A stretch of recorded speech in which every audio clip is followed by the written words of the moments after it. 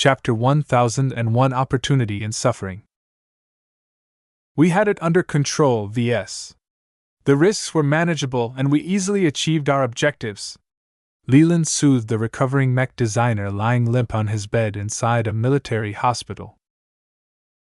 Getting shot in exchange for alarming the mech corps doesn't sound like a good deal when I was only one step away from death. Is this how Flashlight treats their own people? It's not easy to join our ranks, Ves. Leland shook his head. It's not that easy to join our ranks. You have to show you are willing to do whatever it takes to further our goals. I'm happy to say that your dedication to the agency has been more than satisfactory. As long as you do your part in feeding the investigators from the Mech Corps the information we want them to obtain, I'm sure they'll move on it with the highest priority. It all comes down to the mission, does it? Ves sighed. Fine. I'll play along, but Flashlight better compensate me for what you've put me through. Relax, Ves. We aren't in the habit of treating our own people poorly. I'll be sure to write a glowing evaluation of your performance and cooperation as soon as this mission comes to an end. While Ves was inordinately pissed at Leland and Flashlight for being so cavalier with his life, there was no point in falling out with the powerful agency. The simple rational calculus was that it benefited him more if he remained in their camp than if he decided to cut ties with them out an emotional fit. As Ves should be under strict guard, Leland couldn't stick around for long. He left the hospital room in the VIP section shortly afterwards. Minutes later, a military police captain followed by some aides entered the room. Mr. Larkinson, I hope you have recovered sufficiently to answer some questions. Right now, it's 18 hours since you've been shot, but our investigations are still very much ongoing. Your help and insight may be crucial to figuring out why you've been targeted. Ves smiled sardonically at the clueless people sent by the Mech Corps to question him. They had no idea of Flashlight's involvement. While he could have spilled the beans on their plans and their attempt at his life, what would that get him? Not only would he become a persona non grata to the powerful intelligence agency, the Mech Corps might not even be able to protect him from their inevitable reprisal. If there was one thing Flashlight hated the most, it was becoming exposes. Therefore, Ves kept Leland's intentions in mind and planned to spin a tale that aligned with Flashlight's goals. You're in luck, Captain, because I have a pretty good idea who wants me dead.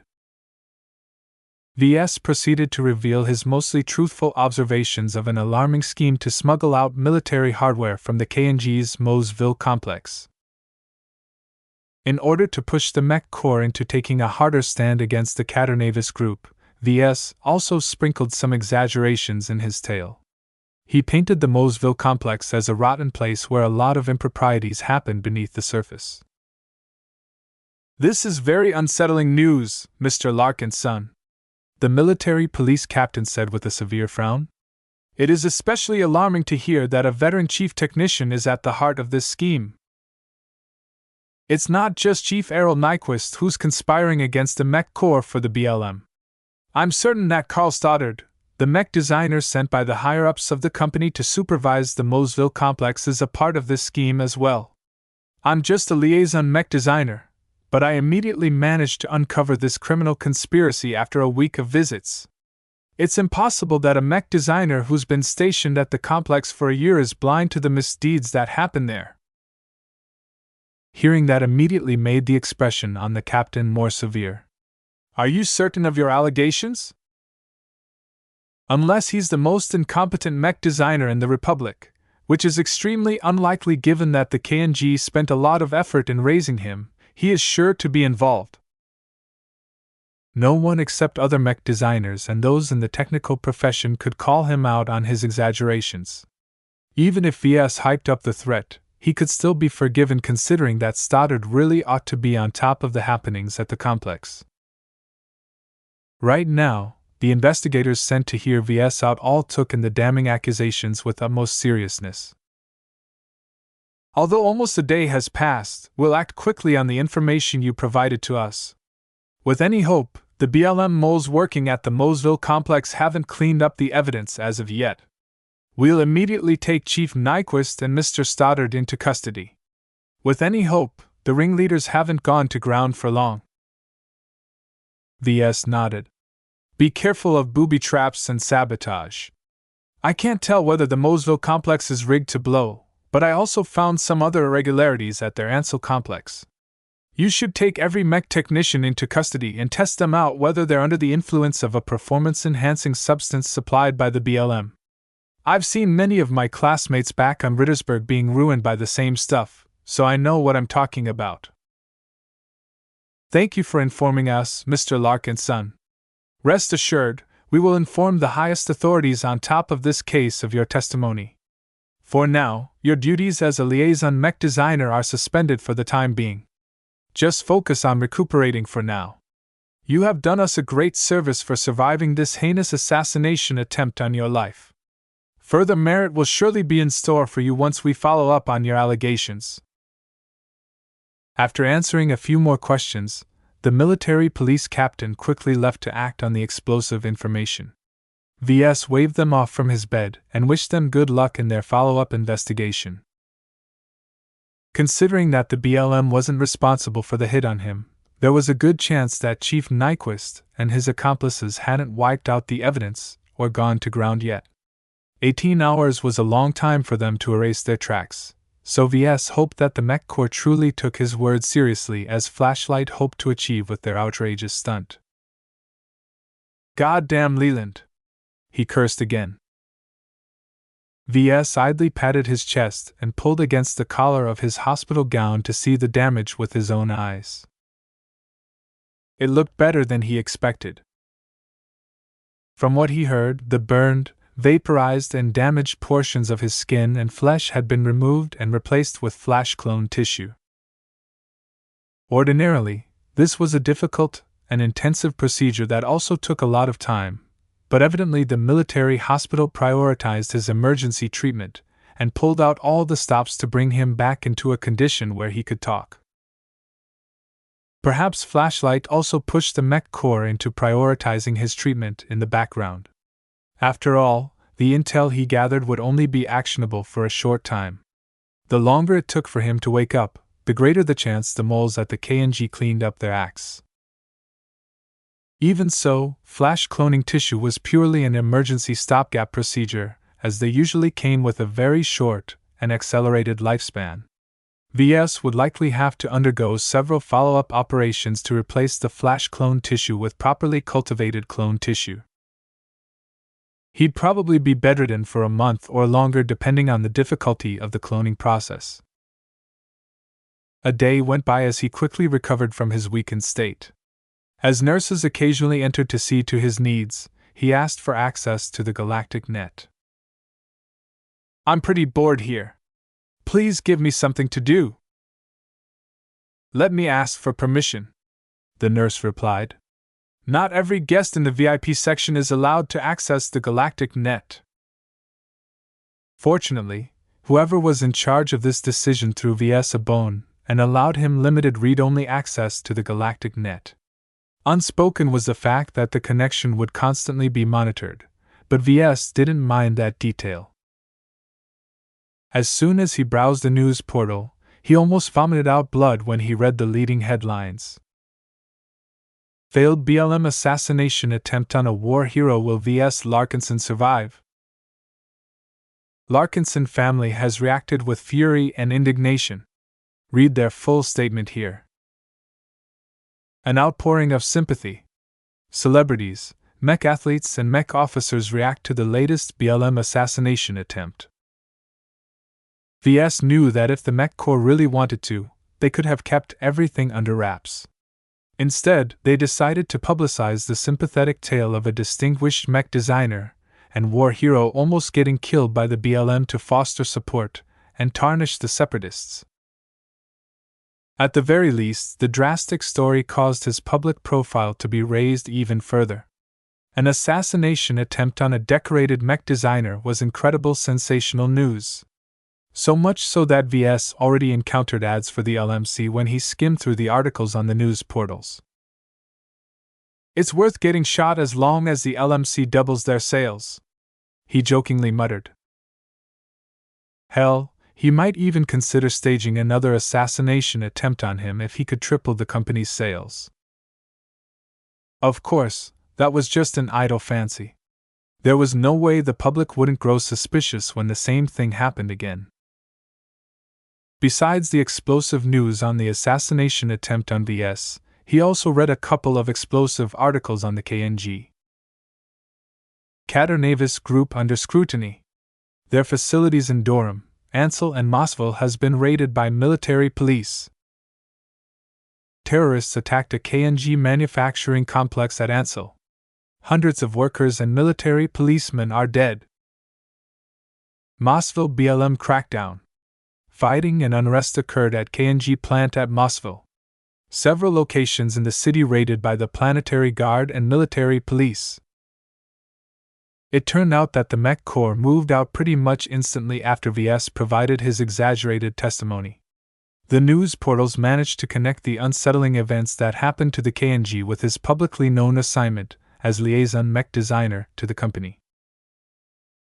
They also tied the assassination attempt and the chaos that ensued at the KNG's Ansel and Mosville complexes to the notorious Bentheim liberation movement. They detonated planted explosives at each of the facilities, killing many people and forcing every operation to a shutdown.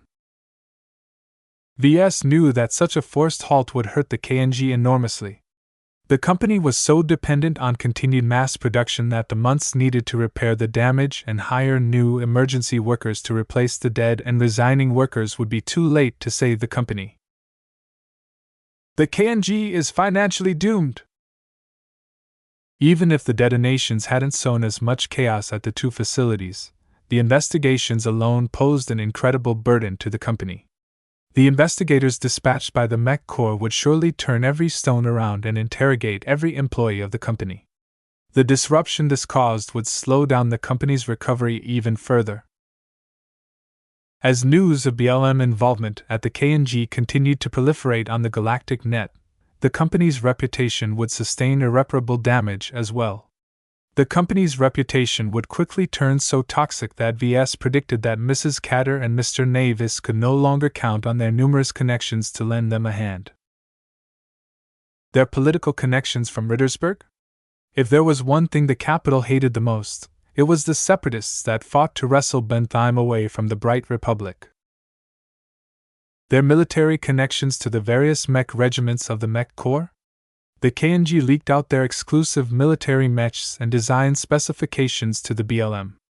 The Valari Starhawks and the Sparky Nuts probably hated the KNG and already cut their ties to the tarnished company. Their local connections to the Navis family? Their influence only stretched so far, and owning a bank wouldn't help much considering one of its biggest investments was already starting to go into a freefall in valuation. The Industrial and Commercial Bank of Bentheim would suffer financial problems of their own soon enough. As for their underground connections, the Peace Association didn't dare to get involved now that the military moved with full force. The gangs that ruled Bentheim also abided by an unofficial agreement with the Bright Republic to never offer any support to the Bentheim liberation movement. Right now, the last thing the Peace Association wanted was to be painted with the same brush as the separatists. VS shook his head as he reasoned out how every single connection the KNG previously relied upon for their backing would bail out. In the end, they are only fair-weather friends. They're willing to stick around when times are good, but the moment something awful happens, they are nowhere to be found. This incident showed him that relying on backers couldn't solve every problem. Even some pirates are more loyal than that, he snorted. Good friends are hard to find. Chapter 1002 Burned. A couple of days went by as VS spent his time in his hospital room in isolation. He knew that a pair of heavily armed security guards stood outside the door. A whole host of other security measures protected this wing of the military hospital as well, so absolutely nothing should pose a threat to his life. He chuckled at that naive notion. I thought I was safe inside the perimeter of a military base. Turns out I was wrong. What really got to him was that his own side decided to gamble with his life in order to agitate the mech core and shove them into action. Their heightened state of alert, and the alarm they felt after hearing what VS had to say on the KNG indeed achieved the drastic effects that flashlights sought. Certainly, their hasty raids at the Ansel and Moseville complex resulted in a lot of casualties that could have been prevented if the military police moved slower and planned out their raids in advance. The blood of the workers and the military policemen that died from those partially botched raids stained VS and Flashlight's hands. Yet VS figured that this mission had definitely ended in success in their books. So what if a couple of hundred people died? Those deaths only magnified the blame being put on the feet of the KNG. None of the backers who formerly supported the company behind the scenes dared to share in the blame by protecting the company from the storm of criticism from the public. As VS stayed on top of recent events through his connection to the galactic net, he felt a little regret at being one of the principal instigators responsible for dragging down this once promising company. Estelle and Antoine doesn't deserve most of the blame, he sighed. They ran their company to the best of their abilities. Nothing they've done in person can be faulted. As mech designer and a business owner himself, VS really sympathized with the tough times they must be going through right now. They didn't make any mistakes by themselves. They just trusted the wrong people too much and failed to put the right people in the right positions. In short, Katter and Navis failed in delegating responsibilities to others. Overall, the KNG's current fate served as an object lesson to VS in the dangers of delegating incorrectly. It was very difficult to screen out bad apples when they did their best to blend in with the good apples. As the example of the KNG amply showed, technology and other sophisticated means of control only worked up to an extent.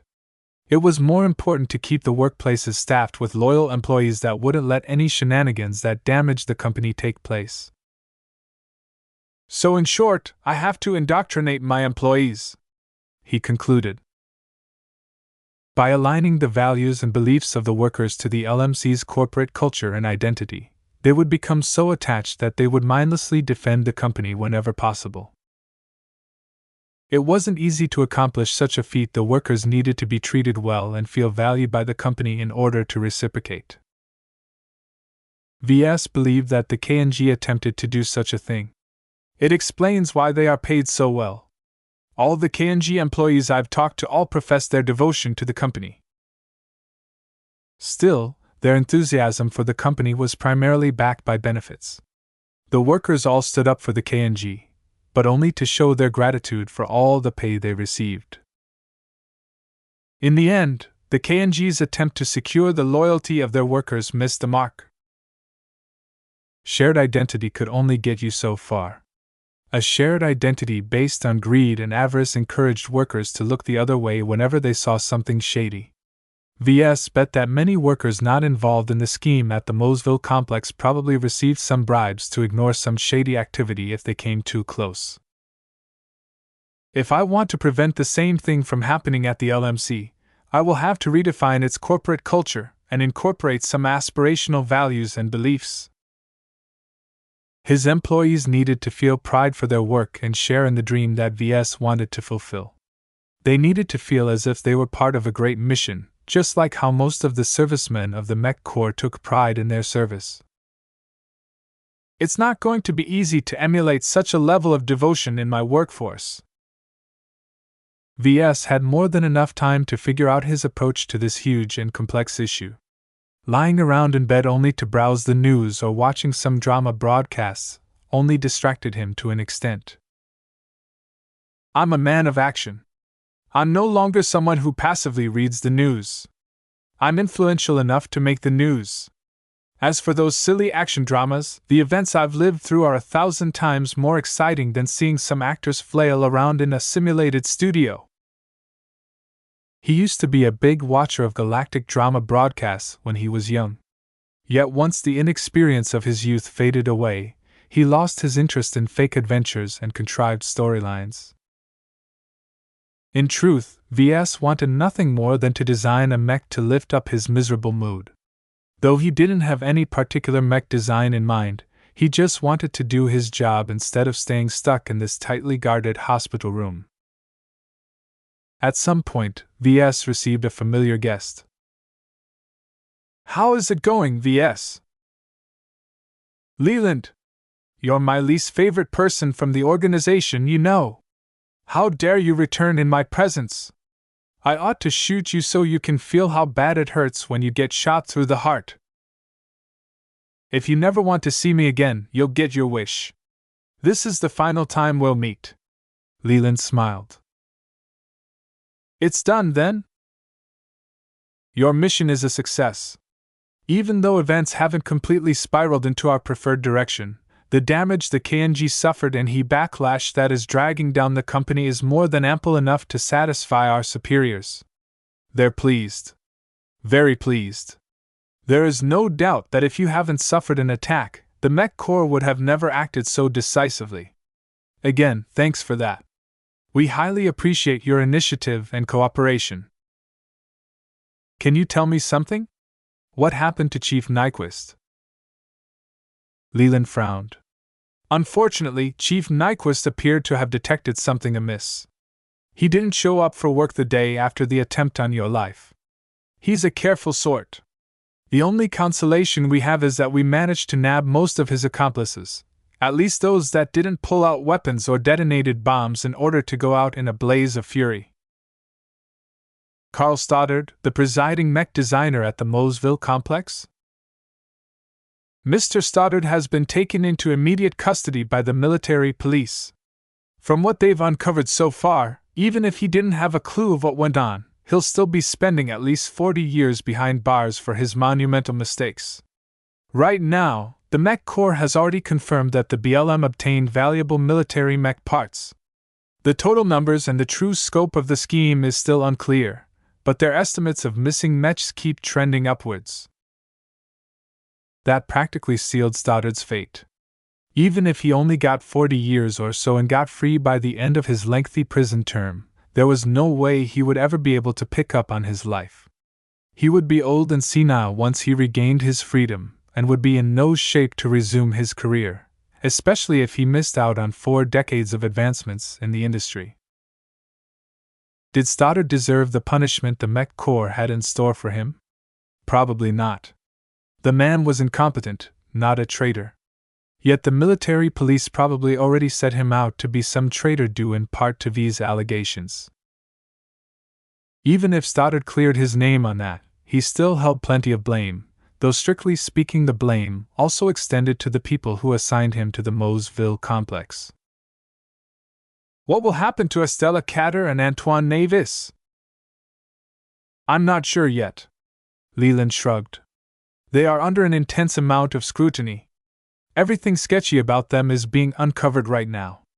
You of all people know that business leaders always have a skeleton or 3 in their closets. Depending on what the investigating authorities find out, prison sentences are not out of the question. VS didn't think the 2 parents deserved such a fate. Surely they won't land in jail, right? I'm not sure the public can accept letting them go, especially after the explosive news of yesterday. It's clear, though, that all of their connections feel burned. The KNG's long-standing allies have all cut ties in order to halt the damage to their reputation. There are already some rumblings going on at the Ansel University of Mech Design and the Ministry of Economic Development. Both institutions were closely involved with the KNG, so both of them also got burned the most. A bit of schadenfreude suffused Leland's voice. He, and by extension Flashlight, clearly took pleasure at their misfortune. What about my mission? Now that I've completed it, what's in store for me, Leland? Right now, we don't plan to assign you anywhere near our organization. For some reason, the Mech Corps decided to use you as a propaganda tool to fire up the public. You're way too high profile now that we won't be able to move you without attracting a lot of unwelcome attention from the Mech Corps. They'll make their own arrangements for you, I suspect, but it shouldn't be anything arduous or risky. With all the dangers VS went through, the Mech Corps better not put him back in danger again. What about my rewards? You guys better pay me back extra for going the extra mile. Leland slightly shook his head. That's not how it works. We reward our people based on their merit and accomplishments. That's slightly different from the amount of effort you put into accomplishing your objectives. We don't care about the process, only the result. For example, there's no difference to us between killing an important individual by firing a laser pistol at him, stomping him flat with a mech, or to bombard his entire location with an artificial asteroid. We only care if that person is dead without exposing who is behind the attempt. Ah, I see. Ves understood the message. Even so, the KNG is practically doomed, and all of their backers have suffered varying amounts of backlash. Mini-CDEV, Spotlight, the AUMD, and all the organizations you seem to have a beef with are probably looking at themselves in a mirror wondering if they made some wrong decisions. This is what you really set out to do, right? Correct. With your help, we've managed to issue a severe wake-up call to those complacent organizations. They have all took the war for granted to the point of pursuing their own interests to the detriment of the state. Ves at least didn't think that Leland lied to him about this. Even if Flashlight only sought to slap the faces of those arrogant institutions, the events set in motion would genuinely strengthen the Bright Republic in the long term. If all went well, they should be a little bit more careful in the companies they backed. My reward, then? It will take some time for the entire incident to blow over. We'll tally your results and contributions and pay you what we owe to you. I've already received word that we are already in the process of changing the ownership of the shares in your company that's held by the Ministry of Economic Development. Moving too quickly will attract too much attention, though, so you'll have to wait until after the end of the war for the transfer to be completed. That's better than nothing, Ves muttered. I should go now. Remember to keep your mouth shut, and you'll have a splendid time with us.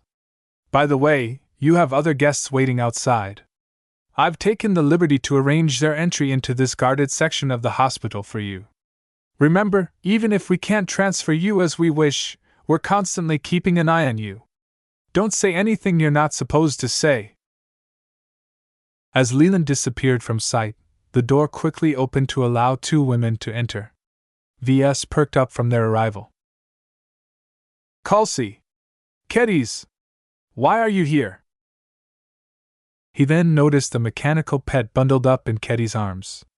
His eyes practically bulged when he spotted the comm that held the vitally important Mech Designer System around Lucky's collar. Why did they bring along Lucky as well?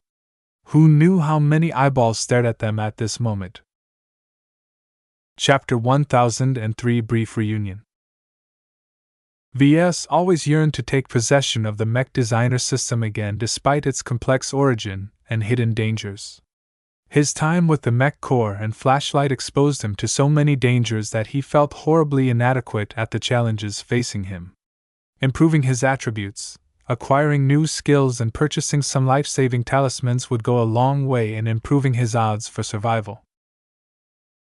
Yet now that it was just meters away from him, he did not even dare to glance at it even once. It was too dangerous at the moment. Even if he could make use of his personal comms privacy shield and stealth augment to hide his form from electronic and biological monitoring, it would still raise too many alarms. In the worst case, the security guards stationed outside might barge in and inspect everyone's possessions. Ves could not risk exposing the system, even indirectly. Perhaps he could fool some standard monitoring systems and some normal security guards, but Leland had only just disappeared from the room. Considering how crafty and devious the Flashlight intelligence officer turned out to be, Ves could not rule out that he remained in this room under stealth, or that dozens of analysts observed a live feed of the room at this very moment. As the fake assassination attempt on him already proved, Ves should know better than to underestimate Flashlight. Therefore, even though the temptation called out to him, Ves already resolved to leave the system alone for a while longer. While improving himself could make him stronger and increase his chances of survival, The opposite would happen if he carelessly showed off the system in front of flashlight. "Ves, Mr. Larkinson, I'm sorry." Kelsey apologetically bowed. "I haven't managed to take good care of the living mech corporation. Our debt burden has grown so large that we've had to take on new loans to pay off the old loans." That sounded very bad. It meant the company hadn't been earning enough money to cover their short-term debt obligations. Rolling over debt like this only made the debt burden snowball into an even greater burden in the future. Without an increase in earnings or a significant outside investment, the LMC would never be able to escape such a huge debt trap. "You don't have to apologize," he replied gently. "I've already heard some of the details from Marcella Bollinger. You did the best you could under the circumstances and kept the company afloat. The debt that's piling up is just a sum of money. When I get back, I'll find a way to reduce the burden. For now, you should keep doing what you can to keep the company afloat." He didn't tell her about how the Ministry of Economic Development would soon divest themselves from his business. The transfer of ownership would only take place after the war. "Tell me a bit more about the business. Have sales recently spiked?" Kelsey smiled. "That's some very welcome news. I don't know what you and Marcella did, but all the media exposure has revitalized our sales.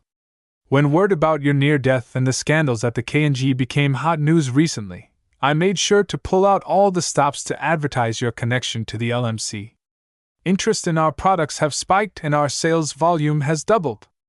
We're doing so well for the moment that we've increased our prices and stopped incurring more debts." "That's good to hear.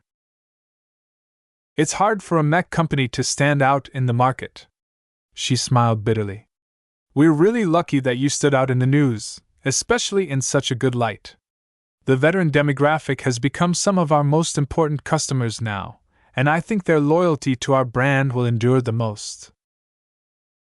Publicity raised interest, and interest led to increased sales. Yet playing around with publicity was a double-edged sword. Right now, with the help of the Bright Republic's propaganda machine, public opinion firmly stood on his side. But how long would that last? The next time VS might show up on the news, it might cast him in a negative light instead. Even though any publicity, no matter how bad it sounded, led to increased sales due to allowing his company to stand out from the crowd, VS knew it would be difficult to keep the public interested. Right now, VS didn't believe he had the charisma necessary to form a cult of personality for the benefit of his company. Certain celebrity mech designers easily drew attention from the media with their antics, thereby raising sales of their mechs like other celebrities raised the sales of the products they sponsored. Even though VS tasted the benefits of celebrity recently, he felt it would be a better idea to keep his head out of the clouds. In the end, the most reliable way to sell mechs was to keep designing good products. So long as his core business was sound, buyers would continue to purchase his mechs. He said as much to Kelsey. "Don't go too far with wild promotions, and don't try and rush production at the expense of quality. While it's important to make enough money to keep the company afloat for the next 5 years, it's very hard to regain our reputation for quality once we slip up. Focus on running a steady business instead of profiteering from the moment." "Got it." She nodded. The two discussed some more business decisions, but VS only made an idle comment every now and then. He already resolved to overhaul the company's entire structure in the future once he returned. Therefore, while the current situation didn't sound very great, it at least ensured the company's stability in the short and medium term. "How are the avatars of myth doing?" he asked. "Melker couldn't come as he is still needed to hold down the fort at the mech nursery," Kelsey replied. "He's managed to raise a full company of mech pilots based around a core force of Black Beaks and Crystal Lords. He's especially ecstatic about the latter." "How about the space-borne mech contingent? If I recall, the avatars should have received the 2 light carriers that I've previously ordered." Kelsey's smile grew strained. "About that. As money is rather tight lately, Melker and I have decided it would be unwise to expand our mech roster. Right now, we've already hired more than 40 mech pilots, but Melker thinks it's better to hire and train some spares as private sector mech pilots can't be expected to be available for duty all the time like servicemen. This was an important difference. Just because the avatars of Myth hired 40 mech pilots didn't mean that they could deploy all of them at the same time. They all received the same rights as every other mech pilot working in a private capacity, and that meant giving them plenty of off time to spend with their families or on something else. That's a prudent decision. I approve. Ves nodded. What about our ships, though? Well, Fleet Commander Rofane, who you've hired to take charge of our light carriers, is quite pissed off that they're relegated to taxis for landbound mechs. He threatened to quit several times because he feels his abilities are going to waste. Ves waved an indifferent hand. Let him go if he wants to. You don't have to bend over backwards to retain him. We can always find someone else to lead the fleet. They talked a little bit further before Ves became satisfied with the existing arrangements. The avatars of Myth had already undergone a few scuffles since the war broke out, as the mech nursery was an attractive, isolated war target to the BLM and the Vesians. Yet the strength the avatars showed surpassed the previous desperate defense effort against Lady Amelia's small raiding force. Even though they numbered fewer mechs in total, the avatars consisted entirely of either mid-range or premium mechs. On top of that, all of the mech pilots that Melker hired all possessed prior battle experience, with many of them even consisting of veterans. While it was very expensive to retain so many well-trained mech pilots, their worth immediately became clear as the avatars of Myth could easily leverage the fixed defenses of the mech nursery to repel twice the number of attacking mechs. The cost of raiding the LMC's mech nursery thereby grew to such an extent that it formed a significant barrier against any plots to attack the manufacturing facility. Once he finished talking to Kalsi, Ves turned his attention to Kedis. How have you been holding up all this time? Pfff. She snorted. Civilized space is such a boring place. There's hardly anywhere to go for a good fight. Your spoil sport of a cousin Melker even forbid me from bringing my great sword outside. Says I threatened to chop up too many people. How else would I let others know I mean business? Ves smiled haplessly at her. That's life in the Republic. Don't underestimate the amount of trouble you can get into if you get into a fight with someone. How is your mech design work going? I'm bored. There's nothing to do at the LMC except to study your books. Nobody there wants me to design mechs for the company. They say I'm not good enough. Kedis threw a stink eye at Kalsi, probably resenting her for being one of the critics. They're all right, he said. You still have a ways to go before you can become a qualified mech designer for the LMC. For now, why don't you practice with designing virtual mechs? That's how I used to practice my design skills. The LMC may not accept your designs, but it's different for virtual mechs. She looked thoughtful at that suggestion. I've heard of it, but I never bothered with it before. Back in the frontier, it wasn't exactly easy to open a design account for those virtual mech simulator games. That won't be a problem here. Did the Mech Trade Association add you to their membership rolls? They did. Then that means you're already eligible. Really? Myra didn't invest a significant amount of her fortune for nothing. While any crook could forge an identity on the fly, it took a lot more effort to construct one tight enough to endure a casual scrutiny from the MTA. Do yourself a favor, Kedis, and start getting some practice in. While designing virtual mechs is simplified in many ways from designing a real mech, you'll still be able to get the hang of the latter. Start with purchasing an existing virtual license of a good mech and play around from there. Right now, it's too much for you to design a mech from scratch. Even though Ves disparaged mech designers that continued to stick to designing variants, it nonetheless offered an easy path to greater proficiency for starting mech designers. Right now, Kedis desperately needed to flex her design skills while she was still young and malleable. By the way, Ves Lucky here missed you too. Go give him a smooch, Kedis said and threw the mechanical cat at Ves. Oof. Though Lucky landed on his healing chest with some force, causing him to utter out a cry. Meow! However, his irritation quickly faded as Lucky rubbed his cheek against his body. Ves truly missed his pet's company. He idly rubbed his companion's back with a smile, though he also did his best to avoid staring at the comb dangling around the neck. You didn't get into trouble lately, did you, Lucky? Meow. Lucky replied ambiguously while he continued to act cute. Ves had a feeling that Lucky wasn't entirely being truthful in his answer, but it probably wasn't a big deal. Surely he couldn't have stirred up any major trouble on a quiet planet like Cloudy Curtain, could he? Did Lucky get up to any mischief while I wasn't there?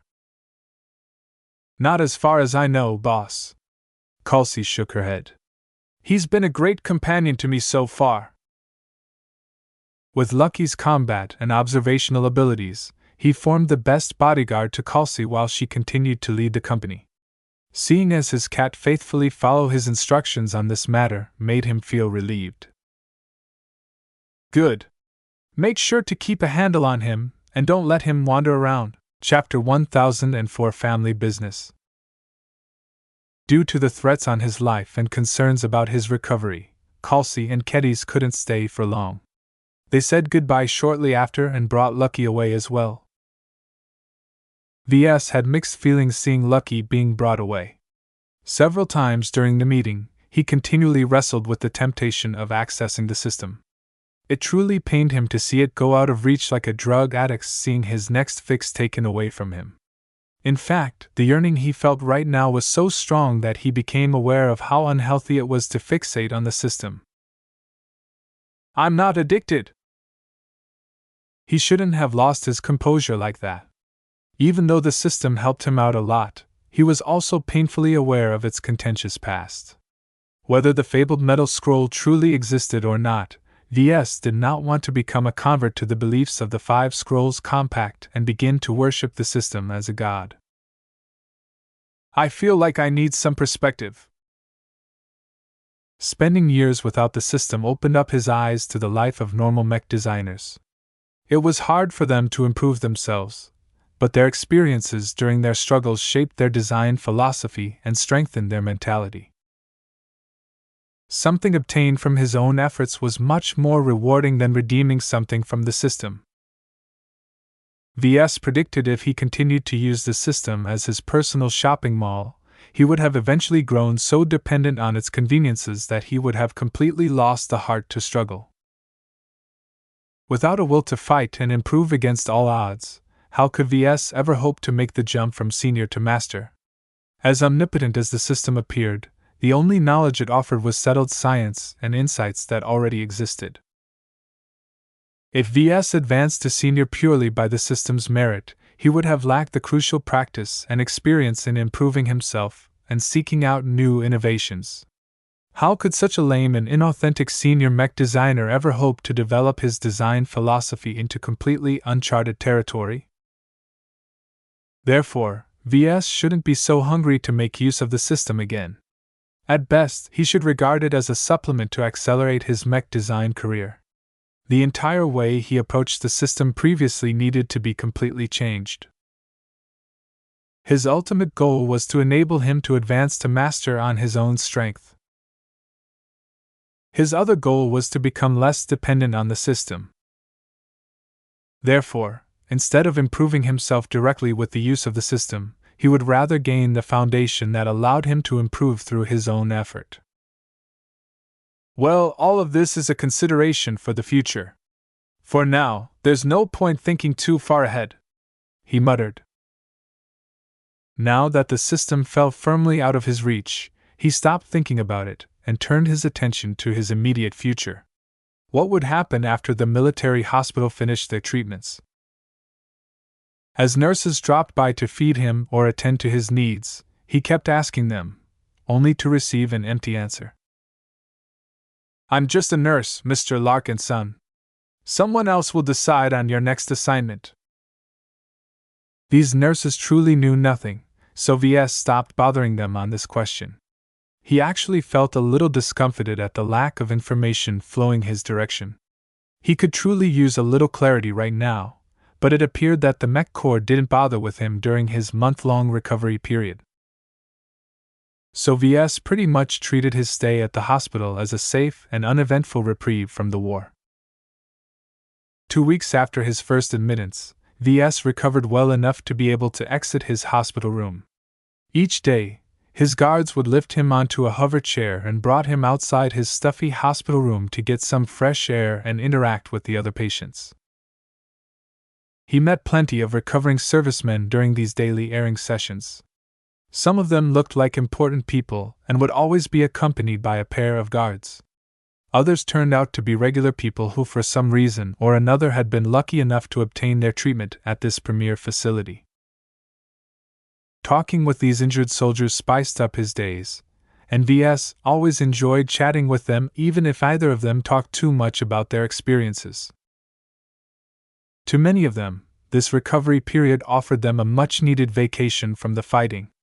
Therefore, they would rather talk about the latest matches of the mech games than how the fighting progressed at the front lines. It kind of felt like being back at the Larkinson compound to Ves. Aside from these idle interactions, the Mech Corps had been generous enough to loosen their visitor policy for him. This simple measure assured Ves somewhat that they still valued him to an extent. Though her duties kept her very busy, Captain Melinda Larkinson tried to visit as often as she could. Out at the rooftop courtyard of the main hospital building, Ves idly stared out at Durham's cityscape. Melinda found him there and walked over to the side of his hover chair. "Aren't you afraid someone will hack your chair and force it to fly over the ledge?" "This chair is powerful enough to remain afloat. Even if it fails, I can still make use of an emergency anti-grav module to stall or slow down my fall." Besides, the guards standing behind his back would do their best to catch him in the air as well. Still, for someone who recently survived an assassination attempt, it's awfully reckless of you to tempt fate. "You're right." Ves shrugged. "I'm just a bit too bored here. Let's go inside." He commanded his hover chair to turn around and return to his hospital room. Along the way, Melinda told him the reason of her visit today. "I didn't come here just to check up on you. I'm here on behalf of the Larkinson family." "Family business, huh?" Ves muttered. "Did Grandpa send you?" "Yep. First, he told me to inform you that the family has been exerting their influence on your behalf. They managed to have some say in your next assignment. If everything falls into place, you'll probably be pulled out of Bentheim but won't be sent anywhere dangerous. It's not that hard to convince our allies that you've more than done your duty. The scandal at the KNG exposed similar kinds of rot and subsequent investigations in several other companies." "Oh?" Ves raised his eyebrows. This was news to him. They didn't mention any of that in the media. "The Mech Corps doesn't want the news to spread around. Even the names of the companies involved is a secret. If all of their dirty laundry became exposed all at once, it would severely damage the public's confidence in the Mech Corps and our local mech industry." "Shouldn't you keep your mouth shut in front of me if that's the case?" "You're already cleared to know this much. Right now, my superiors at the Planetary Guard are very pleased with you for preventing the BLM from obtaining more military mechs. It's a shame we hadn't been able to stop it earlier. We don't know how many military mechs they got their hands on, but several mech regiments are already being pulled back to Bentheim to reinforce our defensive strength." "I'm happy to be of service," he replied. "Tell Grandpa I appreciate his efforts, though he doesn't have to work too hard on my behalf." Melinda shook her head. Even if his influence at the Ministry of Defense is limited, he can still rely on the Larkinson name to move some decision makers. To the Larkinson family, your existence is vital. We don't want you exposed to any further danger. When you almost got killed, many of the old geezers at the Larkinson compound practically jumped out of their skin. Without you, the LMC is worthless. So all of their concern for me is about the money I bring in for the family, is that right? VS smiled sardonically. He should have known. Well, you can reassure them that I have no intentions of ever getting shot through the chest again. That's good to hear, VS. I'll be sure to pass on your completely sincere remark to the older Larkinsons. She chuckled. Seriously, VS, it's kind of crazy that a mech designer like you is exposed to so much danger. Is the Larkinson name and reputation giving you any trouble? He waved away her concern. Nah. I'm fine. Don't worry.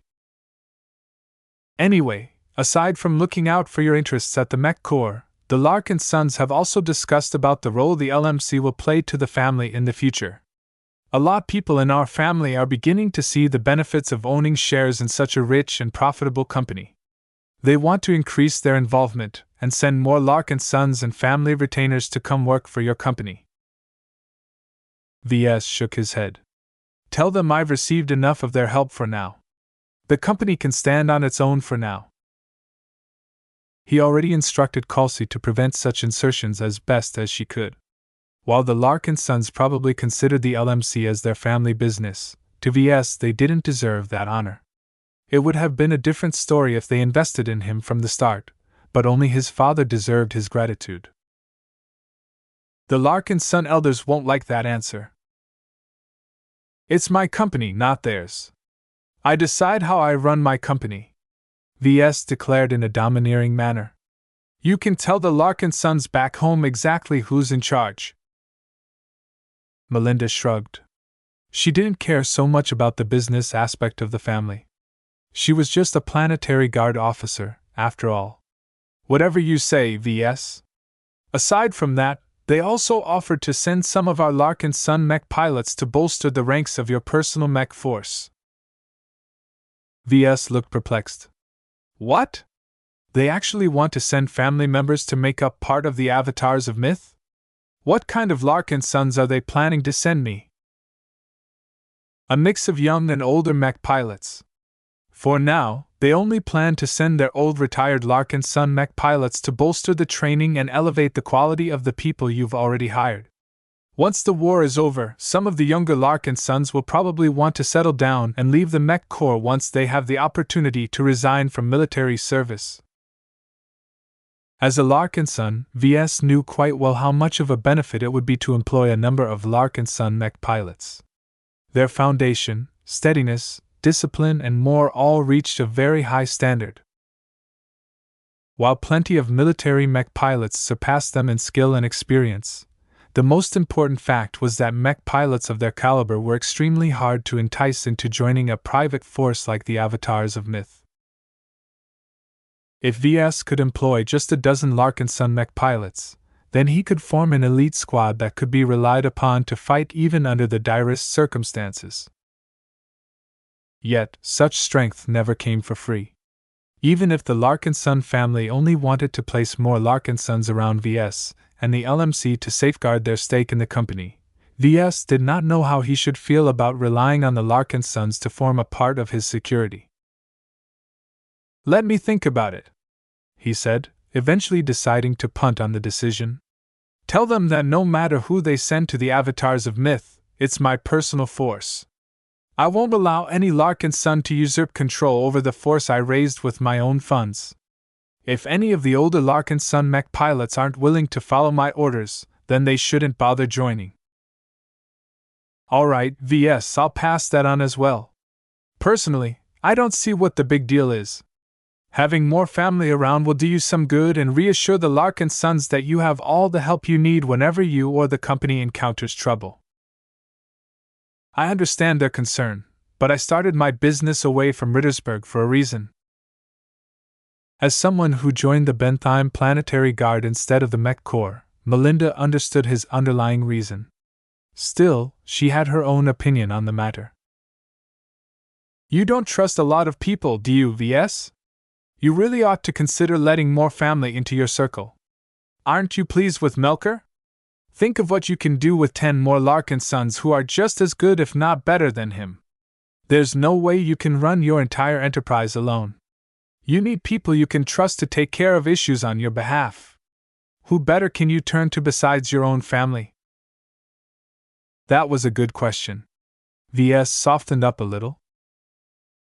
Chapter 1005 Another Vizzy.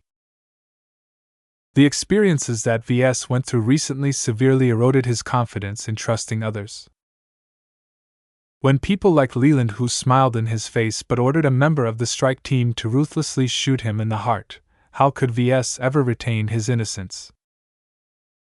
Hanging around a ruthless intelligence agency like Flashlight harshly taught him to never let down his guard. Trusting others completely was sheer folly.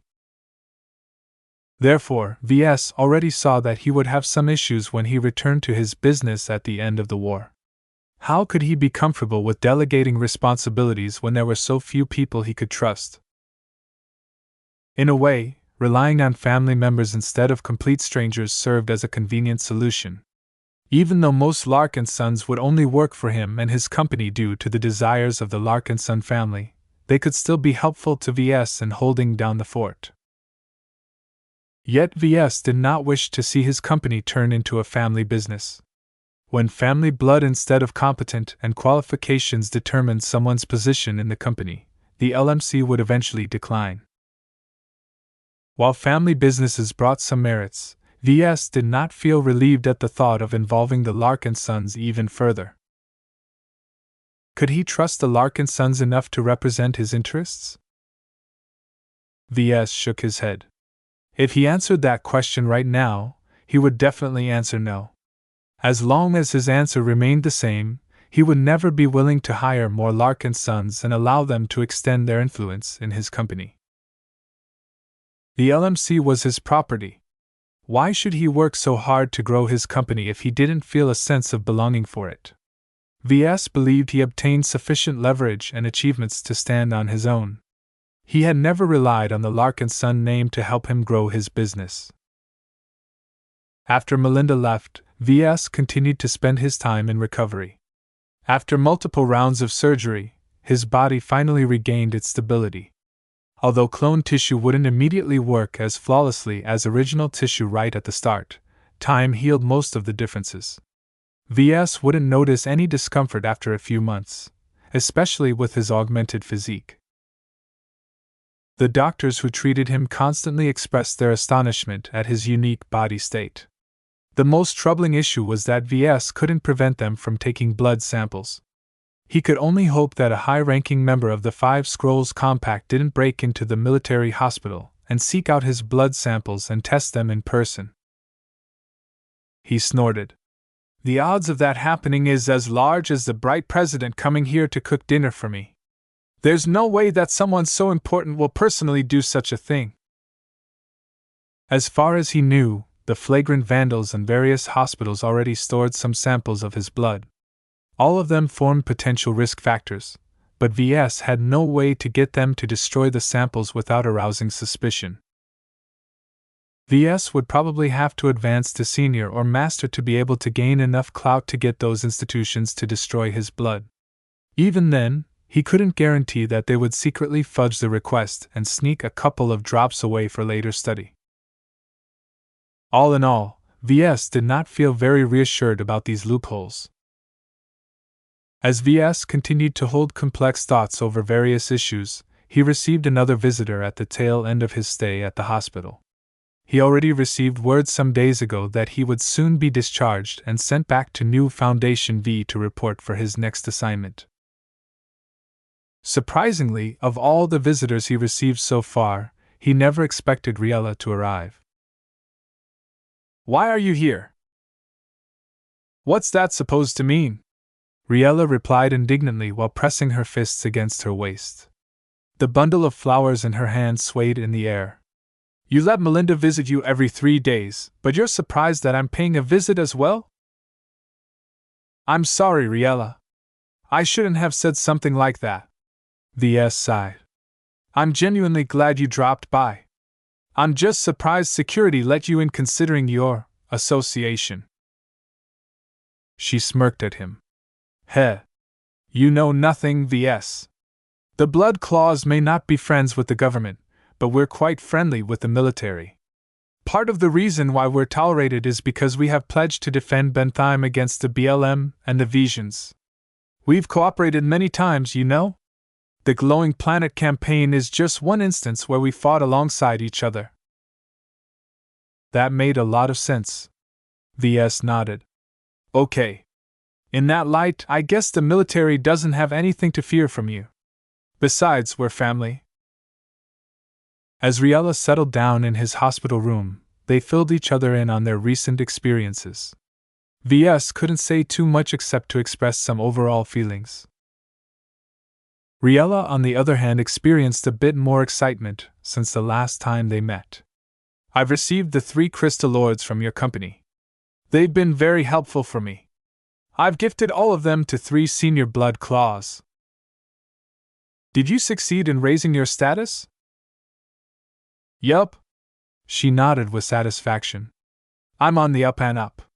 While I'm not a long-standing member of the organization, there's already talk of putting me in charge of something. I'm kind of borrowing your reputation to boost my importance. I hope you don't mind. Ves knew he couldn't stop her from doing that. Besides, connecting Riella to him in the eyes of the Blood Claws benefited him a lot. Go ahead, as you don't implicate me to any of your shady business. Just remember that I'm primarily running a legitimate business. Make sure the LMC's Mechs isn't involved in any massacres or something. Hey, the Blood Claws aren't that bad. We hardly ever fight for real. We've got enough rep on Bentheim that practically no one has enough guts to challenge us. It turned out that Riella hadn't come for business. She just wanted to get in touch again before the Mech Corps whisked him away. Ves felt touched by her concern. Despite her irritable exterior and her separation from the Larkinson family, she still cared about family. Riella, can I ask you something? What are you after? What are you working towards?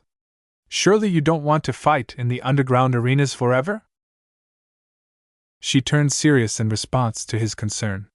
When I joined the Blood Claws as an underground mech athlete, I just wanted to prove my skills to the galaxy. I've fought a lot of duels, and even if I didn't win all of them, I did manage to make it out alive. Still, you're right. I can't envision stepping into the dueling ring forever. I've been working on climbing up the ranks. It won't be easy, but I've got some advantages.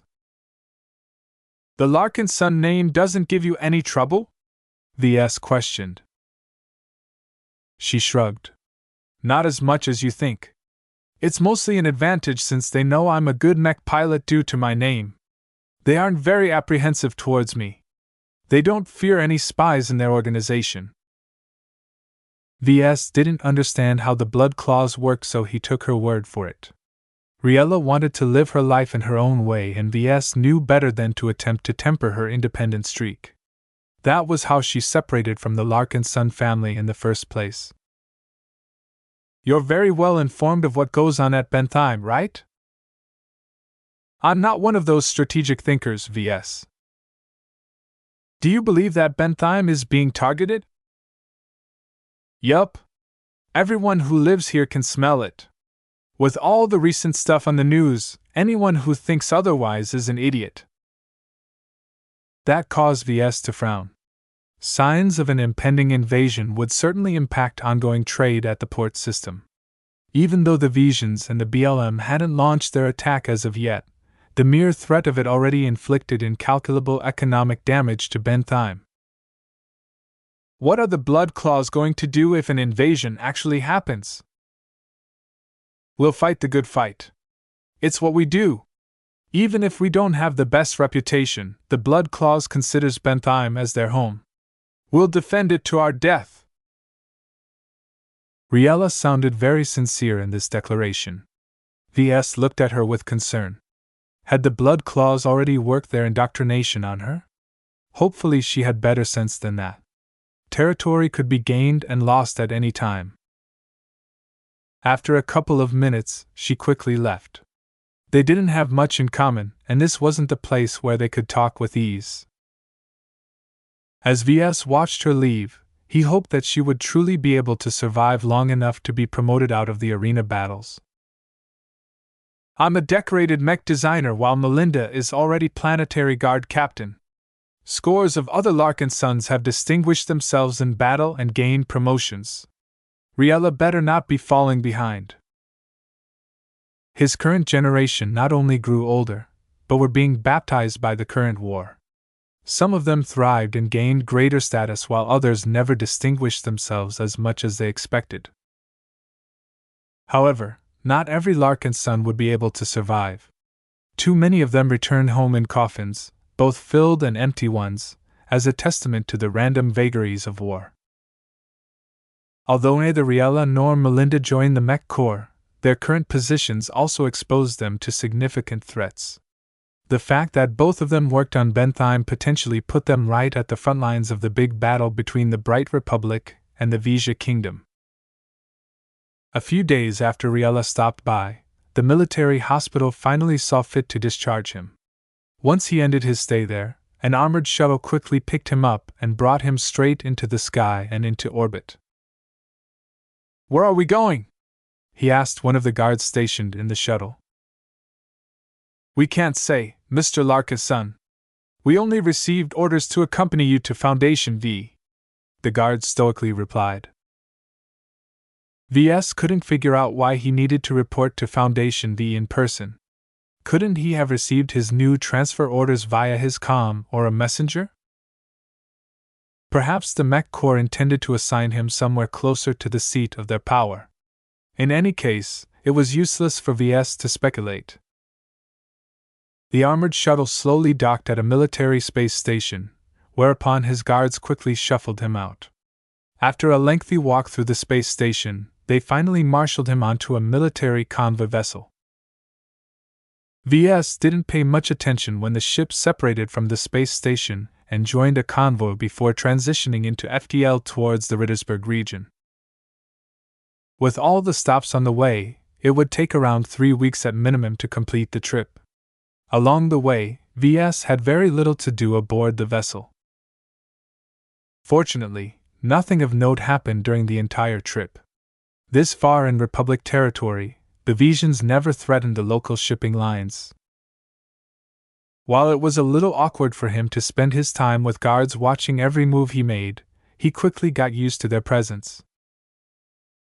Considering the recent attempt on his life, he shouldn't be surprised at the security measure. It just made things a bit more difficult when he visited the toilet.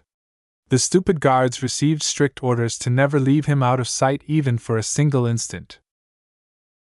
Therefore, it was safe to say that he never enjoyed a relaxing bathroom break.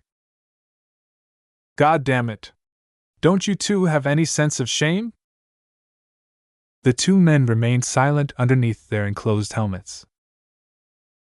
I hope you enjoyed the view, VS muttered spitefully before stomping away from the bathroom.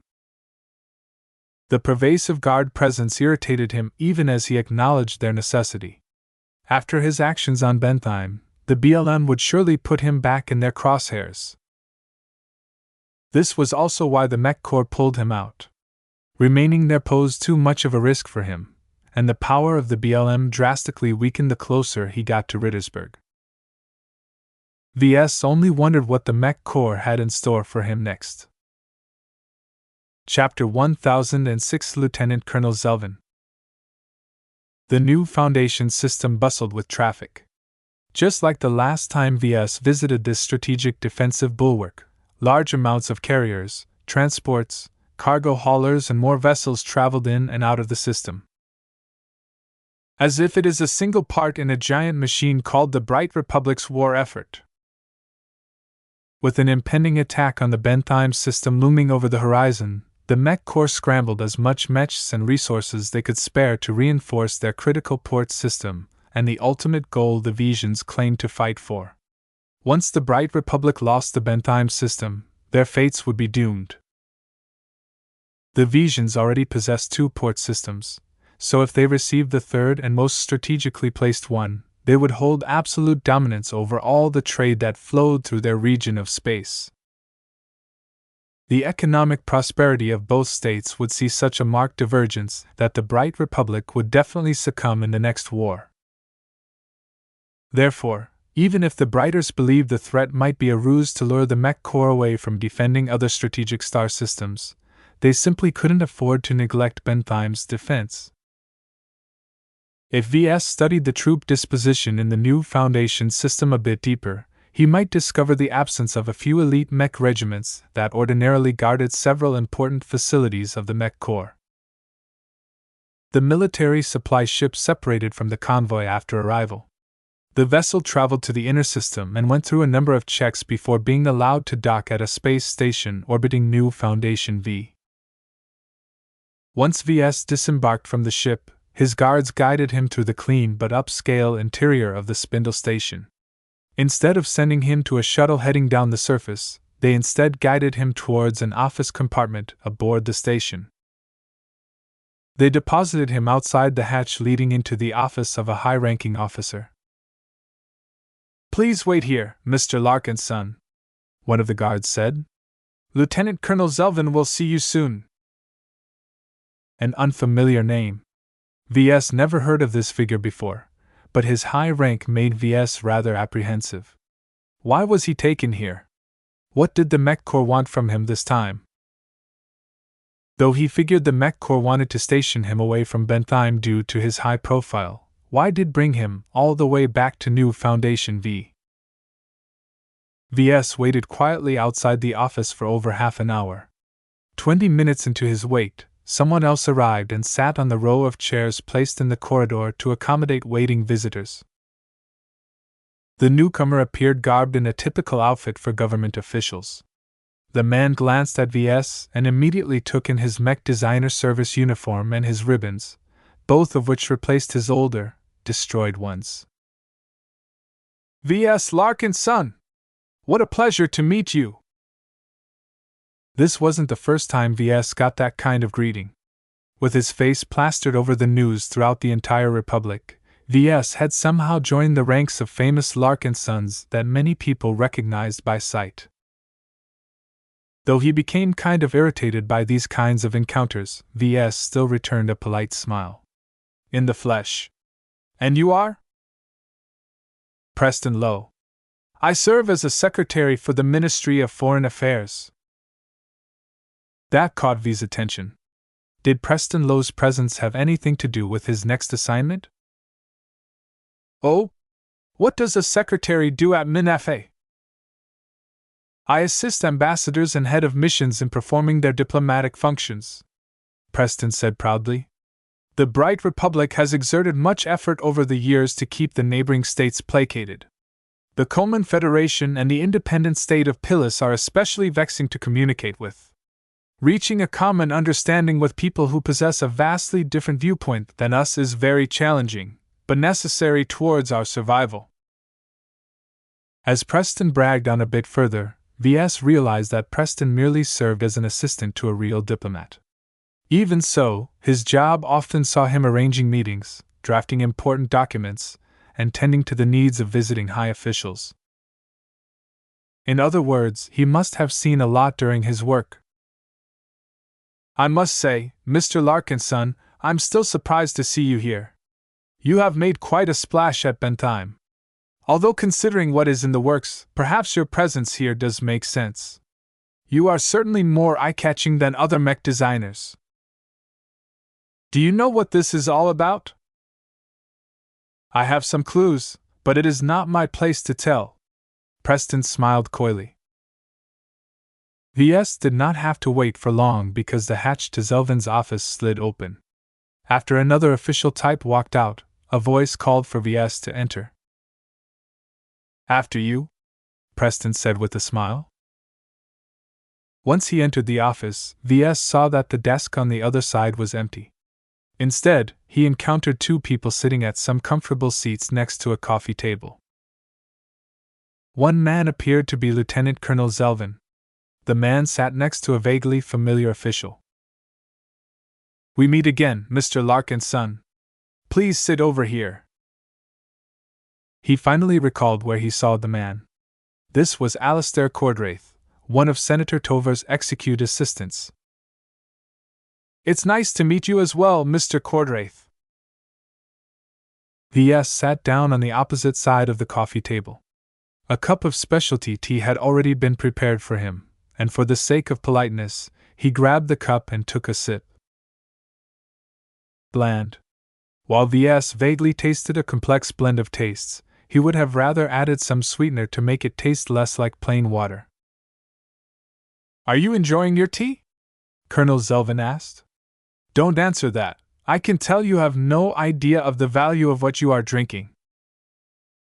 That reassured Ves a bit. Zelvin seemed to be a straight shooter. I would prefer it if we could move on to business, sir. Ah, yes. We've recalled you from Bentheim rather hastily, I'm told. It's a bit serendipitous, but your recovery period has given us a good excuse to employ you in a lighter capacity than the job you held before. That puzzled Ves.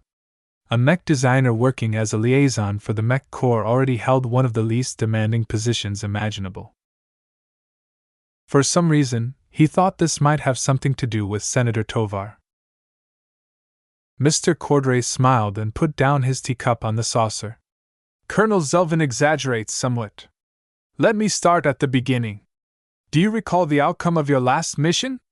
The help you have given us has significantly strengthened Senator Camden Tovar's stature within the diplomatic community of the Komodo Star sector. So much so that Tovar has hatched an ambitious plan that will change the very fate of the Bright Republic. This sounded rather preposterous to Ves.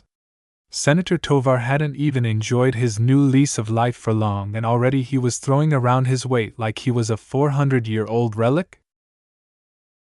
Then again, what did Ves know of high society? The Bureau of Sector Affairs and the Ministry of Foreign Affairs has worked closely with Senator Tovar to see if his plan is feasible. Cordraith continued. Surprisingly, some of our foreign counterparts are quite receptive to the possibilities, so we have agreed to meet and hold clandestine talks at a neutral state. That is all I can reveal to you at this time. You will have to sign some non-disclosure agreements before we can discuss any further. Ves looked confused. Could you please enlighten me why I am involved? I do not have a background in diplomacy, so I failed to see why I am being told of such a development. Senator Tovar personally asked for you to be part of his diplomatic mission for the upcoming talks, Zelvin said plainly. While Senator Tovar is appointed by the Republic to represent the interests of our state, it would be rather undignified to send him out alone. He will need secretaries and aides to take care of the details and provide expert opinion. As a distinguished mech designer with several notable accomplishments under your belt, you are uniquely suited to represent the interests of the Mech Corps and the Republic as one of our technical attaches. This sounded rather fishy. Ves frowned deeply. To be frank, sir, I am not entirely certain that my presence will benefit the diplomatic mission. I do not have the knowledge or experience required to be of any use for high-level diplomatic talks. Your presence alone is enough of a boon, Cordraith said. Another senior mech designer has already agreed to be the principal technical attaché of the delegation, so you are not expected to shoulder any onerous duties. Cordraith and Zelvin left most unmentioned, but Ves could read a bit between the lines. Hearing that another senior mech designer would already be present to do the actual work, Ves figured his presence served a completely different role. Likely, Senator Tovar caught mention of Ves in the news in recent times and figured that he'd be a great addition to the mission. His goal in the delegation wasn't to extend his technical expertise. Instead, they wanted Ves to show up in full dress and wear his eye-catching medals to impress the other party. It galled Ves a bit when he figured this out. Senator Tovar was far too meddlesome for his own good. Who wanted to be used as a parade horse? However, Ves had to admit he also grew a bit curious at what the reinvigorated senator planned to accomplish with these secret talks. He felt as if this invitation was an opportunity to witness something that could result in a drastic change of the war situation. From the looks of it, Mr. Cordraith and Colonel Zelvin did not expect no for an answer. When someone as important as Senator Tovar called, nobody in their right mind would slight him and refuse. While Ves did not want to be involved with the Tovar family at all, this mission sounded as if it involved the entire Republic instead of just a single founding family. Although the risks did not sound very small, the curiosity and the desire to experience something new and exciting pushed him to accept his new mission. Ves closed his eyes for a moment. I accept. What do I have to sign? Great! Colonel Zelvin dug out a data pad and placed it on the coffee table. Please sign the documents on the pad. As Ves picked up the pad, he skimmed over the documents before signing each of them. All of them contained the usual thick legalese that spoke of dire punishment should Ves ever spill out secrets, and so on. Everything looked standard and nothing gave out any details on his next assignment.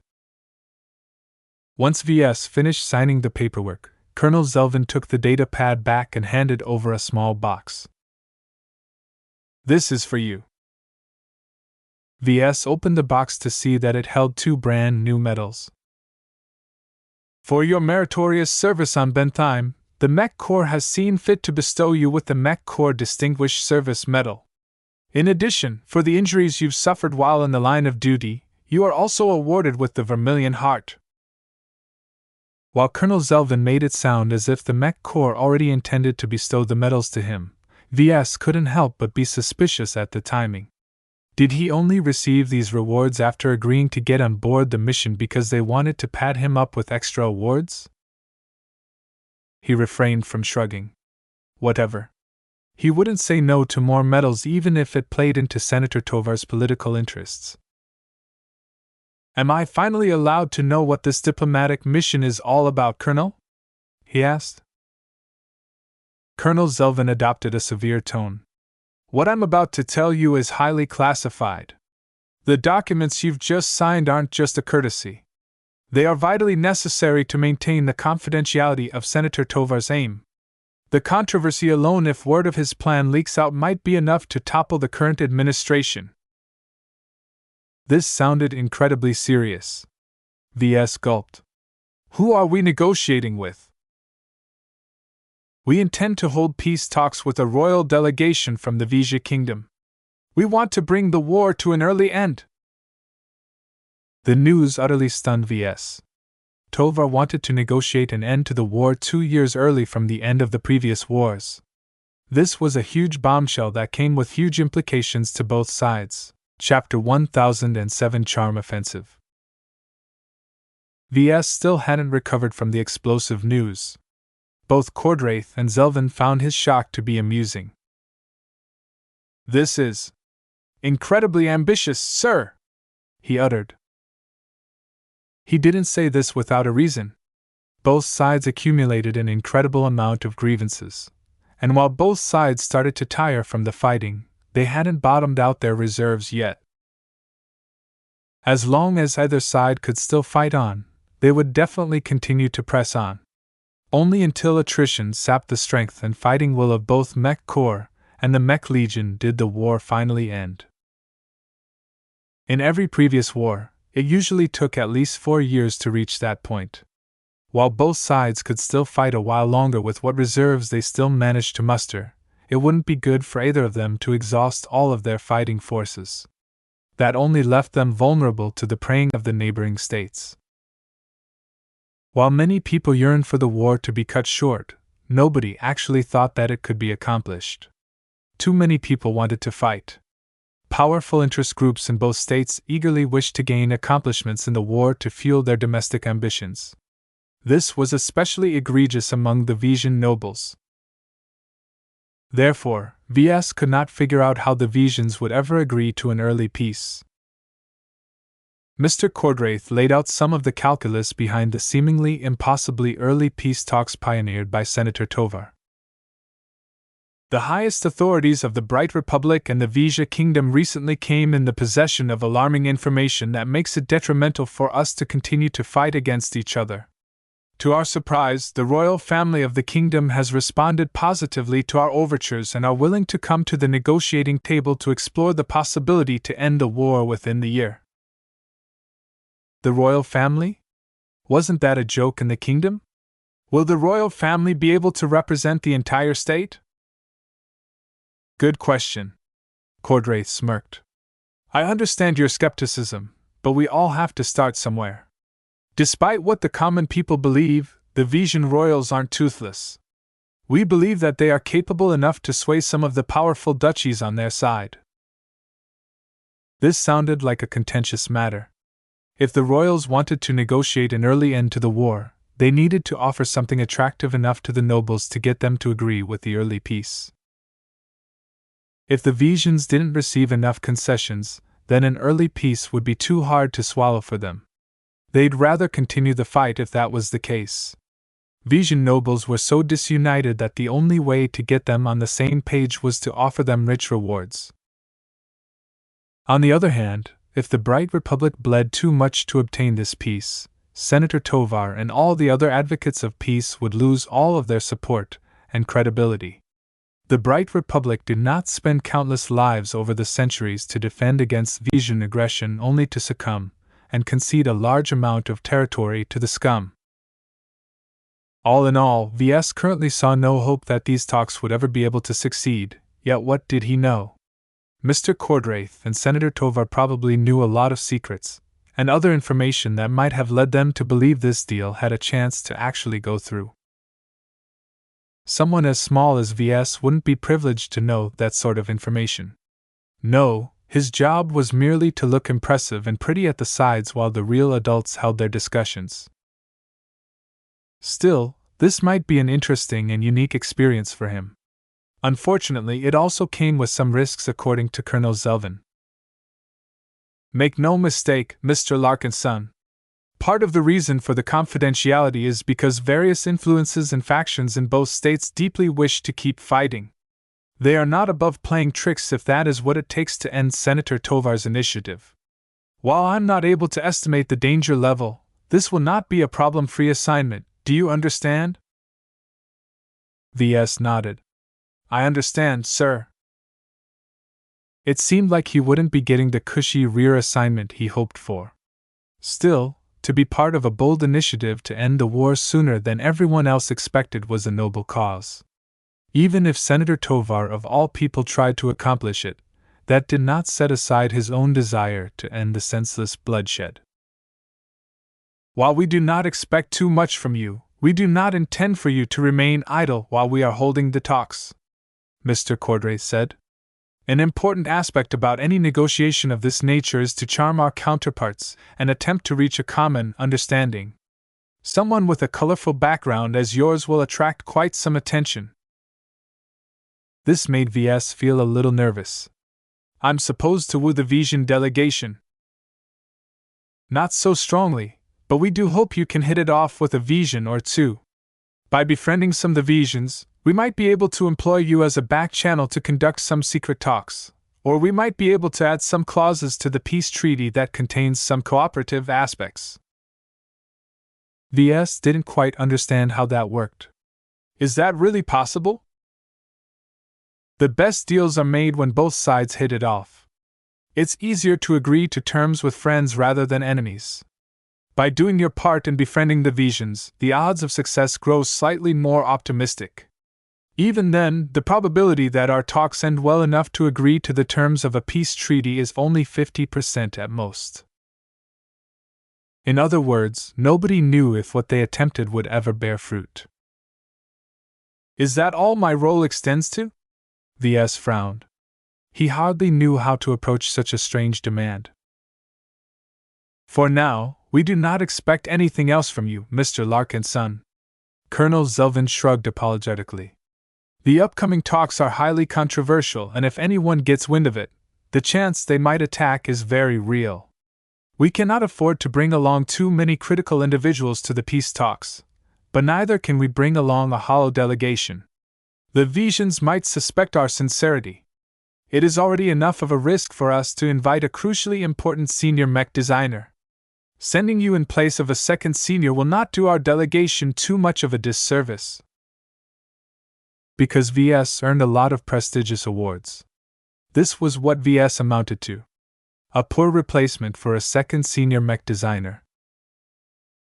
If the peace talks ever went awry, the Bright Republic would incur a lot of losses if Senator Tovar died. If a senior mech designer died as well, the pain would be almost unbearable. If they lost another senior on top of that, then the criticism that resulted from this botched attempt to end the war would result in a huge backlash. Therefore, those who supported the initiative wanted to hedge their bets and send out as few core people as possible without presenting a weak front to the Vesians. Even though VS became famous recently, his fall would not impact the Republic substantially. Compared to the pain of losing a senior, the loss of a single apprentice hardly mattered. Both Cordraith and Zelvin made it clear to VS that he should leverage his fame and his accomplishments to go on some sort of charm offensive. All of this would take place in an informal setting outside of the formal peace talks. While VS still held a lot of questions, this wasn't the time to ask them. According to what he heard, this delegation had been set up on short notice, but everyone needed to move quickly. The longer they lingered here, the higher the chance the hostile factions might find out about the initiative. Colonel Zelvin motioned his hand in dismissal. A fleet has already been prepared for departure. You'll be brought to another star system and be transferred to a disguised civilian trade convoy where you will get to meet the other members of the delegation. Eventually, VS walked out of the office in a daze. Preston Lowe got called up next, and he enthusiastically entered the office for his own meeting with Mr. Cordraith and Colonel Zelvin. This is a bit abrupt. The guards that previously accompanied him already disappeared. They wouldn't be a part of this mission. After fiddling with his comm, he followed the route to his next berth. Eventually, he entered a nondescript convoy vessel which carried supplies to a far-flung star system near the borders of the state. As the ship joined a convoy that went on its way, VS enjoyed an uneventful time. 2 weeks passed by as VS remained in isolation in order to reveal as little of his presence as possible. At the end of the route, they emerged at a sparsely populated star system where a handful of ships and mechs awaited their arrival. VS transferred to a modestly sized passenger ship called the Felicitous Remembrance. While outwardly the Remembrance resembled a run-of-the-mill vessel for long transits across states, he recognized many expensive alloys that invisibly strengthened her structural integrity. While the Remembrance would never be able to match the resilience of a combat carrier, she came respectably close. It would be no problem for this supposed civilian vessel to survive a few direct hits. Signs of understated luxury also suggested that a lot of money had been invested in the Remembrance. From handmade sculptures to fresh exotic flowers, the luxury aboard this vessel seemed designed to cater to a sophisticated taste. After undergoing a brief introduction, he met up with Mr. Cordraith right outside the biggest stateroom of the Remembrance. "Senator Tovar wishes to see you in person," the executive assistant told him as he eyed V's current service dress uniform. "I see you are already wearing your new ribbons. Good. You can go in now." VS entered a luxuriously furnished stateroom that took up way too much space than necessary to accommodate a single passenger. He ignored the astonishing sights and instead walked up to the statesman, who appeared to be engrossed in studying a star map of the Bright Republic and the Vesia Kingdom. Dozens of star systems at the border blinked red, signifying their takeover by the Vesians. The Bright Republic still held their ground somewhat, but the red thrust aiming straight towards Bentheim appeared incredibly alarming. VS realized that it was highly inappropriate for him to study this map. This was because it conveyed the current state of the war as well as high-level status updates of each ongoing battle taking place at this very moment. Ahem. He awkwardly coughed, trying to get the vigorous old man's attention. "You called, Senator?" The senator still studied the map without acknowledging his presence. Ves considered whether he should come closer, but the security guards standing unobtrusively at the sides began to twitch when he took a step. He halted. "Senator?" Nothing. Apparently, Ves needed to wait until Camden Tovar finished whatever he was doing right now. It reminded Ves of his intensive design moods where he put his full concentration on designing the best mech that could match his vision. Was Senator Tovar doing something similar right now? Did he construct a vision of the future, and was he attempting to design a framework for the peace talks that could make his vision come true? It sounded ridiculous, but right now Ves thought the analogy to be remarkably apt. The stakes were incredibly high for the upcoming peace talks. The person responsible for bringing this initiative into motion shouldered a huge burden. Yet, just like a motivated mech designer, Senator Tovar believed he could engineer a solution even if no one else believed it was possible. Ves admired that courage. Seeing how the senator put his full mind and effort to this upcoming task gave him hope that the peace talks might actually stand a decent chance of success. Chapter 1008 Strange Meeting. "Ah, Ves Larkinson! You've arrived," Senator Tovar abruptly said as he turned his gaze away from the detailed star map. The projection instantly winked out at a single gesture of his hand. "I must say, you have proven to be a pleasant surprise to me. I never expected you to be able to set off the K&G affair as it has become known. Perhaps I misjudged a bit. You seem to be a better fit for Flashlight than I realized." "Ah, you know about my association with Flashlight, sir?" Ves widened his eyes. Tovar smirked at him. "I know many things. As far as Flashlight goes, their goals partially align with mine. The ripple effects of the K&G affair serves as a shot across the bow to the rent-seekers and profiteers within the Republic that they should serve the state more sincerely." Ves suddenly realized that Flashlight might be more intricately connected to Camden Tovar than he initially thought. Could he be in charge? That didn't seem likely. The other founder families would never let a single rival take charge of the powerful and largely unchecked military intelligence agency. Even if Senator Tovar might not call the shots at Flashlights, his informal ties to the infamous agency alone gave him a sufficient amount of influence and access. All the rules about keeping Flashlight confidential didn't apply to the powerful senator. Compared to the nobles of the Vesia kingdom, Senator Tovar possessed influence comparable to a duke that ruled over an entire territory in an almost autonomous fashion. The Tovar family was pretty much a noble house in all but name, one that held a lot of the levers of powers within the Republic. Ves saw an opportunity there. Since he was already meeting face-to-face with one of the most powerful politicians of the Republic, why not take advantage of that and express some of his opinions?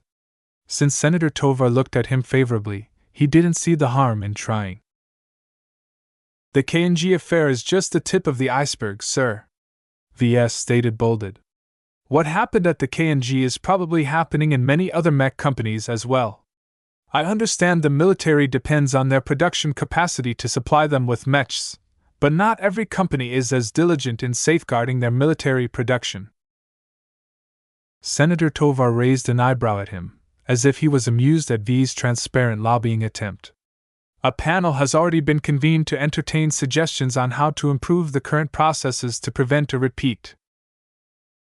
"I've heard about that, sir, but most of the people who joined the panel are business owners and high-ranking mech officers.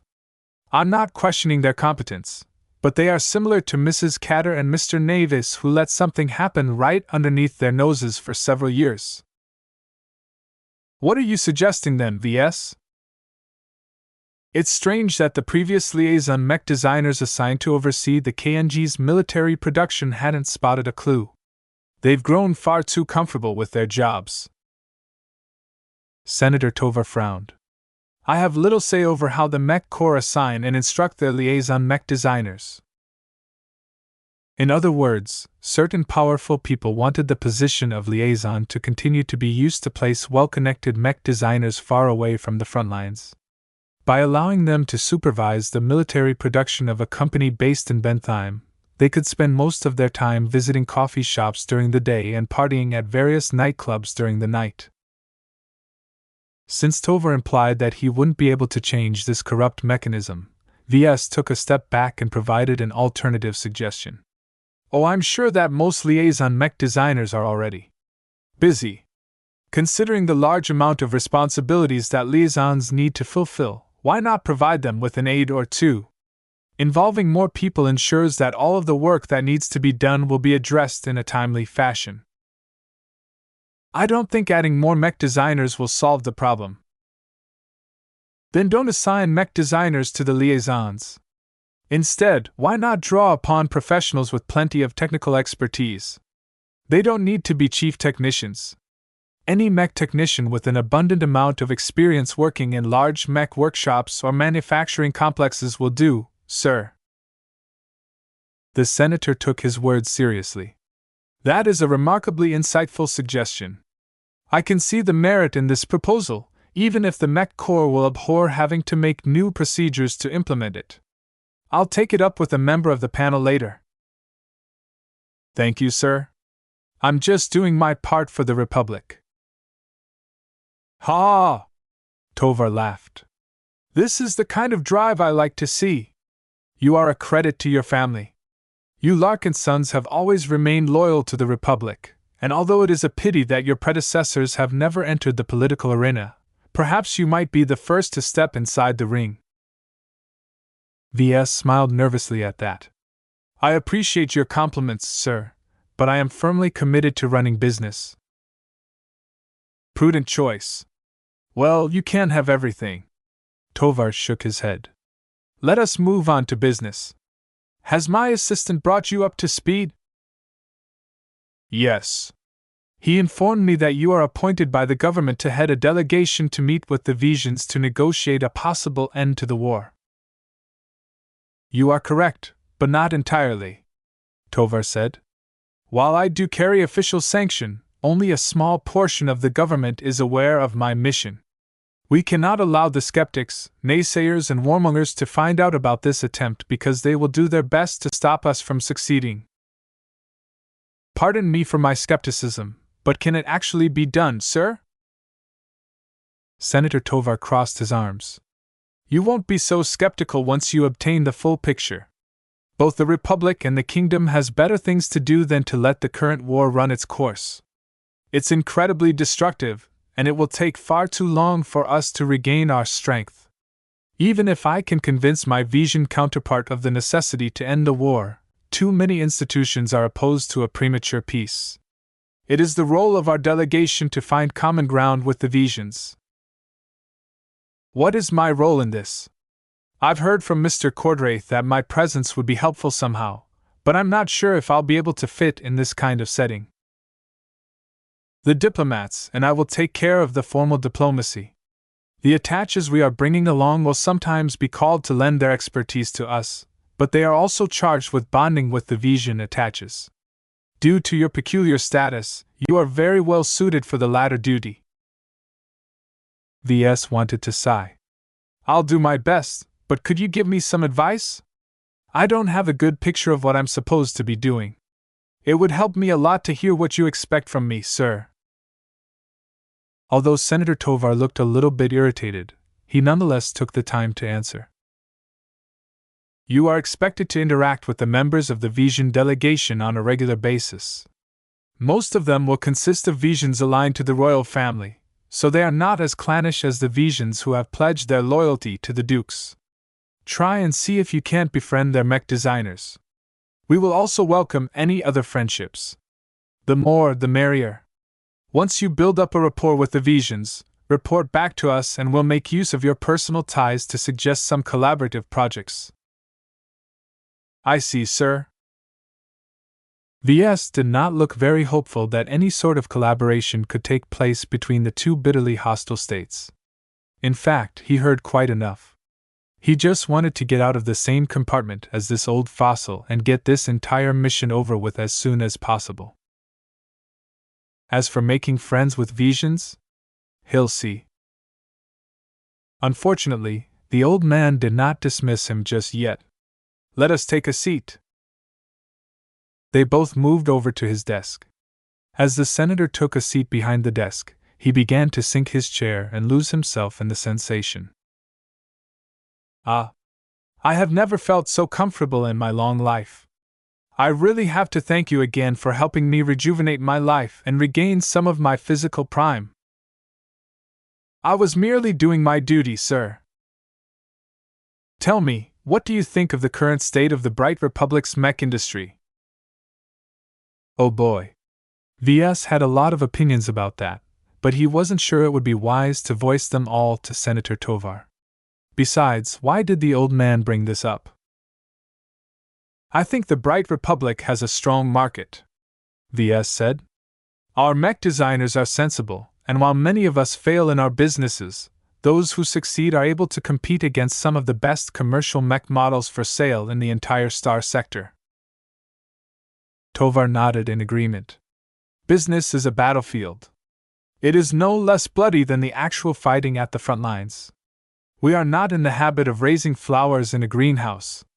I am sure that an entrepreneur such as you experience difficulties in trying to compete against all the high-quality foreign mechs for sale in our domestic market, but it is only through opening the gates that we are able to develop strong mechs.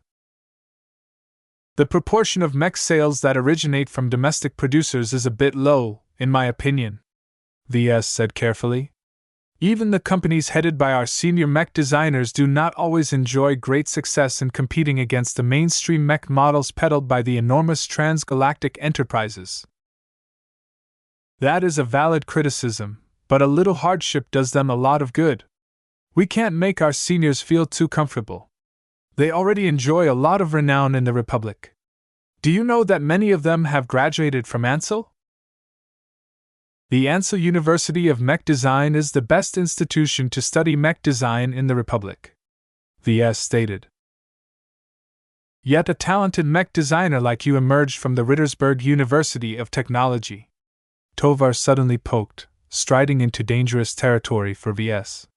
Strange that your academic records doesn't suggest that you possess the ability that you have shown shortly after your graduation. Yet inexplicably you've managed to rise like a rocket, to the point of gaining the acknowledgement of a young master mech designer of the Friday Coalition. Ves knew that the early parts of his career always served as a huge anomaly to anyone reading his record. He couldn't provide a good explanation for his rapid improvement. It wasn't as if he could mention the system as the reason for his sudden rise. Rittersberg may not enjoy the best reputation, but the professors there are all proper mech designers who have instilled the right mindset and values to their students. I'm eminently grateful for them to have shaped my perspective on mech design in a sober fashion. As for my later achievements, the financial difficulties my father's absence imposed upon me has forced me to work hard and study harder than I have ever done so before. That was pretty much a nonsense answer, and Ves figured Senator Tovar wouldn't be fooled at all by his words. The senator indeed gave him a sharp glance, but didn't go into it further. Very strange, yes, but the success you've achieved in your business career has paved the way for your subsequent achievements in your service to the Republic. I am very grateful for that. Mech designers like you prove that Ansel does not hold a monopoly on producing the best mech designers of the Republic. Any school can produce a talented mech designer, Ves stated. I think that most lack opportunities after they graduate. The mech industry are all too willing to invest in the business ventures of Ansel graduates even if they are average, while they completely neglect graduates from my own alma mater despite their excellent academic results. Even an aberrantly competent mech designer like Patricia moved to the Friday Coalition for some reason. Your words have merit. Ansel is too powerful. Worse, this school is intricately tied to Bentheim. The senator shook his head. Alas, breaking a school where most of our senior mech designers have come from is an impossible dream. This is also the greater problem with mech designers, you see. Too many of our influential mech designers are rooted in Bentheim. You're a rare exception to the rule. Not only did you study at Rittersberg, your extended family is also based there. And while your mech company is highly involved with Bentheim, you've cleverly set the foundation of your company a star system away. Ves figured that Senator Tovar was attempting to drive at something by these remarks. You think too highly of me, sir. I was just making the best business choices at the time. Tovar smiled speculatively at Ves. Chapter 1010 Senior Woes. Obtaining the first round of light-prolonging treatment may be out of reach for the average people, but a senior mech designer was never hurting for money. Seniors normally spent an inordinate amount of time, money, and resources to progress their research. At this stage in their careers, many seniors valued their research over their companies. However, it took an extremely long time for them to obtain any breakthroughs. Most never managed to achieve any breakthroughs in their lifetimes. Therefore, they diverted some of their efforts into earning huge amounts of money to be able to afford the first round of light-prolonging treatment from the MTA. While expensive, a senior possessed enough earning power to pay for the treatment within their lifetimes. Such expensive treatments were normally out of reach to journeymen. Of course, this situation only applied to third-rate states. In a second-rate state like the Friday Coalition, certain wealthy journeymen, or those who possessed powerful backers, got to extend their life by a century without sacrificing too much. This essential difference in earning power strengthened the mech industry of the Friday Coalition because these journeymen gained an additional century of lifespan to advance to senior. This in effect gave second-rate states a much higher proportion of seniors, so much so that the rate of masters emerging from the crowd subsequently increased as well. However, if there was one flaw about seniors who advanced late, it was that they usually held very little promise. Seniors based in the Republic who advanced through their own hard work under less than ideal circumstances were not inferior than the seniors based in the second-rate states. Seniors wished above all else to realize their design philosophy and turn the impossible into reality. In pursuit of their advancement to master, the longer they lived, the greater the chance they accomplished their greatest desire. Yet to obtain the second round of light-prolonging treatment required them to pay an exponentially greater amount of compensation. In general, no senior based in a third-rate state would be able to afford the opportunity to live up to 300 years. Even the seniors of the Friday Coalition encountered many difficulties in trying to pay for such a luxurious privilege. In truth, Ves didn't fully know what the MTA demanded in exchange for the third round of treatment, but he heard that they didn't solely ask for a huge bag of money. Anyone who wants to obtain the subsequent rounds of light-prolonging treatment has to meet some other conditions. Everyone figured that the actual supply of light-prolonging treatment was very limited. If the MTA didn't put up more barriers to halt the influx of requests, they wouldn't have enough to extend the lives of their own key personnel. In short, no matter where a senior based himself, he would easily be able to scrounge up the money to extend his lifespan to up to 200 years. The only two seniors from the Bright Republic that Ves interacted with was Professor Velton at the Flagrant Vandals and Professor Enoch at Frozen Point Research Base. Both of them differed remarkably as the former had reached a very advanced age. In fact, Professor Velton was outright senile, and had already resigned most of her former duties. Ves found her life trajectory to be fairly tragic, yet he also knew that most seniors led similar trajectories in their life. He hadn't forgotten her final warning to him back at the Wolf Mother. A senior already enjoys a great status in the Bright Republic and elsewhere in the galaxy. They are flooded with opportunities. Yet compared to advancing to master, most of those offers are nothing but distractions. Without advancing to master, a senior would always reach the end of their lives filled with regret. Those who advanced to master relatively fast like Master Olson were truly fortunate. Even those who advance well into their second century of life also thank their luck. Far too many seniors never found the opportunity to advance and turned into footnotes in the mech industry. A lot of local mech designers memorized the names of every master mech designers based in the Komodo Star sector. Yet they never bothered memorizing the names of every senior except the ones from their own state. In any case, Professor Ventag, that Senator Tovar somehow roped into the peace delegation, possessed some hope of advancing to master. Even so, most seniors who are based in third-rate states never advance to master. He frowned. Masters emerged only rarely. Even the Friday Coalition didn't have enough to go around.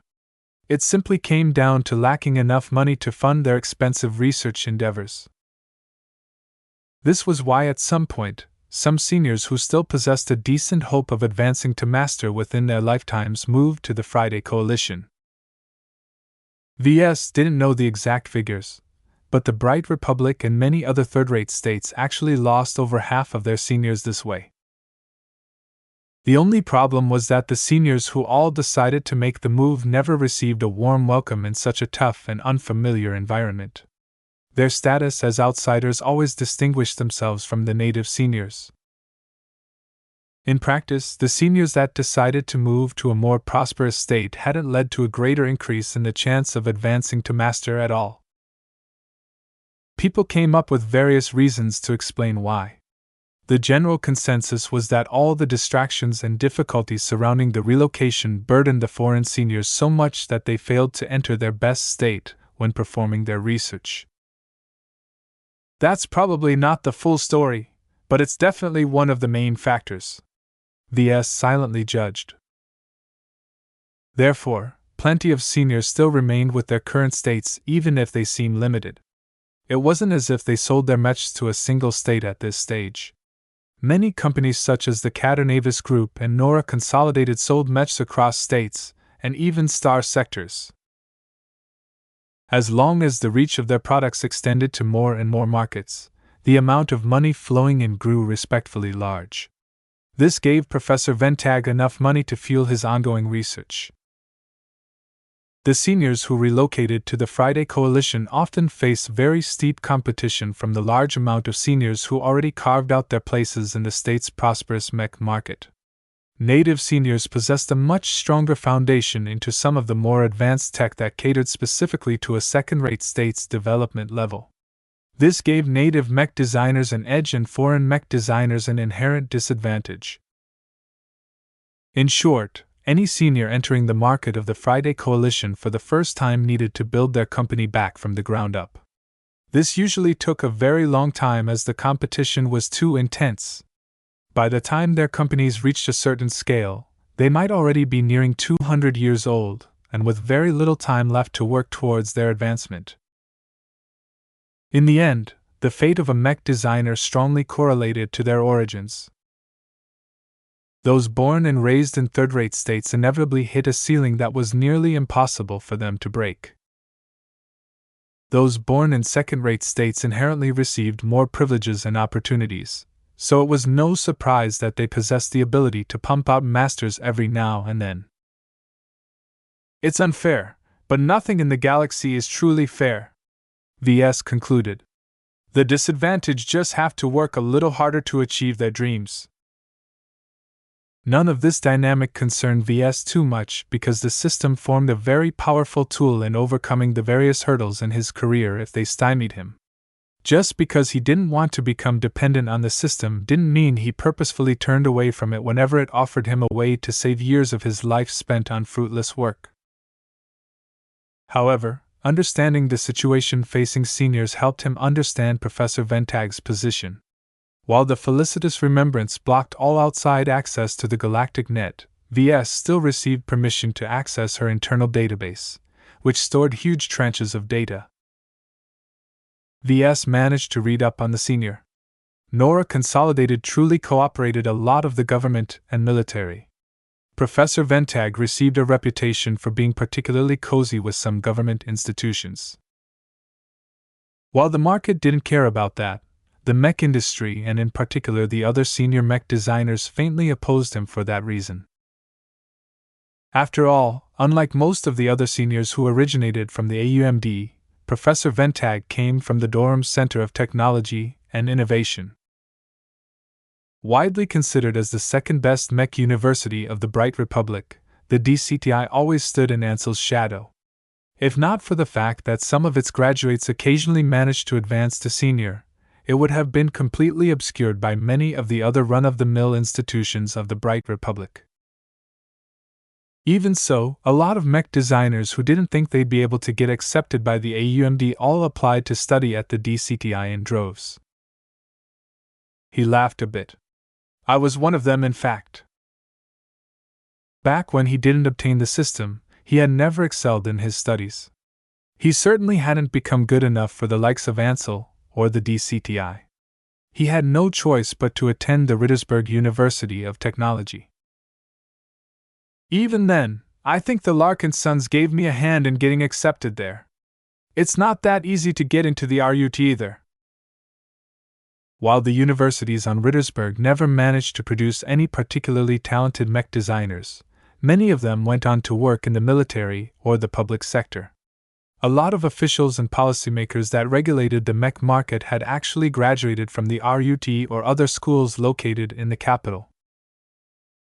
This also happened to give the Ansell alumni a lot to complain about.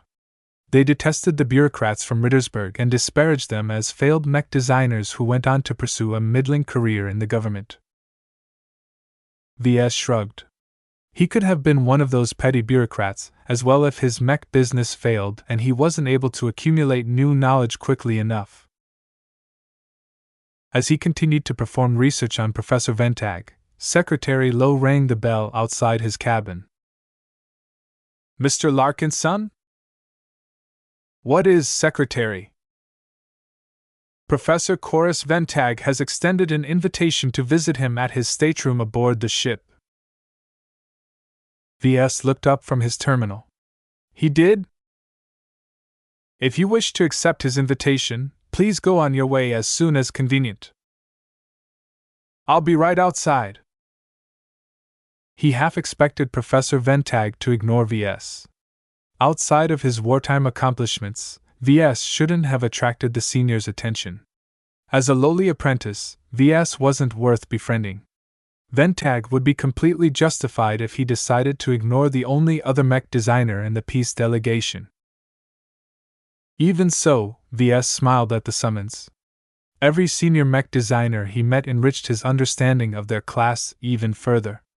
From the senile Professor Velton to the obsessive skull architect, talking to each of them gave Ves valuable insights of the higher echelons of the mech design profession. He quickly sorted out his uniform and appearance, and stepped outside his cabin, where Secretary Lowe swiftly guided him to the senior mech designer's stateroom. Professor Ventag is an honored guest of Senator Tovar. I don't think you need the reminder, but please be respectful when you meet with him. The Tovar family also has ties to Nora Consolidated. Ves nodded. I understand. I won't do anything that annoys the professor. After a brief walk, they emerged in front of a hatch guarded by 4 security guards from the elite mech regiment that took responsibility for protecting the peace delegation. After a fairly thorough security check where Ves had to temporarily relinquish his calm, he entered through the hatch where he entered a slightly smaller and less luxurious compartment than Senator Tovar's stateroom. Ah, Ves Larkinson. Please come inside. I have been expecting you. A deep and intense voice called out from within. Chapter 10-11 Professor Corus Ventag. Unlike most of the seniors he met before, Professor Ventag didn't sit behind his desk. Instead, he stood in front of a projection depicting Bentheim from orbit. It was a stunning sight, and the globe offered its viewers a good glimpse of the dense amount of structures dotting the busy planet. Come closer, young man. Ves slowly stepped inside, taking note of the security guards stationed inside.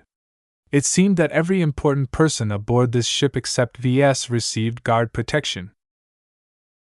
Of course, that might also be because Ves wasn't very important in the eyes of Senator Tovar and the higher-ups. He quickly shook away his resentment at the perceived lack of care in order to cross the room without making a scene. When VS came to Professor Ventag's side, he became struck by how thin and tall the senior appeared. Ventag possessed a dark complexion that wasn't very prevalent in the Komodo star sector. He possessed an intense pair of eyes that continued to scan over Benthime's various terrain features. A minute passed by as VS quietly waited for the senior to speak. Just standing silently next to the professor already gave VS a vague idea that this was a hard-working senior mech designer with a lot more promise than Professor Velton. This was a senior who was still in his prime. Mr. Larkinson, the professor finally began. Senator Tovar instructed me to take care of you while you are a part of the peace delegation. He seems to believe that you can benefit from my guidance while you are here. Tell me, are you the kind of helpless mech designer who can't do anything without a senior to hold your hand? VS smiled awkwardly at the senior. What the hell was this? I did not expect Senator Tovar to solicit you on my behalf, he began. I welcome any advice you can give me, but I am already content with my current progress. Ventag nodded. Short and diplomatic. Good answer. Your words contain neither arrogance or servility. You have expressed enough deference to be respectful, but not enough to suggest you are sucking up to me. Are you pleased? I am pleased to receive your praise. Wrong answer. VS looked a bit stumped as Ventag stopped speaking and went back to staring the projection of the globe. What was he supposed to say? It was too unseemly for an apprentice to argue against the senior's judgment, yet Ventag didn't change the topic to something else and instead let his last remark linger. He felt as if Professor Ventag was testing in some way. While VS did not fear being quizzed on mech design topics, all of this strange talk just tied him in a knot. Fortunately, the strange senior eventually moved on and gestured an arm at the projection. Humph, very well, let's move on. Tell me, what do you see? It's a projection of Bentheim, the principal planet of the Bentheim system, VS answered. As the center of trade, production and innovation of the Bright Republic, Bentheim is a vital economic motor to the state. Is that all you see? Is that all that Bentheim represents? What VS previously said was a standard textbook answer. However, a senior never wanted a simple answer. This prompted him to recall his previous talks with Senator Tovar and Leland.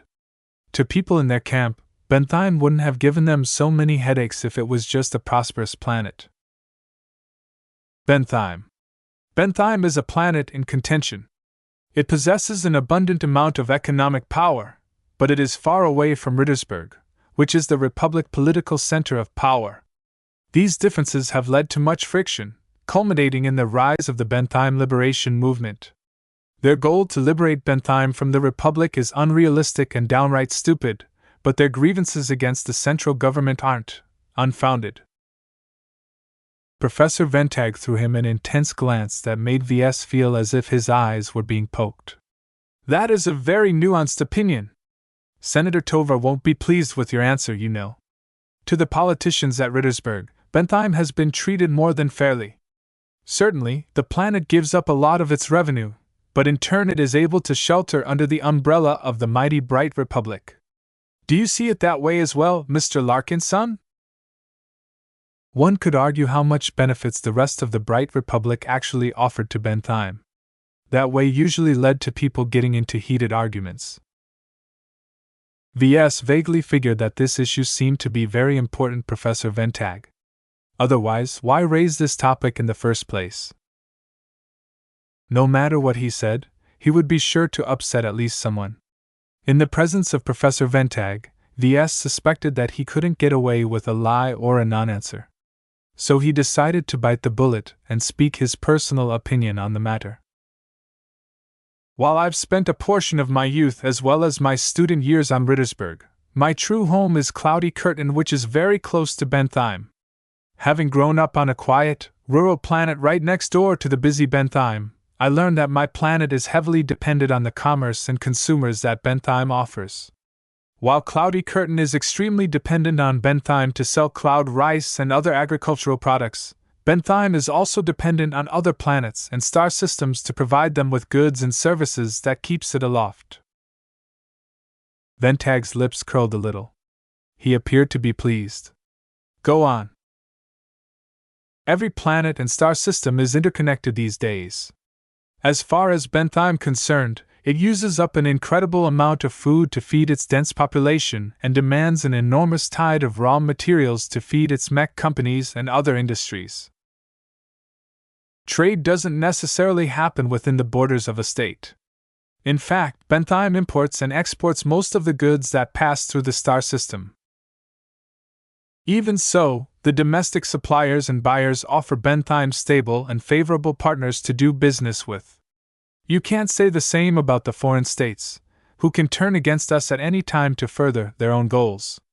Aside from that, Bentheim's most powerful gift from the state is the protection of all of the forces of the Mech Corps raised in the other parts of the state to reinforce the star system's defenses. Very good. That is one of the most important observations you can make.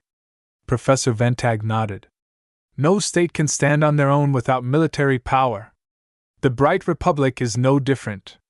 Some local miscreants and agitators may be convinced that Bentheim is able to raise a sufficient amount of forces to hold back the Vesia kingdom, but that is a considerable miscalculation. Strength is strongly correlated with territory.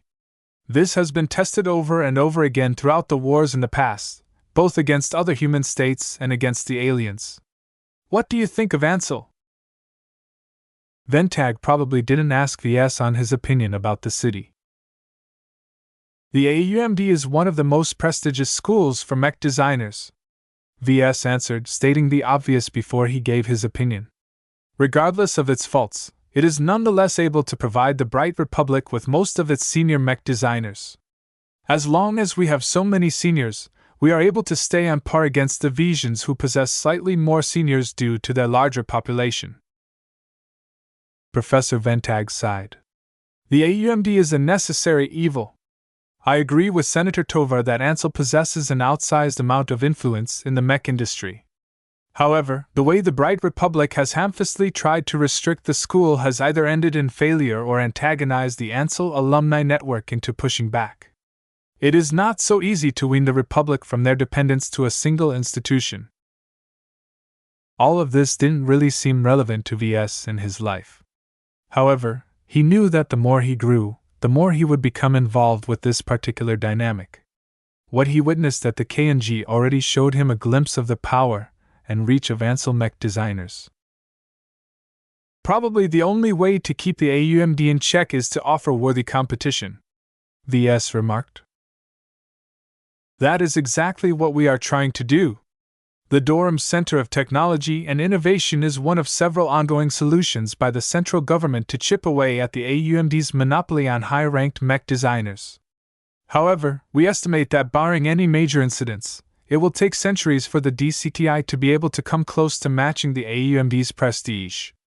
What do you think of my alma mater? Ves twitched his lips. He couldn't very well badmouth the professor's own school, right? The DCTI enjoys a good reputation in the Bright Republic. It's the second school of choice for most students aspiring to be mech designers. Its track record of raising mech designers who went on to successfully advance to senior is respectable enough to give many students hope of achieving the same one day. Ventag shook his head. I'm afraid it is not so simple, Mr. Larkinson. Every decent school for mech designer is able to raise some journeymen at the very least. However, it takes an enormous amount of investment as well as other requirements to make a journeyman advance to senior. The AUMD is able to shoulder these requirements with their famed alumni network. Successful seniors are willing to lend their hand to the younger generation of Ansel mech designers with guidance, financial assistance, technical help, or favorable contracts. It's a virtuous cycle, Ves observed. Older seniors help out younger journeymen, increasing the chances that the latter are able to advance to seniors. This new generation of seniors are subsequently encouraged by the alumni network to do the same to the generation of mech designers before them. The same thing repeats again and again.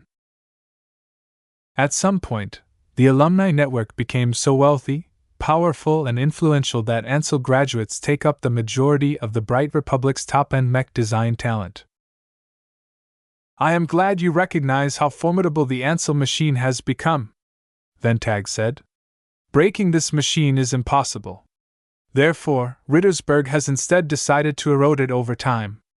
It may take centuries, but eventually the DCTI will rise to catch up to the AUMD and be able to offer an equivalent amount of help to their journeymen to ease their advancement to senior. This was a very long-term scheme that didn't seem very likely to achieve their goals. Ves did not hold out his hopes that the DCTI would ever be able to beat the AUMD at their own game. Its reputation as the second-best mech design university of the Bright Republic wasn't a badge of honor, but a mark of stain to the school. The AUMD would never allow the DCTI to wipe off that stain. Ves found it difficult to care about this issue. He was just an apprentice for now, and even if he advanced journeyman, he still failed to see why he should be involved. After all, he studied at a school on Rittersberg and not Bentheim, so he found it hard to care about the rivalry between the two best mech design universities. Senator Tovar has expressed an intriguing possibility, Professor Ventag said, and stopped studying the projection of Bentheim. He turned to Ves with his intense eyes flaring. Personally, I find his suggestion rather premature. However, it is intriguing enough for me to consider it. What do you think about a future opportunity to teach at my school? As long as you become a journeyman mech designer with some renown, you are qualified to teach some introductory classes at the Durham Center of Technology and Innovation. Does that interest you, Mr. Larkinson? Ves gulped. This offer completely came out of the blue. While Ves always dreamt of holding a teaching job as a side activity, he wasn't very picky about the schools. Yet if Ves casually accepted this overture from Professor Ventag, then he would firmly put himself in the DCTI's camp, making him an enemy of the AUMD and its powerful Ansel alumni network. Chapter 10-12 Bargaining Chip.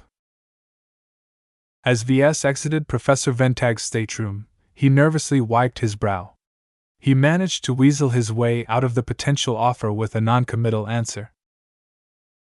Regardless, Ves received a standing invitation to come teach at the Durham Center of Technology and Innovation as long as he advanced to journeyman and became respected among the ranks of other journeymen. To be honest, Ves saw a lot of appeal in accepting a teaching position at the DCTI. As the second-best school of mech design in the Republic, it still earned quite some renown. Anyone talented enough to teach at the university instantly stood out from other mech designers. His stature in the mech industry would increase, and the market responded quite well to mechs designed by professors from renowned universities. In addition, Ves would be able to get in touch with a lot of other journeymen and seniors the DCTI employed. However, the downside to teaching at the DCTI was the political implications of aligning himself to their camp. Professor Ventag made it very clear that the Tovars and perhaps the central government at Rittersberg explicitly supported the DCTI in an attempt to dethrone the Ansel University of Mech Design. To an outsider to the conflict like Ves, the rivalry seemed way too overblown. While he understood the apprehension towards the collective power of the AUMD, it also did a lot of good for the Republic. It didn't seem to him that Ansel held any nefarious intentions to the state. Those Ansel brats that Ves corralled for half a year at Frozen Point Research Base showed that while they possessed a greater foundation, it didn't necessarily make them great mech designers. They just graduated at a higher starting point, and if they were lucky they could make use of their Ansel association to get access to easy startup funds or good employment opportunities. Even so, Ansel has produced so many senior mech designers that they are practically in control of the Bright Republic's mech industry. If every Ansel senior came to a decision on something, everyone else had no choice but to obey. This even took on the form of a formal institution called the Bentheim Mech Court, which was a gathering of 10 of the most renowned and prestigious seniors in the Republic. The fear that Rittersberg held towards Ansel was that it firmly held root in Bentheim. Every mech designer that graduated from that school considered themselves a Bentheimer as well as a citizen of the Republic. Sometimes, the Ansel alumni balanced both loyalties without any difficulties. In extreme cases, however, the former took precedence to disastrous results. The DCTI, as pathetic as it seemed in comparison, served as Rittersberg's main thrust towards the AUMD. Both schools had been locked into bitter rivalry ever since the central government stoked the conflict.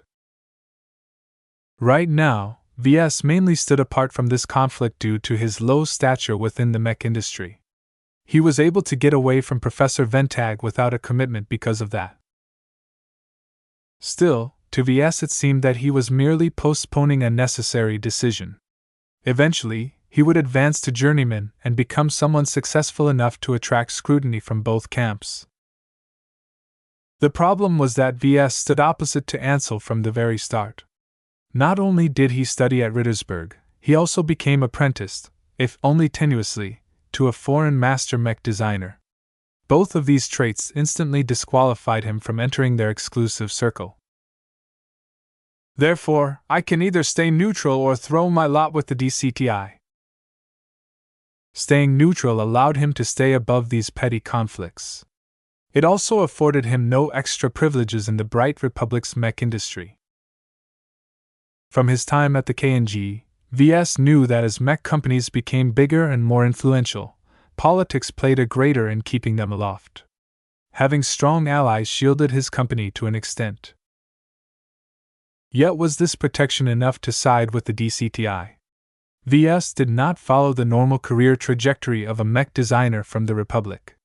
With the help of the system, he possessed much less reliance on the help of others to advance his mech design skills.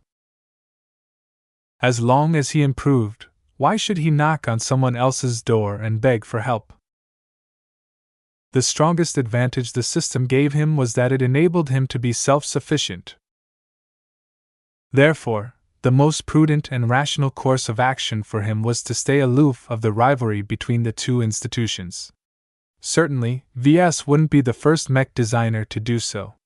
In fact, he vaguely knew that many other mech designers with ties to the Friday Coalition did so as well. In fact, I've already joined a camp. The Clifford Society and Master Olson are both powerful if exceedingly distant backers. Still, though they both wielded a lot of clout, they were very distant, and the help they could provide to Ves was limited. It might be one thing if Ves began to relocate his business to the Friday Coalition, but as long as he remained in the Bright Republic he still couldn't get away with everything. Therefore, siding with one of the two institutions would still help him pass through various difficulties. As Ves continued to weigh the merits of associating himself with the DCTI as opposed to staying neutral, he headed towards the felicitous Remembrance's dining room for a meal. The dining room befitted the Remembrance's luxurious aesthetic. As Ves saw more of the ship, he got the notion that she was much more than met the eye. As Ves sat down at a semi-enclosed table and ordered some plain dishes from the projected menu, he knocked his knuckle against the surface of the ornate dining table. "This is compressed alloy."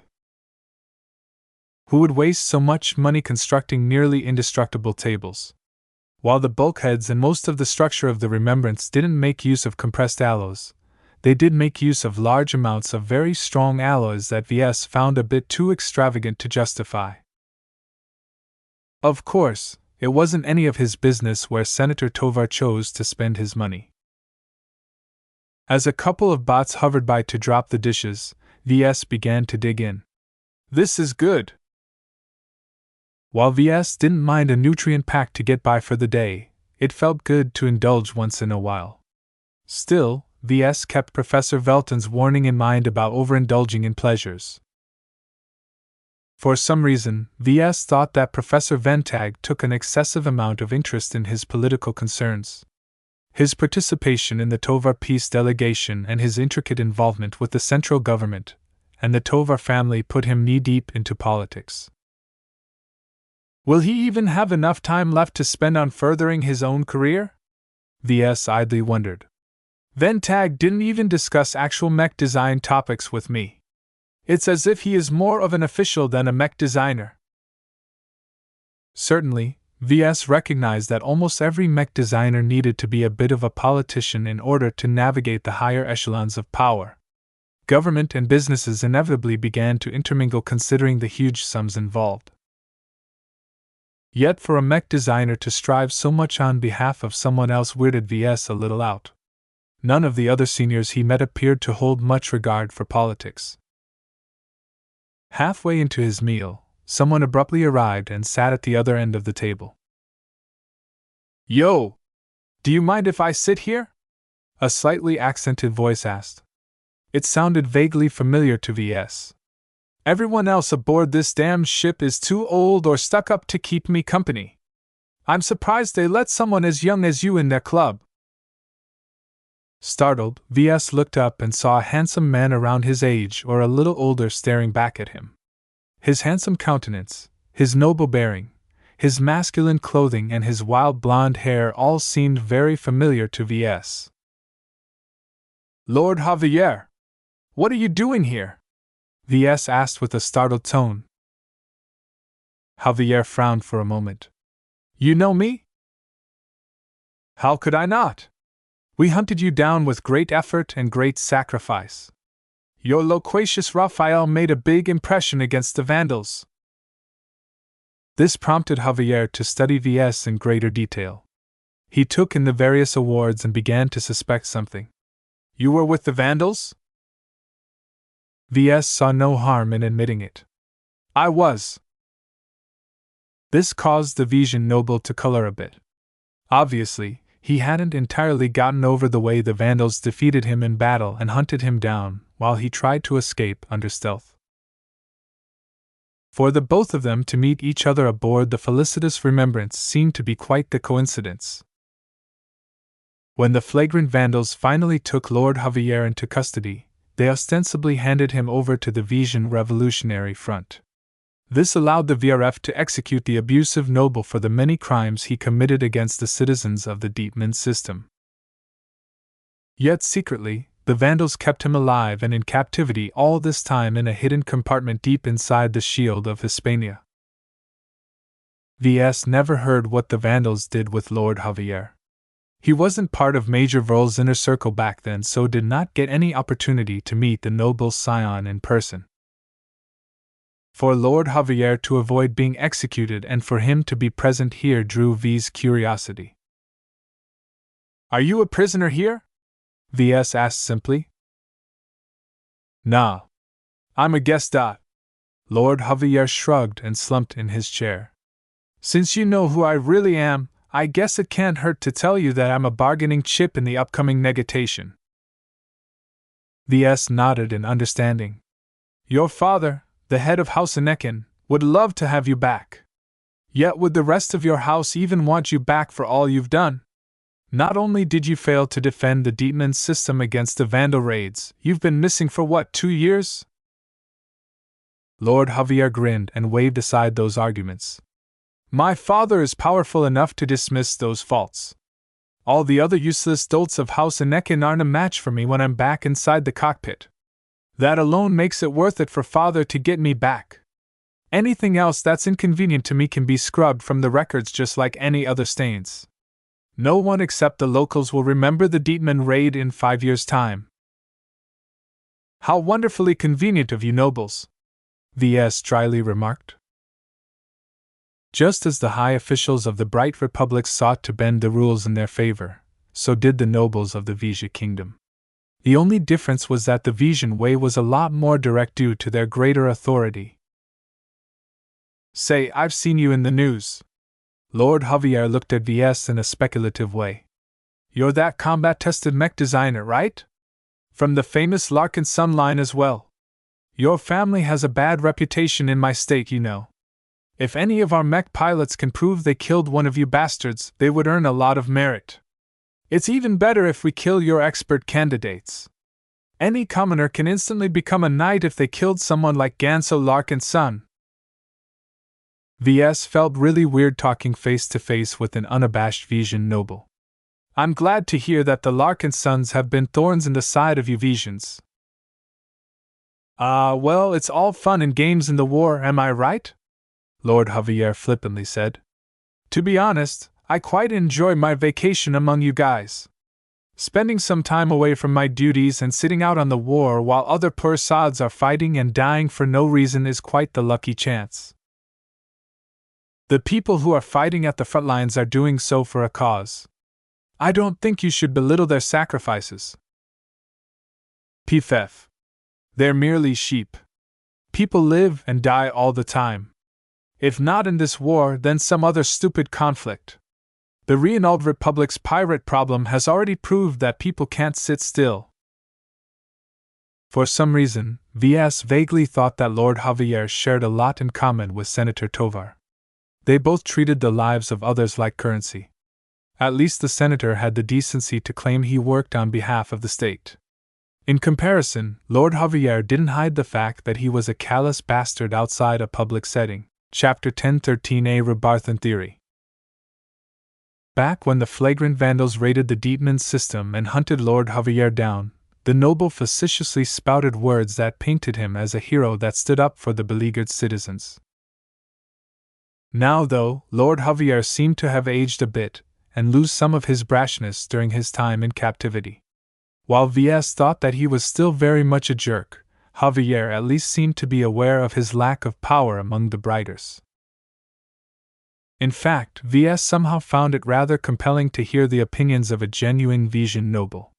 Perhaps desperate for company, Lord Javier freely divulged his opinions on matters that nobles never talked about to outsiders. Why have you been taken along? Ves asked. Is there something remarkable about you? I already told you, Ves. I'm just a hostage that your pompous senator wants to use as a bargaining chip, he replied. You might not know this, but House Hisneck is a major force in the Amodri's duchy. My father is very powerful and influential. The only problem facing our house is that I'm the only heir that's qualified to take up his mantle. All the other Hisneckans who are eligible to become the new head of our house are all pansies who I've beaten up on a daily basis back when we grew up. Without me, House Hisneck is doomed. Even so, does the Duchess of Amodris favor House Hisneck so much that she'll agree to a peace treaty just so that they get you back? Ves asked with skepticism. Javier chuckled. It helps. My return can do quite a lot, you know. Not only will House Hisneck's succession and continued dominance for the next half-century or longer be secure, the Duchess will also have our undying loyalty for the foreseeable future. That kind of support will secure House Amodri's hold on the duchy. Those kinds of gains help compensate for the gains that House Amodris misses out if the war is cut short earlier than scheduled. To Javier, the Bright Vesia Wars was nothing more than a means for the Vesian nobles to jockey for power and prestige. The adventurous young lords and ladies gleefully led their forces into battle in order to raise their status and win the struggle for succession in their noble houses. The older generation, on the other hand, put their sights on other noble houses. Those that performed well in the war received more accolades and attention, while those who did badly quickly fell in status among the noble circles. Even the dukes and duchesses that ruled at the top of their own territories couldn't avoid this generational rat race. If their mech legions didn't perform sufficiently well at the front lines, their share of the overall distribution of resources from collective revenue sources such as the kingdom's 2 port systems would be cut. All in all, to Ves it sounded like a costly but brutally effective way to keep everyone on their toes. Through constant competition, every Vesian, no matter how high their status, needed to fight in order to preserve their privileges. So us Briters are just target dummies for you Vesians to show off your prowess? Ves cynically remarked. For a soft republic ruled by duplicitous families, some of you Briters can sure put up a mean fight. I had to literally fight for my life during my battles against your Vandal Mechs. But yeah, we've fought against you so often that we've pretty much got the measure of your mech core. Fighting you Briters has become so routine that hardly anything surprises us anymore, your sudden raid on the Deepman system aside. Don't you think the war is kind of pointless then? Nah. Who else are we going to beat up if not the Bright Republic? There's too much we don't know if we pick a fight against another state. Since we've never truly fought a war against another state, we don't know whether it will go well or poorly for us. On the other hand, waging war against the Bright Republic is a much better idea because you guys are strong enough to put a worthy fight but not too strong to the point of being able to turn the tables on us. In other words, the Vesians were so familiar with fighting against the Bright Republic that the risks and uncertainties posed by the Bright Vesia wars had been reduced to the minimum. The constancy and predictability of the generational wars allowed the Vesians to unleash their war fever without any major risk of suffering any catastrophic setbacks. It depressed Ves a bit that the Vesian nobility regarded the Bright Republic as an easy target to bully. Even knowing this didn't help anything as the kingdom was a bit larger and more populous than the Republic. This gave them an enduring advantage in manpower, industry, and more. What would it take to end the sequence of wars? Ves asked morosely. There's nothing you can do. Javier chuckled. Too many of us have grown used to the benefits of the war to consider any alternatives. Bullying the Republic is so fun and it's a good outlet of our stress. It helps us reveal the strong among the weak and it keeps our fighting forces trim and effective. The only way for us to stop the wars for good is if we don't get as much benefits from them or if the cost of fighting you is too much to bear. It all came down to benefits. The Vesian nobles kept periodically declaring war against the Republic like clockwork because they gained a lot more than they lost. The Bright Republic probably fell into a similar situation seeing that the Tovar peace delegation needed to move in complete secrecy. As someone as powerful as Senator Tovar hadn't managed to gain the complete support of the Bright Republic for his initiative to negotiate a peace, that meant that certain powers and influences within the Bright Republic hungered for war as much as the Vesians did. That seemed incredibly perverse to Ves. Lord Javier noticed V's reaction to his words. He grinned even wider. Are you mad? I shouldn't be. Ves shook his head. I just find it to be a sad state of affairs. Is it really profitable for both of our states to keep waging the same war over and over again? It's just so senseless. It fits with a particular theory the higher-ups of both of our states ascribe to. It's a theory that originated from the new Robarth Empire in response to the old and stagnant Greater Terran United Confederation. What are you talking about? Ves frowned. It's called the Societal Vitality Theory. The Robarthans came up with it when they studied a large range of human and alien societies. Javier enthusiastically explained. The theory states that the strength and health of a society is determined by how much they fight, and how hard their people must struggle to live and prosper. In the early days of humanity's ascension into the stars during the Age of Space, we were some of the lowest species in the galaxy. Yet we somehow managed to outwit superior alien races and get the better of them. Do you know what those supposedly superior races all had in common? They were weak. They were strong. They benefited from greater numbers, larger military and technological superiority. Yet we beat them anyway despite our weaknesses. The main reason why we rolled over them is because they turned out to be weaker than on paper. The alien empires were stagnant, and every alien leader gained their positions through taking advantage of their birthright and their political maneuvering. However, when confronted with actual war, most of them turned out to be incompetent when it came to the survival of their species. Ves knew the story wasn't so simple, especially in light of the recent revelations about the 5 Scrolls Compact guiding humanity from the shadows. Still, Lord Javier's explanation sounded oddly sensible. So a state that's been peaceful for a long time is weaker than a state that's been through constant wars. What about the losses and all of the destruction that ensues whenever a war is waged? That's a valid concern. It's difficult to find a war that doesn't hurt yourself more than you can get back. Lord Javier chuckled again. That's the beauty of the bright visual wars, though. They're so predictable and regular that both sides know the overall score. The battles might change, but the outcome will always roughly be set in stone.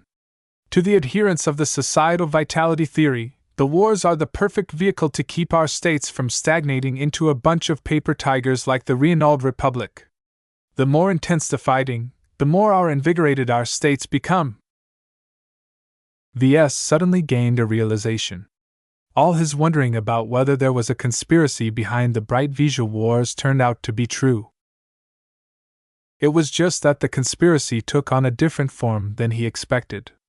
It wasn't as if a small number of powerful people from both states met together in a shady, smoke-filled room and diabolically laughed with each other as they plotted to drive their own subjects to their deaths. Instead, both sides ascribed to this weird theory and believed they would both become stronger if they waged a war every now and then. It was an open if unspoken conspiracy that required no explicit meetings or agreements to commence. He didn't quite know yet how to regard this perverse circumstances. It seemed extraordinarily callous to him that war was being treated as a tool to shape societies. In fact, the societal vitality theory also caught on with the MTA and CFA. Lord Javier boldly claimed. Do you think they like it that the various human states in the galaxy focus so much on fighting each other instead of the aliens? They probably don't, but they think it's necessary to keep the space peasants busy and on their toes. If they relax too much, not only will their star systems become too overpopulated, their birth rates will also fall below a level that is sustainable if the state ever meets a crisis. Ves looked up at that. That sounds contradictory. How can a stagnant state be overpopulated yet find it problematic that their birth rates fall? Isn't that a natural response to overpopulation? Can't states just terraform new stars to settle on if they need more space? It doesn't quite work that way, Ves. Terraforming is an investment, and not every planet or star system is valuable enough to exploit. Just take the Renault Republic again, for example. Because they're part of the Frozen Leaf Alliance, no one wants to pick a fight with them. The lack of wars not only lowered their war readiness, they are also suffering from headaches on what to do with their crowded settlements. They're greedy for money for a very good reason, you know. They need money to pay the terraforming companies to make new terrestrial planets habitable to human life. However, these new colonies are mostly a net drain to Renault's treasury. I see, Ves replied. What about the overcrowding and the lower birth rates? How does that affect the Renault Republic? The overcrowding and lack of threats makes the Renaudans complacent. They don't birth as much offspring, they marry later in their lives and generally don't feel any urgency in living their lives. This also means they don't work hard enough to excel in their lives. They have less expert pilots and less senior mech designers than a state of their size ought to have. Is that true? Ves asked. Oh, I'm not a numbers wizard, but all the scientists who studied the societal vitality theory all said so. They say that a society's life pattern adjusts itself to the predominant circumstances. Peace begets a slow, peaceful life pattern because that is the most optimal way the people are able to live their lives. War, on the other hand, forces people to grow stronger, fight harder, and live their lives to the best of their abilities. All the deaths also eases up the overpopulation issue, and sustaining high birth rates is seen as the key to sustain a state in the even of a major crisis. Ves had mixed feelings about this supposed theory. Lord Javier obviously appeared to be a proponent of the societal vitality theory, and Ves did have to admit that the logic sounded plausible. It explains some of Senator Tovar's policy decisions. To a shepherd of a state, leaders like him constantly worried over how to strengthen a state and retain its dynamism. Perhaps to Senator Tovar and his ilk, a regular, generational war sounded like just the right answer to maintain the liveliness of the bright republic. Chapter 10:14 Rationale for Death. Ves didn't know whether he should be thankful or regretful to Lord Javier. On one hand, the Vesian noble generously filled him in on the societal vitality theory. On the other hand, it also destroyed his faith in the higher-ups of both states. He used to think that even if the original reasons for the wars no longer applied, both states still warred over legitimate reasons. The Vesians wanted to conquer the Bentheim system so that they would be able to gain an invincible economic stranglehold on all of the commerce and trade that passed through the surrounding regions. Bright Republic simply wanted to maintain its territorial sovereignty and defend itself against a foreign aggressor. Those reasons still applied, but in the backdrop of the societal vitality theory, they rang a little hollow now. To Ves, this diabolical theory served as a force that pushed its proponents to action rather restrained, sometimes to disastrous results. Ves figured out the reason why Lord Javier brought up this contentious topic. The main threat to the peace talks is this theory, right? Right. I don't know how many people among the Bright Republic supports the theory, but back in the kingdom almost every influential noble has sided with it. We admire the Rubarthan way quite a lot. The new Rubarth Empire used to be a part of the Greater Terran United Confederation. The latter used to be the only major human entity in the stars. That was a different time back then. The Terrans proved to be too overbearing and mired in bureaucracy to govern their sprawling territories fairly and effectively. After the Rubarthans declared independence during a time of turmoil for the Terrans, times had changed. The Terrans partially reformed the way they governed themselves, but it was too late by then.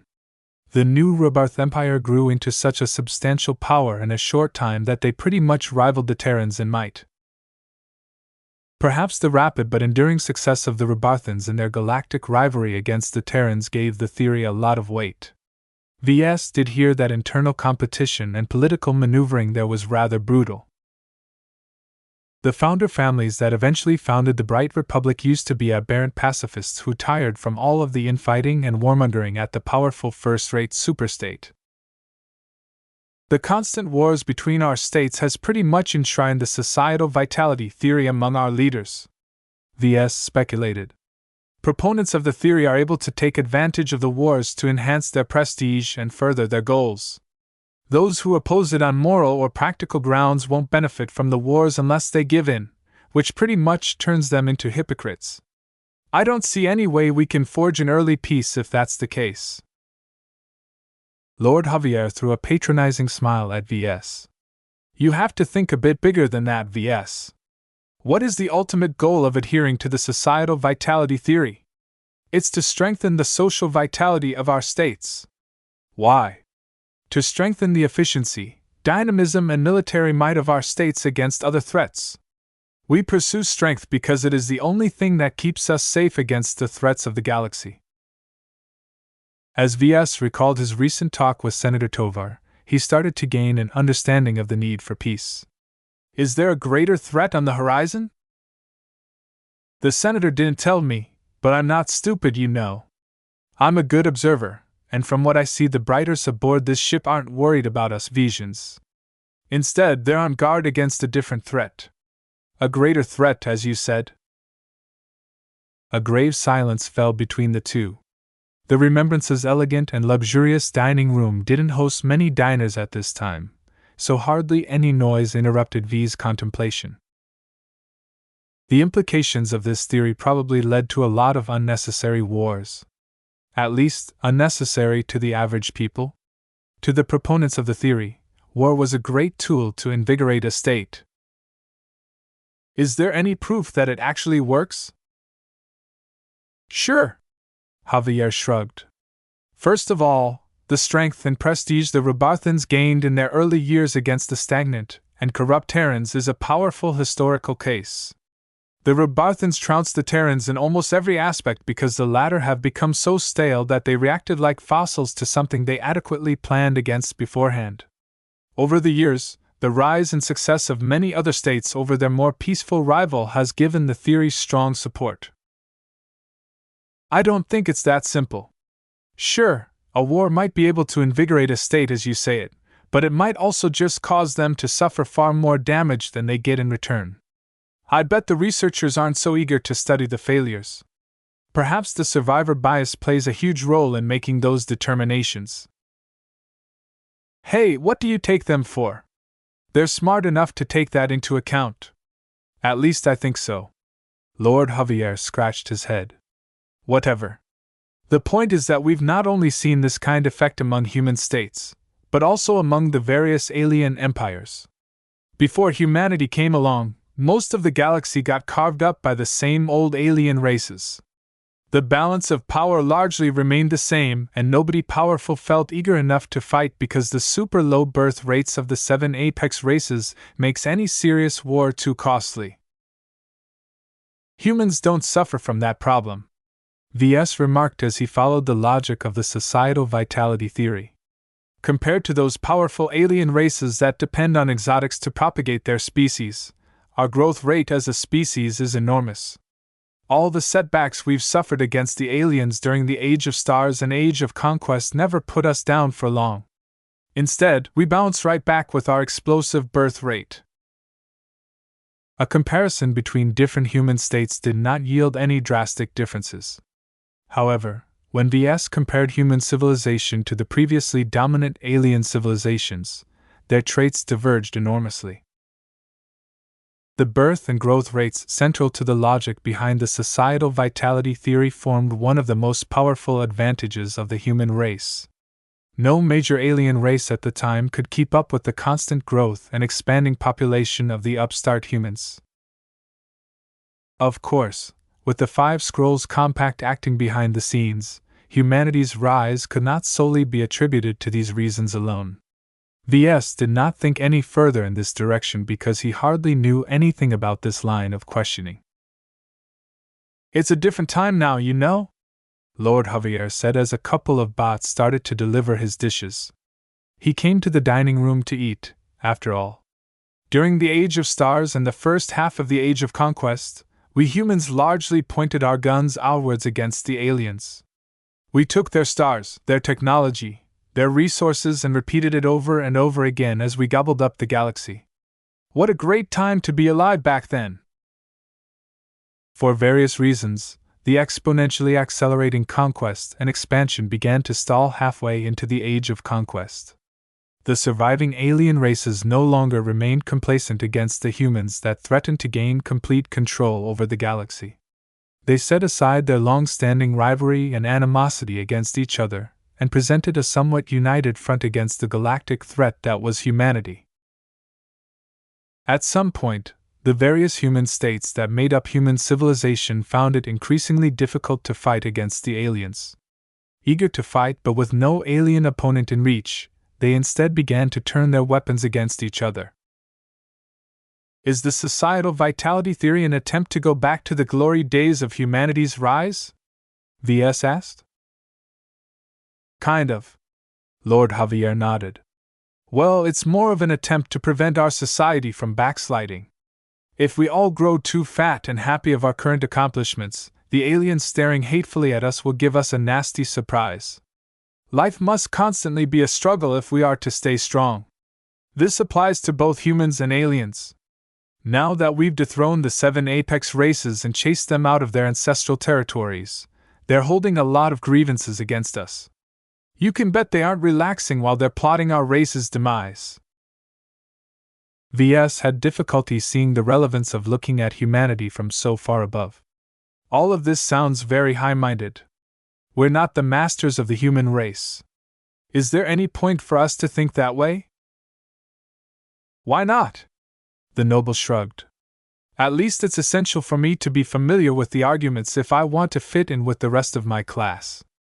It's also useful for you as well, you know. With all the wars, skirmishes, and other fights taking place throughout the galaxy, a lot of mechs are used up.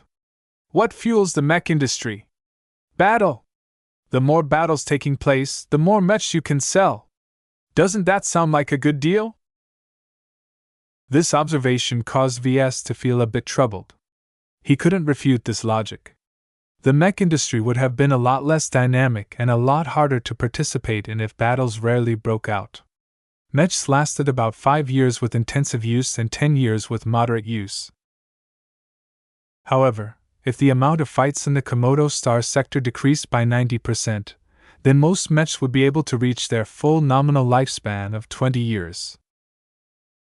On top of that, the vastly reduced fighting pressure would also prompt many forces to delay the acquisition of newer mechs. Why waste money on upgrading their mech lineup when their existing mechs already did the job? With good maintenance, a mech could conceivably last up to 40 years without any marked degradation in performance. The longer mechs survived on average, the lower the demand for new mechs. This all reflected back to the mech industry, which would be forced to shrink and lower their production in response to the anemic amount of activity in the mech market. Put simply, mech designers like Ves enjoyed good times as long as there was a lot of fighting going.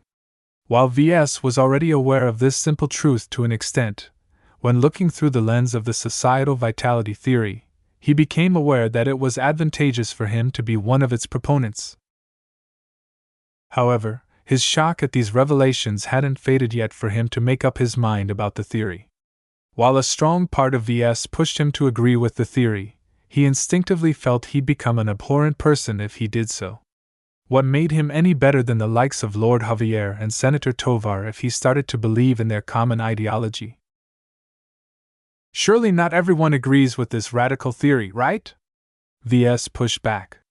It sounds very controversial and its implications are incredibly massive. There are bound to be critics to what appears to be a justification for warmongering. Lord Javier rudely flipped his fingers while he ate. Sure. Not everyone agrees. But they don't last very long. A lot of states that emphasized peace and other happy stuff grew weak to the point they got conquered by other states that actually invested in the strength of their military and society. Hippies and peace-loving idiots make for awful leaders because they don't understand that those who don't share in their beliefs are always stronger and not afraid to flex their power. It sounded like a sad state of affairs, but every person who grew up in these times became used to the constant warring between the human states. Right now, the societal vitality theory sounded like a justification more than anything else. What was so bad about giving to humanity's darker impulses when all the despots and warlords could draw upon the theory to excuse all of the death and suffering they engendered? Ves equated the societal vitality theory to a rationale for death. Chapter 10:15 Differences in Opinion. For better or worse, Ves opened up his eyes to the dominant theory, or should he say ideology, that many human rulers and policymakers worshipped. It sounded compelling. It looked as if it made sense. It had an enormous body of historical cases to back up its claims. Yet, Ves felt very uneasy how it casually brushed aside the very destructive cost of adhering to the theory's recommendations. Any leader who wanted their states to retain their strength and war readiness and avoid sliding into peaceful indolence and hedonism would likely want it to manufacture a war of some sorts. At this moment, Ves could not offer any strong arguments against the societal vitality theory. As much as the wars, deaths, and destruction enormously consumed the human race, he also had to admit that it did a decent job keeping them strong and alert. This placed the human civilization in a much better state against external enemies such as the alien races. However, the most pernicious cost was that much of humanity began to see themselves as enemies. Ever since humanity turned their animosity and their weapons against themselves, the killing of humans became normalized. Although the Age of Conquest saw this norm being pushed too far, even during the Age of Mechs it became completely acceptable to kill fellow humans in the pursuit of power and wealth. The rulers didn't care. Mainly the lower classes suffered the brunt of following this ideology. Those who ruled from the top sat in their ivory towers directing more pigs to the slaughter. In their drive to invigorate their state and raise its vitality, they needed to keep birth rates high and give their citizens a sense of urgency in their lives. Yet to do so would also lead to overpopulation, which was an extremely expensive problem. The galaxy was huge. It contained an uncountable amount of star systems, and even more terrestrial planets in various shapes and sizes. Yet to make them suitable for human habitation took both time and investment. All the most profitable and easiest planets already got terraformed. If states wanted to accommodate an ever-growing population, they needed to start converting less attractive planets for human habitation. As ever poorer colonies came into being, the state bore a greater burden as it cost a lot of money to raise a colony and to grow it into a proper settlement. Sometimes, these colonies never paid back the investment put into its development, as it offered very little exports to the rest of the state. Therefore, to solve the dilemma of high birth rates, but a finite limit on population, leaders needed some way to relieve the pressure. Therefore, war served as the most convenient pressure relief valve. Lots of people got killed. Lots of property and assets got destroyed.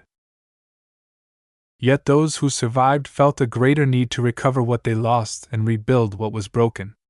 The people became more industrious. The people worked harder. The people never took their luxuries for granted. As long as the cost of wars remained within the boundaries of what was acceptable to the rulers, such a cycle was actually productive and beneficial to the society in question. Adopted at a wider scale among the level of the entire human civilization, it kept the human race from suffering the same flaws that made the other alien races so weak against unexpected aggression. At least if you believed in the societal vitality theory.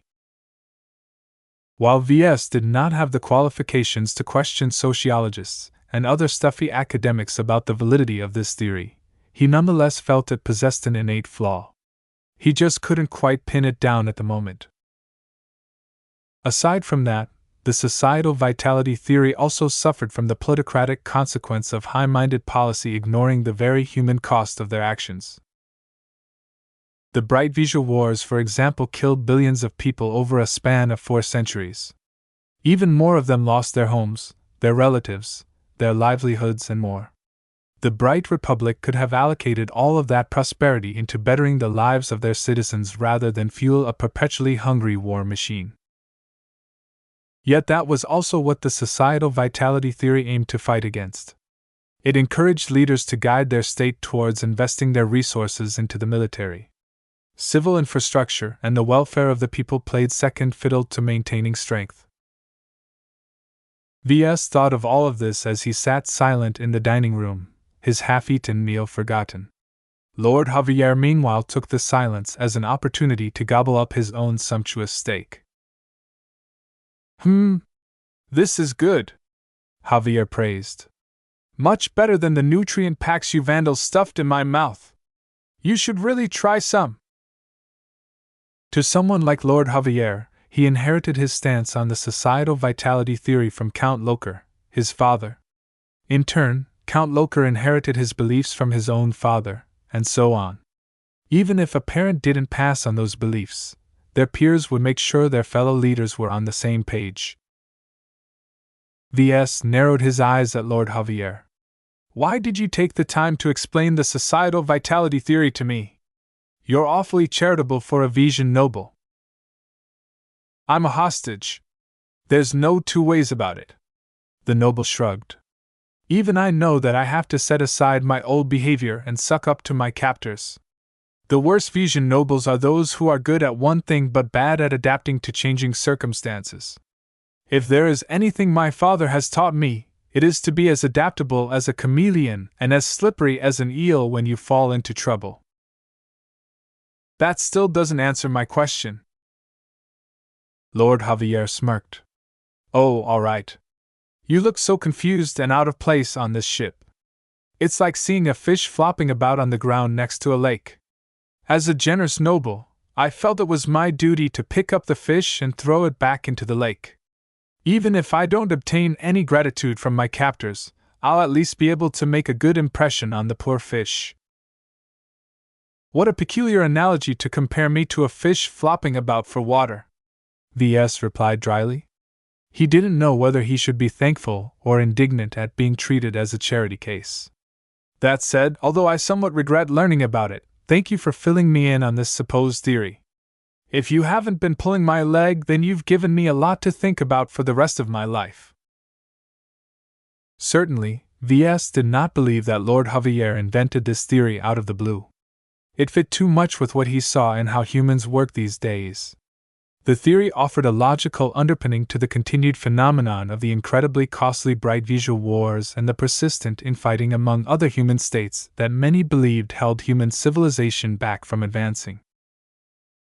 Now that I've given you the lowdown on what people like Senator Tovar and myself really think when they look at subjects, you should give me something in return, Lord Javier suddenly demanded as he finished his main course. Pardon? Come on. You're a hotshot mech designer, right? Camden Tovar isn't the kind of man to invite a loser to his peace delegation. I've met most of them already, and each and every one of them is either wealthy, influential, or an authority in their fields of expertise. You don't look like you fit in any of the three categories, but your youth makes you promising. I'm almost 30 standard years, you know. Same. Javier shrugged. Yet compared to those other bastards who are 50 to 80 years old, we're as young as babes. To an old fossil like Senator Tovar, we might as well be fetuses who barely started crawling out of our mother's wombs. No offense to you if you were born from an artificial womb.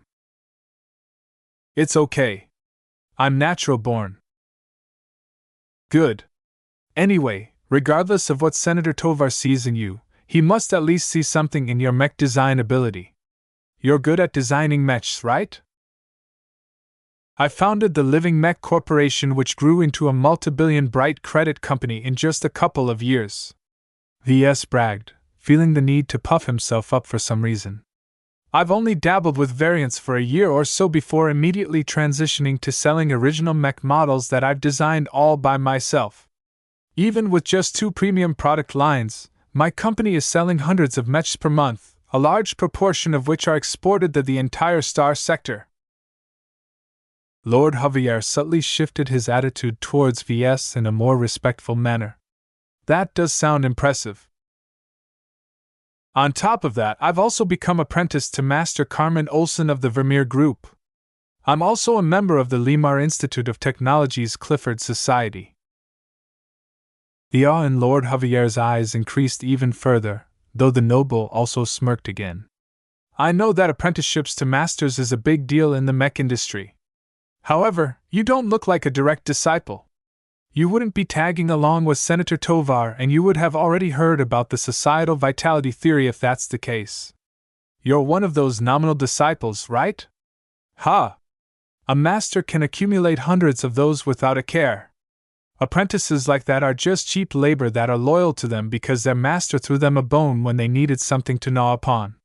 Master mech designers aren't as generous as you think. While Lord Javier's words resonated with him, Ves still wanted to defend Master Olsen's conduct. Regardless of her lack of attention to Ves, he never really needed a lot of handholding in the first place. Allowing him to enjoy the status of being apprenticed to a master from the Friday Coalition and being able to enter the Clifford Society as a privileged knight instead of a servile squire benefited him immensely. My connection to Master is a mutually beneficial relationship. It is not uncommon for me to pay back her generosity. Ves settled on a neutral-sounding reply. He couldn't very well badmouth his own master. I'd appreciate it if you didn't insinuate any insults towards a master mech designer in my presence. Every mech designer became ingrained to the hierarchy of mech designers. Those who advanced to journeyman, senior, master all worked hard to reach their heights. Every fellow mech designer recognized the amount of struggle and sacrifice they paid to fulfill their dreams.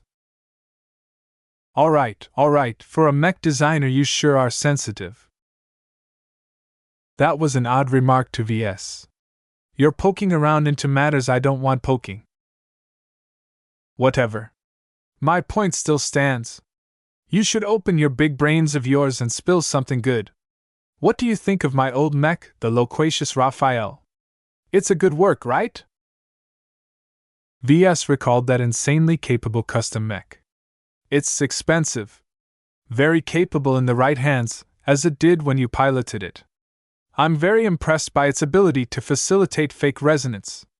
It's a quality work designed by a quality mech designer. It sounds like there's a but there. It's a custom mech. It's expensive. A very good mech designer spent a lot of time and effort tailoring it to your piloting style and your individual demands. How many mech pilots are able to enjoy such an extravagant privilege? Do you have something against custom mechs? Javier asked with a puzzled frown. Not as such. I'm actually interested in entering the market for custom mechs as well in the future.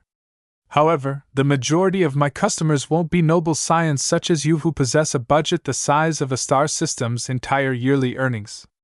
How much of your performance back then during the Deepman operation can be attributed to your skill as opposed to the quality of your loquacious Raphael? Lord Javier narrowed his eyes at Ves in an ominous fashion. Did you just question my skill? Chapter 10:16 Formidable Inertia. Don't get me wrong. Ves defended himself. You're obviously a good mech pilot, even if you have your tutors and your rich background to thank for that. Paired with a mech that fits you like a glove, you're able to outfight an entire mech squad by yourself. However, you enjoy a great privilege that most mech pilots or even mech champions get to enjoy. Lord Javier understood that Ves did not mean to insult him and loosened up a bit. Some people are born of a higher station than others. But don't you think that I fought hard to get where I am? Mech pilots don't become as good as me if you don't put enough effort. I damn well deserved my custom mech. Thanks for destroying it, by the way. When the peace talks finally concludes, I'll go back and commission another custom mech, not that I think there's much hopes of it happening. Why do you say so? The Vesian noble gestured with his arm. Because the Bright Vesia Wars have repeated the same pattern for so many times it's practically a tradition for our two states. You don't casually interrupt a long-standing tradition. You'll piss off a lot of people for doing so. I'll bet there are plenty of people out there who want to stop Senator Tovar by any means possible. Are they really so short-sighted? Ves frowned. From what I hear, Senator Tovar has a very good reason for suggesting an interruption of the current war. A greater threat, yeah, I heard. Senator Tovar informed me in person so that when I get in touch with my fellow nobles, I'll be able to convince them of the necessity of halting the war. Well, good luck with that. With how widely our state encourages our subjects to support the war, halting it at this point will be taken as a major betrayal. It would be like putting ourselves between a crashing starship and a planet. There is too much momentum behind the war, and suggesting an abrupt end to it will mark us as cowards and traitors to our respective states. Both the Bright Republic and the Vesia Kingdom treated the accusations mentioned by Lord Javier very seriously. With the wars lasting 4 or 5 years on average, it was deeply taboo for anyone to advocate for peace. Peace at this stage meant giving in to the enemy. Peace meant begging the enemy to stop the fight. Peace meant admitting that you couldn't take it anymore and wanted to throw in the towel. In summary, supporting peace meant harming the interests of the state at the time where it needed the support of its citizens the most. From that perspective, Lord Javier raised a very good point. Supporters of the upcoming peace talks began with an inherent disadvantage. The inertia that took hold in both states both pushed them into continuing the same old war without any deviations.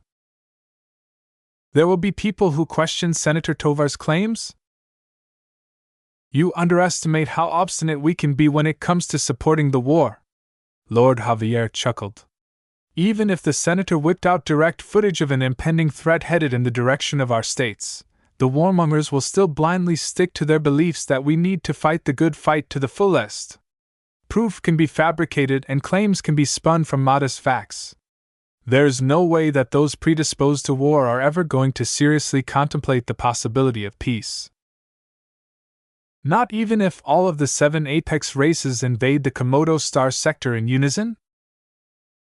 They'll keep shouting about fighting the Brighters or Vesians as the aliens come and shoot disintegration rays at them.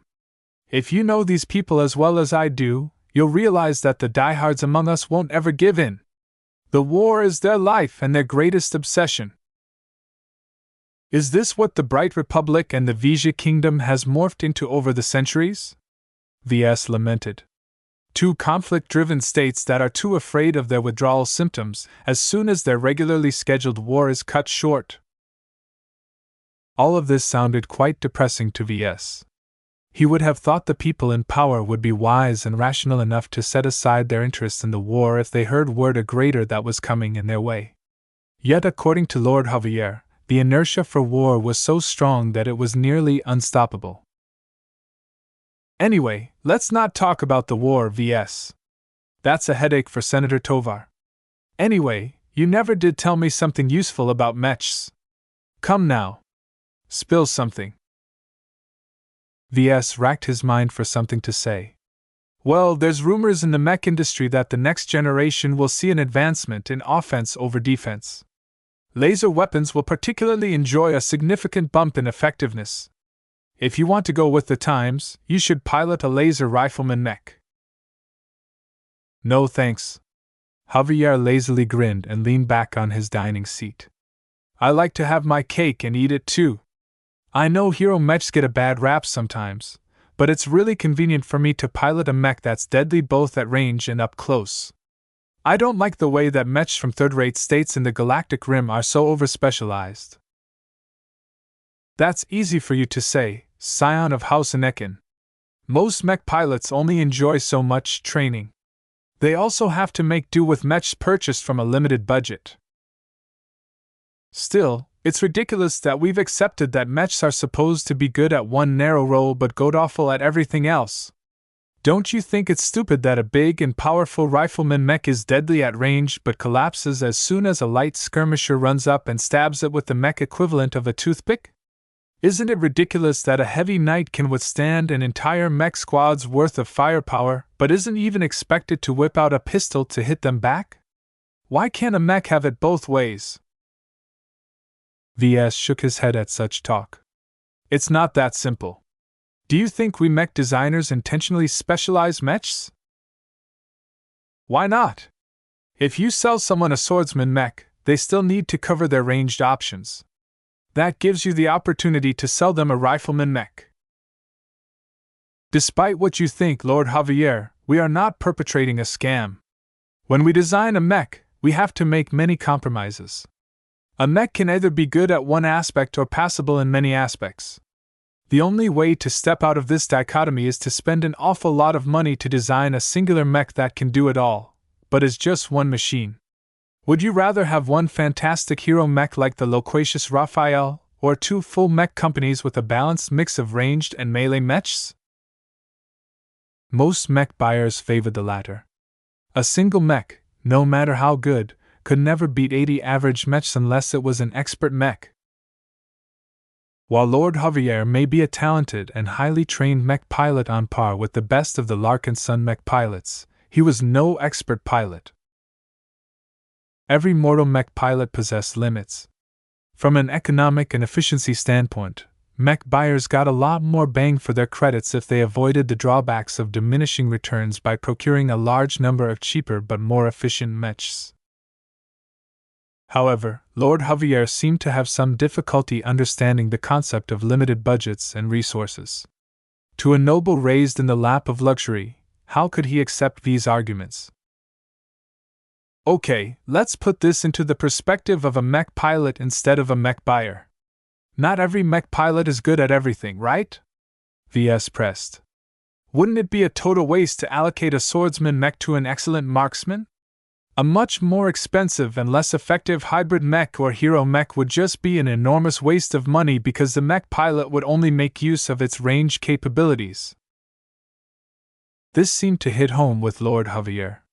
The noble began to look more thoughtful. I guess that's true. Almost no one is as good as me or worked hard to be good at both swordsmanship and marksmanship. Perhaps it does make some sense for my lessers to pilot simplistic mechs. Wow, Lord Javier. Maybe you should tone down the arrogance. Heh! If you're as good as me, why should I hide my talents?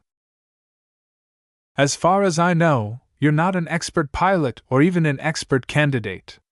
I don't think you have much cause to boast if that's the case.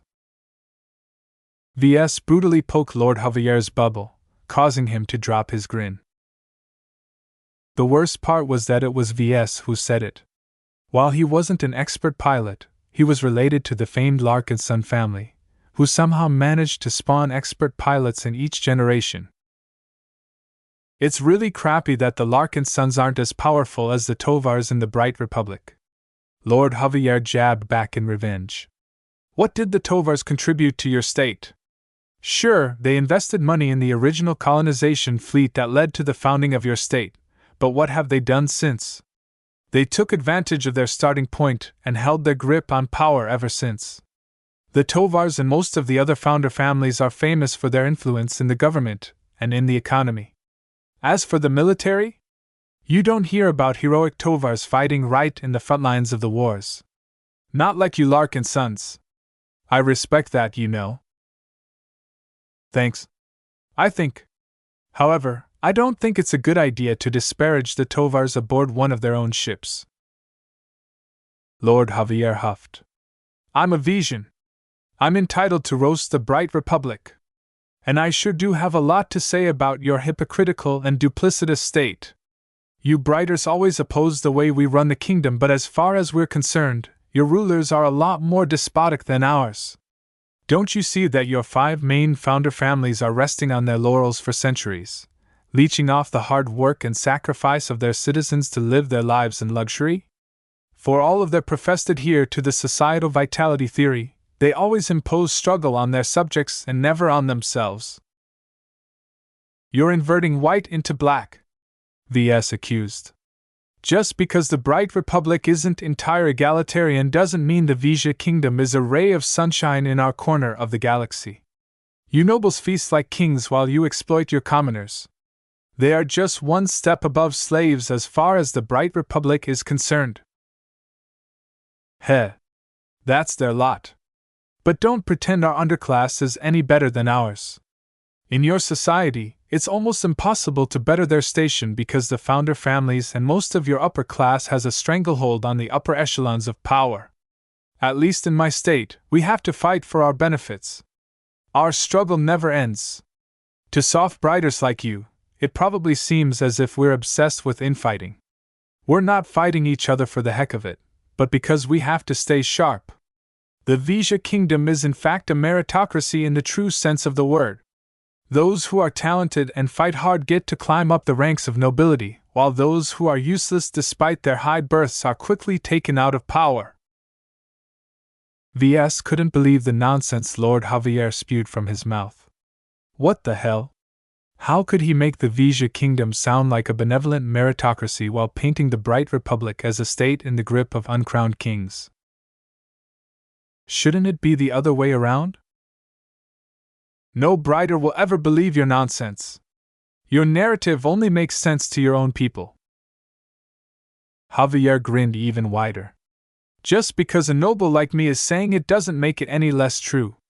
Admit it. The Bright Republic is a lot more rotten than the Vesia Kingdom. The sooner you recognize this truth, the sooner you'll stop getting taken advantage of by the likes of the Tovar family. Say, you look like a decent mech designer. If the peace talks ever end well and I'll be free to go back to the Amodri's duchy, why not come with me? I'll make sure you're treated well in the kingdom. What? Preposterous! Ves slammed his fist against the sturdy table. I'll never defect. Let alone the fact that I'm a Brighter, I'm also a Larkinson. It's in our blood to serve the Republic. However, his behavior only played into Lord Javier's expectations. Spoken like a true sheep. No wonder the Larkinson family never climbed their way up to the top. It seems you are too used to being the Republic's lapdogs to know that you deserve better. With those damning words, Lord Javier wiped his lips with a napkin and left the dining room. Chapter 1017 Ethos. After his lengthy conversation with Lord Javier, Ves struggled to make sense of the implications of what he heard. While talking with the Vesian noble opened his mind to the perspective of a future Vesian leader, it also sent him into confusion. Some of the things that Lord Javier said was too preposterous. Yet the problem was that Ves couldn't quite offer a strong retort. Shortly after he returned to his cabin, Secretary Lowe knocked on his hatch. As soon as he entered, he made the purpose of his visit clear. "We're aware that you've met with Lord Javier of House Anekin. Is he supposed to run around freely on the ship?" "He is never out of sight, and we have assigned guards to shadow him wherever he goes." "So what prompted this visit?" "I've come for 2 reasons, Mr. Larkinson. First, Senator Tovar is aware that you've spoken extensively with Lord Javier. For the duration of the journey, he wishes for you to keep in touch with the noble. It's best if you befriend each other." "What? Become friends with a Vesian noble? Do you know how pompous he is?" Ves frowned. "It is exactly because he is a Vesian noble that it is worth it for you to attempt to befriend him. Remember the purpose of this journey. We are on the way to discuss the possibility of achieving an early halt in the war. In order to accomplish such a difficult task, we must charm and befriend our Vesian counterparts. Consider befriending Lord Javier as a practice run. As long as you can tolerate his presence and share something in common with him, you'll do better once the real peace talks begin." The secretary's words rang true to Ves. He could see the logic in it. If Ves could buddy up with someone as loathsome as Lord Javier, he would probably be able to schmooze with the rest of his kind of people at the site of the peace talks. Still, Ves felt inherently disgusted at the thought of deepening his association with Lord Javier. As a brider, he didn't think he was compatible with someone as unabashedly Vesian as that detestable noble scion. Secretary Lowe picked up on V's struggle to accept the assignment. "You are troubled, aren't you, Mr. Larkinson? Words are words. No matter what Lord Javier says, you must stay true to your brighter heritage." "That's easy for you to say, but how am I supposed to deal with it? I feel like I'll go mad if I keep listening to the nonsense that Lord Javier spews on a regular basis. This is the other reason why I've come. Can I sit down?" "Go ahead." Ves sat on the seat next to the desk terminal, while Secretary Lowe sat on the surface of the bed. After making himself comfortable, the diplomatic aide began to explain. "The topics that Lord Javier brought up all have their roots with the Robarthan way of thought. The new Robarth Empire still exerts a marked influence on the Komodo star sector despite being separated by tens of thousands of light years. If you know your history, then you know that the Bright Republic and the Vesia Kingdom are both offshoots of the imperialistic first-rate superstate. What's the difference, then? The Bright Republic adopted the Republic system while the Vesia Kingdom descended into a feudal system. That's the simple, textbook answer that 10-year-olds learn by heart in school. Think beyond the obvious. What distinguishes our 2 states despite our common root? Why did we diverge?" Ves knew that Secretary Lowe tried to guide him towards an answer, but his mind was still a bit too befuddled to think straight. "I think the founders of the Bright Republic tried to seek peace, while the founders of the Vesia Kingdom just wanted to rule over their own private kingdom." "Good answer, Mr. Larkinson. It's close to the answer in my mind. Let me phrase it in this way. The Bright Republic and the Vesia Kingdom are both distant children descended from the new Robarth Empire. One is a rebellious child that hates its parent state and rejects their brutal way of life. The other admires its parent state and wants to replicate that glory on their own. Does that make you understand where our 2 states stand?" Sometimes, an analogy provided more clarity than a direct explanation. Equating the Bright Republic and Vesia Kingdom as children of the new Robarth Empire was a refreshingly clear way to describe their relationship between each other. Some of the fog that settled in his mind began to clear. "I see," Ves said with a thoughtful expression. "So the major differences in the way our states turned out to be is due to how much we diverged from our roots. Does the new Robarth Empire still matter out here in the galactic rim?" Secretary Lowe gave him a patronizing smile. Mr. Larkinson, the entire galaxy has adopted most of Robartha's core beliefs. The societal vitality theory that the new Robarth Empire has espoused as the principal reason for their revolution and breakaway from the stagnant Terrans is in vogue among many states throughout the galaxy. There is word that even the aliens have taken note of this theory in an attempt to patch up their shortcomings. This was a bold claim. Despite the pervasive presence of the MTA and CFA throughout much of the galaxy, Secretary Lowe boldly stated that it was actually the Robarthan school of thought that became the most dominant ideology across the stars. The strangest thing about this statement was that VS felt as if it wasn't wrong. What about the Terrans? He weakly asked. The Terrans, even they moved into the direction of the dominant beliefs that underpin New Robarth Empire, although they do their best to deny it. They are far too proud to concede that the Robarthans have a better point than them, but make no mistake, the Terrans have also moved in the direction of their breakaway rivals, if only hesitantly and half-heartedly. Their continued shuffling and continued unwillingness to embrace the Robarthan beliefs has given them the reputation that they are weak and in decline. As far as the rest of the galaxy is concerned, the Robarthan model is the best blueprint that human civilization should follow. All of these assertions sounded extremely bold. Yet when VS thought about his exposure to the Greater Terran United Confederation and the new Robarth Empire, he did have to admit that the influence of the latter first-rate superstate was much more pervasive across the Bright Republic. VS hardly heard anything great about the Terrans. Of course, sheer distance played a major part in why the Terrans never came up in the news, yet this did not explain why Robarth got mentioned from time to time. The Terrans represented the old while the Robarthans represented the new. The Terrans represented an outdated way of thought while the Robarthans boldly propagated a newer, stronger way of thought. The Terrans was past news, a relic of the past that stubbornly clung to life. The Robarthans, on the other hand, constantly reached new heights and continued to advance the development of human civilization. I feel like we're giving the Terrans an unnecessary bad rap. They've lost a lot of territory, I admit, but they're still on par with the Robarthans, right? That's true. The Greater Terran United Confederation is an old but stable polity. As much as the Robarthans constantly pursue greatness, they are also great risk-takers. The Terrans serve as a useful counterpart in that they are as stable as a rock and not prone to chasing after the unknown.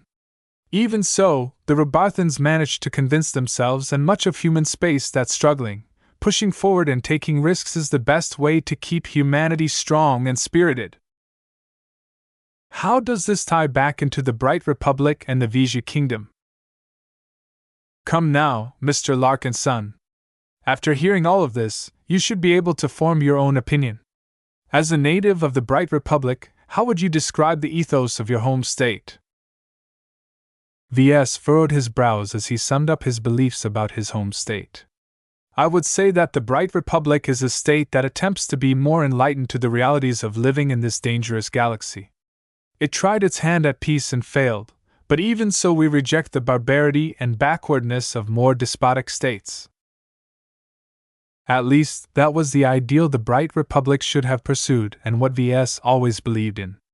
Yet his recent encounters with the upper echelons of power made him question whether the Bright Republic was all that different from the barbaric states it always looked down upon. If the Bright Republic ate up the societal vitality theory like all the other warmongering states, how could it claim to be any better? Well spoken, Mr. Larkinson! Secretary Lowe appeared to take no notice of V's ambivalence. While there is no way of getting around the fact that the Bright Republic has been forced to become pragmatic in their beliefs, we nonetheless hold to an ideal that we must hold ourselves higher as humans.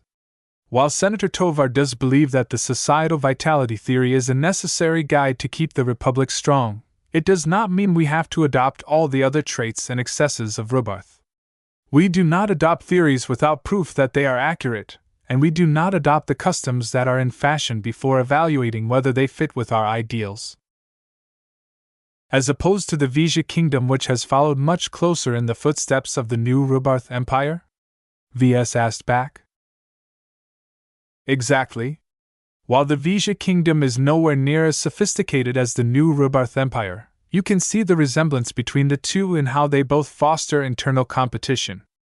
In fact, the Vesians went into further extremes by relying on the bright Vesia wars to test whether the heirs of their noble houses are worthy to take up the mantle of the older generation of rulers. Tell me, Ves, do you think it's pleasant for you to live under such a regime? I wouldn't like to live in such a stratified society where commoners are openly treated like dirt by the nobles. Ves replied honestly. What he didn't say was that the Bright Republic might not be much better with founder families and a small number of plutocrats holding all the most important levers of power. They just did a better job at hiding their pervasive influence. Ves couldn't help but grow cynical about the sordid ideologies that drove both states to behave in the way they did.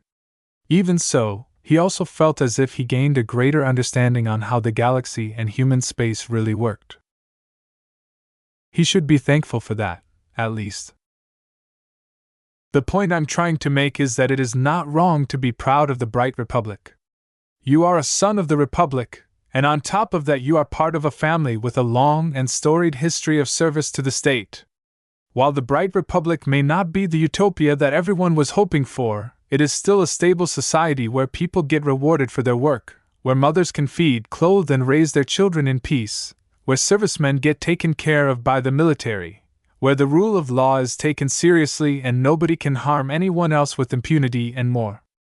Is this not the kind of state that you are proud to be a citizen of, Mr. Larkinson?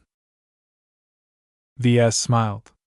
Those basic truths mostly rang true. While there were differences in the prosperity and development of the different planets of the Republic, there was no doubt that every citizen were largely able to live a fruitful life by pursuing their opportunities. A state where the common man or woman isn't treated like dirt is a state worth fighting for, he declared. While his conviction didn't sound very specific, Ves formed a simple enough narrative to guide him forward when he navigated the murky politics of high society in the future. That should be enough. Chapter 10:18 Common Ground. The intentions of Senator Tovar on Ves couldn't be more clear. He needed to learn to get along with Vesian nobles and officials. That didn't necessarily mean that Ves needed to take on a Vesian coat and buy into their values and beliefs. He had to maintain hold of his brighter identity even as he somehow made nice with the Vesian envoys and attachés. Easier said than done, Ves said when Secretary Lowe left his cabin after passing on his message. Ves benefited a lot from the diplomatic aide's insight. He learned how to cope with Vesian manipulation and distortion. Simply said, Ves was no diplomat or politician. So why should he get into a substantive debate with those who were? It would be like a farmer talking about mechs to a mech designer. No matter how much the farmer read up by himself, he could never match the sheer amount of knowledge, insight, and experience of a formally trained mech designer. So the first truth that Ves had to keep in mind was that he'd been invited to the delegation to connect with the Vesians as a mech designer. The key is not to focus on the differences, but on what we share in common. Brighters and Vesians may be highly opposed to each other, but as lifelong rivals they shared many similarities as well. At the very least, both sides made use of mechs to fight. Ves should be able to connect to anyone with a connection to mechs, not just fellow mech designers. Connecting with Lord Javier served as a useful practice run. Although the captive Vesian noble on parole admitted that he had an incentive to befriend his captors, Ves figured that he needed the handicap in order to make nice with the Vesian. He shook his head. It's so strange to play nice with a Vesian. Before the war, the Vesia kingdom had always been a faceless and dormant threat. The ravages of the previous generation's war still scarred the Bright Republic during the period he grew up. Everyone treated it as a particularly deadly war, with many more people dying than the historical trend. Everyone made mistakes. Everyone underestimated the full scope of the war. Many people paid the price. Growing up under such an ever-present well of depression among the adults colored Ves against the Vesians. Even if he never met a Vesian before, he already inherited the burning hatred and swelling animosity towards the citizens and combatants of their neighboring state. It was only until the war began and Ves experienced what it was like to fight against the Vesians that he learned that all of their fears were true. The Vesian Mech Legion might be too fractured to coordinate effectively with each other on a strategic scale. Their ferocious mech pilots fought just as well as the professional and highly trained mech pilots of the Mech Corps. As the disguised fleet under the protection of the elite 8th Spiral Shockers of the 3rd New Foundation Division made it halfway to the Reanald Republic, Ves began to meet with Lord Javier on a regular basis. The bored and lonely noble welcomed the company, especially since the security officers aboard the Felicitous Remembrance disallowed him from accessing the galactic net. These kinds of restrictions broke the illusion of freedom and emphasized his status as a hostage. Even if he could roam around the ship and visit almost every public facility open to passengers, Lord Javier would always be reminded that he was a stranger among enemies. Sometimes, his arrogance and his confident facade cracked at the strain. The arrival of Ves gave him some very much needed relief from the absence of peers. They gathered at one of the luxurious lounge and bar rooms of the Remembrance. Ves looked at the noble scion in confusion. "I'm not a peer. You're the son of a count and the heir to House Hisneck. You've ruled star systems populated by billions of commoners, each of which are affected by your actions and decisions. I'm just a mech designer. You're kind of like the brighter version of nobility in my eyes," Javier responded with a smile before he took a gulp of his glass of imported beer. "The Larkinson family could be called House Larkinson, and there won't be too much of a difference. The only shortcomings of your house would be that it has way too little wealth and territory for their military contributions. The Bright Republic doesn't work that way." Javier grinned. "Is that so? As I've stated earlier, the Republic and the Kingdom aren't so different. Everything is just a lot less obvious in your state. It's crazy to me that you Larkinsons are content to remain as a middling family. If you Larkinsons threw your lot with the Kingdom instead of the Republic, you would have been at least as powerful as House Hisneck. The Larkinson ancestor used to be a mercenary who worked for the highest bidder. He might as well have gone on to fight for the Vesians instead of the Brighters if the latter hadn't offered the most pay." Of course, that was just idle speculation from Ves. The historical records from the time of the founding of the Bright Republic were spotty and fragmented. Although the historians in the family did a great job at reconstructing the missing parts through the use of corroborating sources, it hadn't been entirely clear why the Larkinson ancestor threw his lot with the Bright Republic. A lot of employers opened up their coffers in the newly opened Komodo Star sector. All of them spent their savings on hiring mercenaries in order to pad their numbers and win the opportunity of a lifetime to capture more valuable territory before the borders became fixed. Lord Javier turned out to be quite the aficionado when it came to historical battles. Studying the past is an important aspect for a noble as well as a mech pilot. Through studying our history, we get to understand how you Brighters think, act, and fight. That sounds surprisingly insightful, coming from you. Ves looked at Javier in mild astonishment. He took a sip of his delightfully warm coffee. As this conversation began to stray into political territory, he quickly steered the topic towards mechs. "How would you characterize the Vesian way of fighting?" "That's a big question. Too big, in fact." Javier shrugged. "Every duchy has adopted their overall mech doctrines. I'm sure you know some of that considering you served with the Vandals as you gallivanted through our space. As a subject of the Duchy of Emodries, I'm most familiar with our own mech doctrine, which heavily focuses on combined arms. We don't believe in putting ourselves into corners. Instead, we try to have a bit of everything and rely on synergy to achieve more than the sum of its parts." That kind of sounds like the Amodri's mech doctrine spreads itself a little too thin. Won't the lack of focus prevent you from developing a strong specialty? That only matters at the top level. Every mech regiment or private outfit gets to pick and choose what they like, and they know better than to grab a bit of everything. That said, it's really annoying for me to adjust to different mech rosters each time I lead a new unit. There's one thing you Vesians have in common, though. You employ missile weapons a lot more frequently than the Bright Republic. Doesn't that get expensive? Pa! Lord Javier sneered. Missiles are pretty much fire and forget at their most basic level of use.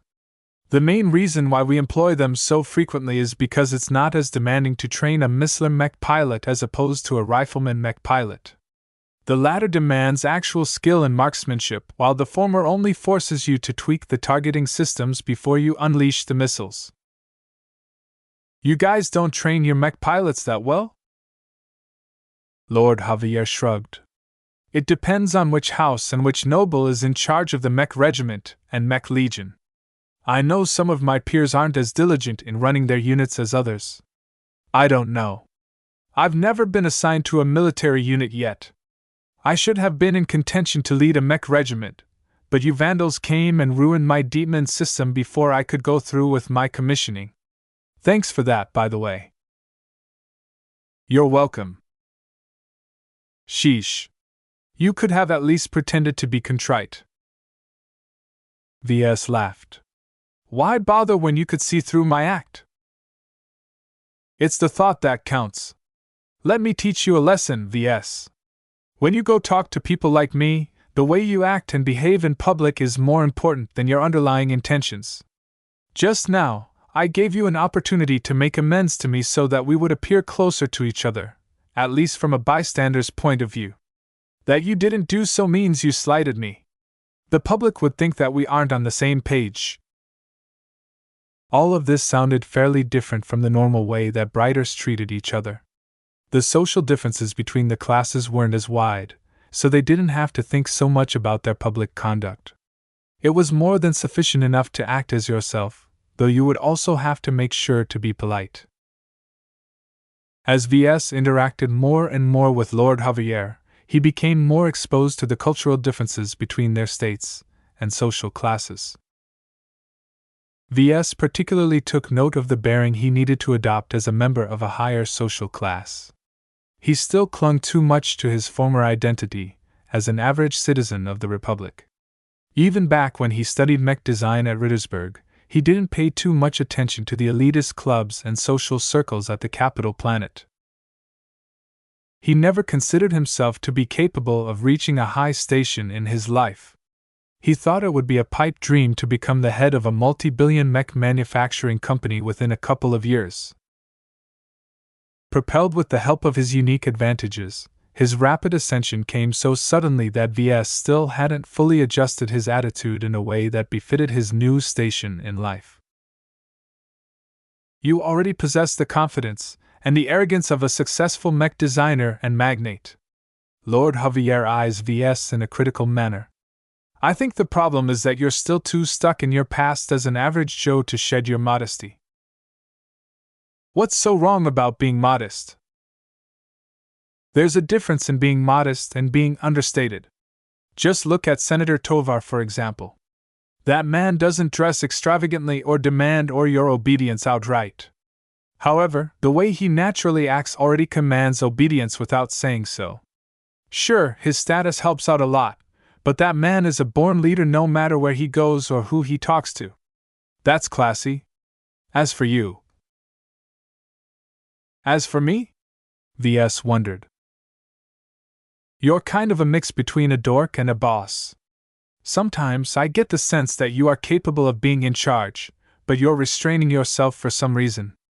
Is it because you don't see the need to keep your head high in the presence of someone like Senator Tovar or I? What Lord Javier said about Ves seemed very apt to him. Ves himself knew that he acted much more domineering during the times he held authority over a bunch of subordinates. From his time of taking charge of the LMC, to being the temporary head designer of the Vandals, to supervising the bunch of Ansel brats at Frozen Point Research Base, Ves had plenty of practice in exercising leadership. Yet as soon as he met a big shot or someone of a higher rank, he instantly adopted a servile demeanor. "Is there anything wrong with that?" Ves. Lord Javier shook his head. "If you continue to act like that, people like Senator Tovar will keep rolling over you. If you want to get anywhere in high society, you need to learn how to stand up for yourself even if you're being approached by a CFA admiral. Don't worry. Let Uncle Javier here teach you the ropes." Chapter 10-19 Possible Threats. Ves had mixed feelings about the lesson he received from Lord Javier. It basically boiled down to keeping his spine whenever he met someone of a superior class. He not only needed to remember his confidence in himself, but express it in a way that allowed him to gain the respect of others but not to the extent that earned their ire. "How can you balance between the two?" he asked. "Most of the time, the people you're meeting aren't worth the effort to placate," Lord Javier answered. "I don't think that will cut it against someone like Senator Tovar. That old geezer is a special case. He and his club of geriatrics are really pissy about etiquette and stuff. They embodied the rules for so long that they're even willing to order the deaths of anyone who acts outside of their expectations." Ves gulped. "How am I supposed to follow your advice in that case?" "That's the fun of it all." The noble grinned. "Sometimes you can get away with it. Earning a powerful person's respect is more than worth it. The better his impression of you, the more he'll be considerate of you. If it backfires, well, just consider it an instance where you gambled and lost. That's life." "If that's the case, how are you still alive?" Lord Javier patted his chest. "Because of my backing. Everyone who wants to touch me needs to consider the consequences. Even your vandals never dared to chop off my head or put me through torture. You know why? They're scared of provoking House Anekin and their allies." "Exactly. Our house was at an apex within the Duchy of Emodries by the time I was still in charge of the Deepman system. I'm sure our prestige took a huge hit from my capture and the Vandal raid, but that's only a temporary setback. As soon as I get back and throw my weight around, our noble house's foundation will be rock solid again." The situation at House Anekin seemed highly precarious to Ves. They depended too much on the powerful father and son duo to prop it up and remain in favor to the Duchess of Emodries. Now that Lord Javier failed in the defense of the Deepman system and got captured, one of the two legs of House Anekin got cut off. Even if the noble house somehow managed to reattach its leg, the limb would never be able to function as smoothly as before. The rehabilitation process would be long and arduous, and Ves did not feel entirely hopeful that Lord Javier would have an easy time in power as before. Of course, Lord Javier didn't express any doubts he would be able to regain his old height. Ves didn't know whether the noble was just pretending to be confident, or if he really believed in his own optimistic delusion. Either way, they still managed to grow somewhat closer despite their many differences. Ves got the sense that besides being deprived of company, Lord Javier also took pity on Ves. It galled Ves a bit to receive the pity of a Vesian noble, but his self-respect took a backseat when it came to his current assignment. He needed to bear through the occasional indignities if he wanted to become adept at interacting with Vesian nobles and officials. He figured he made good progress during their daily meetings. Lord Javier never bothered to adjust his attitude in front of Ves, so he presented an accurate sample of how the typical Vesian noble would act. While the Vesian peace delegation wouldn't consist entirely of nobles, it was still important for Ves to be able to gain their respect or acknowledgement when confronted. As a week went by, Ves figured he was beginning to nail the kind of bearing and conduct suitable to mingle with the Vesians at the upcoming peace delegation. By now, the fleet almost arrived at the borders of the re-annulled Republic. However, this was also the most precarious time for the peace delegation.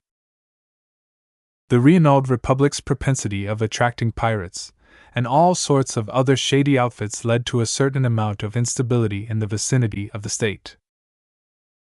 While pirates and other criminals behaved relatively restrained within Renault's borders, it was pretty much open season at the approaches to the pirate-friendly state.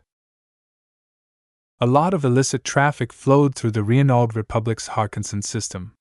The fleets and trade convoys that delivered the goods to the Harkinson system didn't teleport there from the other side of the star sector in an instant. Just like any other starfaring vessel, their ships needed to hop from star to star. While port systems helped shorten the journey and increase security, such convenient steps didn't exist everywhere. This gave wily and greedy pirates the opportunity to intercept the shipments. Due to the nature of pirates, not everyone was as formidable or as well equipped as the old Lydia's sore maidens. In fact, a vast amount of pirates operated from a single converted carrier that hosted just a squad of shambling pirate mechs. For these bottom feeders to take their ill-gotten goods to the Renault Republic was nothing less than tempting fate. Larger pirate fleets that consisted of at least 3 or 4 carriers easily gobbled up these piddling little solitary pirate vessels. Considering the strength of the felicitous Remembrance's escorts, they should have been ruled out as a target. Hardly any pirate gang, no matter how strong, would be crazy enough to risk a direct confrontation against such a well-armed protection force. The elite spiral shockers committed as much as 5 light carriers disguised as security company vessels from a generic-sounding company called Special Security Limited. While the SSL couldn't openly bring along combat carriers without drawing suspicion about their actual identities, all of their light carriers received a lot of reinforcement that made them substantially more resilient than a typical light carrier for sale in the private sector. All of those carriers brought at least one full company of space-borne mechs. While the spiral shockers couldn't bring along their expensive and well-designed signature mechs that embodied their names, they at least adopted some great mech models that sold well in the Bright Republic's mech market. VS found it regretful that his products wasn't among them, but then again he never designed a space-borne mech for the LMC either.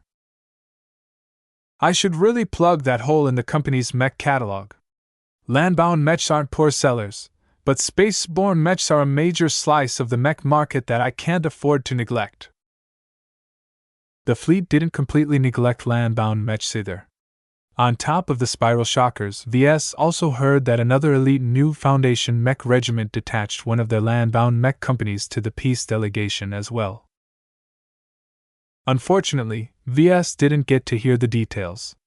He would learn of them soon enough once the fleet arrived at the Harkinson system and the members of the peace delegation shuttled down to the surface of Harkinson 2. VS already visited Harkinson 3 and barely managed to make it out alive of Harkinson I. Hopefully, their upcoming visit to the Rittersberg-like administrative planet would progress more like the former than the latter. The Reynalden honored ones should have gotten their act together after suffering a major calamity on their pleasure and tourism planet previously. That reminded VS of Miss Calabast and her affiliation to a hidden but surprisingly powerful force of instigators, terrorists, and mass murderers. He never really got the full story about their abrupt attack, only that this mysterious force once placed a lot of untraceable mechs and mech pilots deep in hiding. They should have built up their strength and stayed hidden for a couple more years if the hunt for the Starlight Megalodon didn't come and provoke them into action early. VS suddenly paused.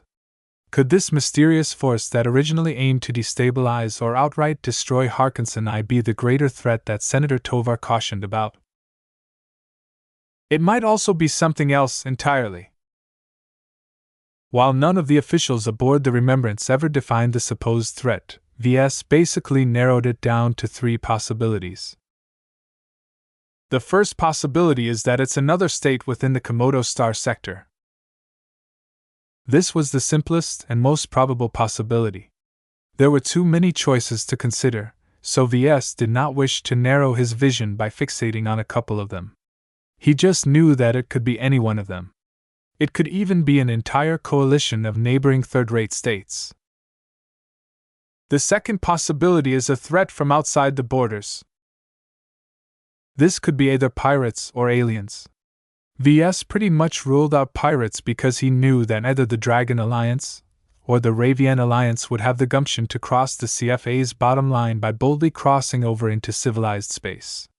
That would just provoke the CFA into sending out their war fleets to stomp out the large and easily trackable pirate fleets.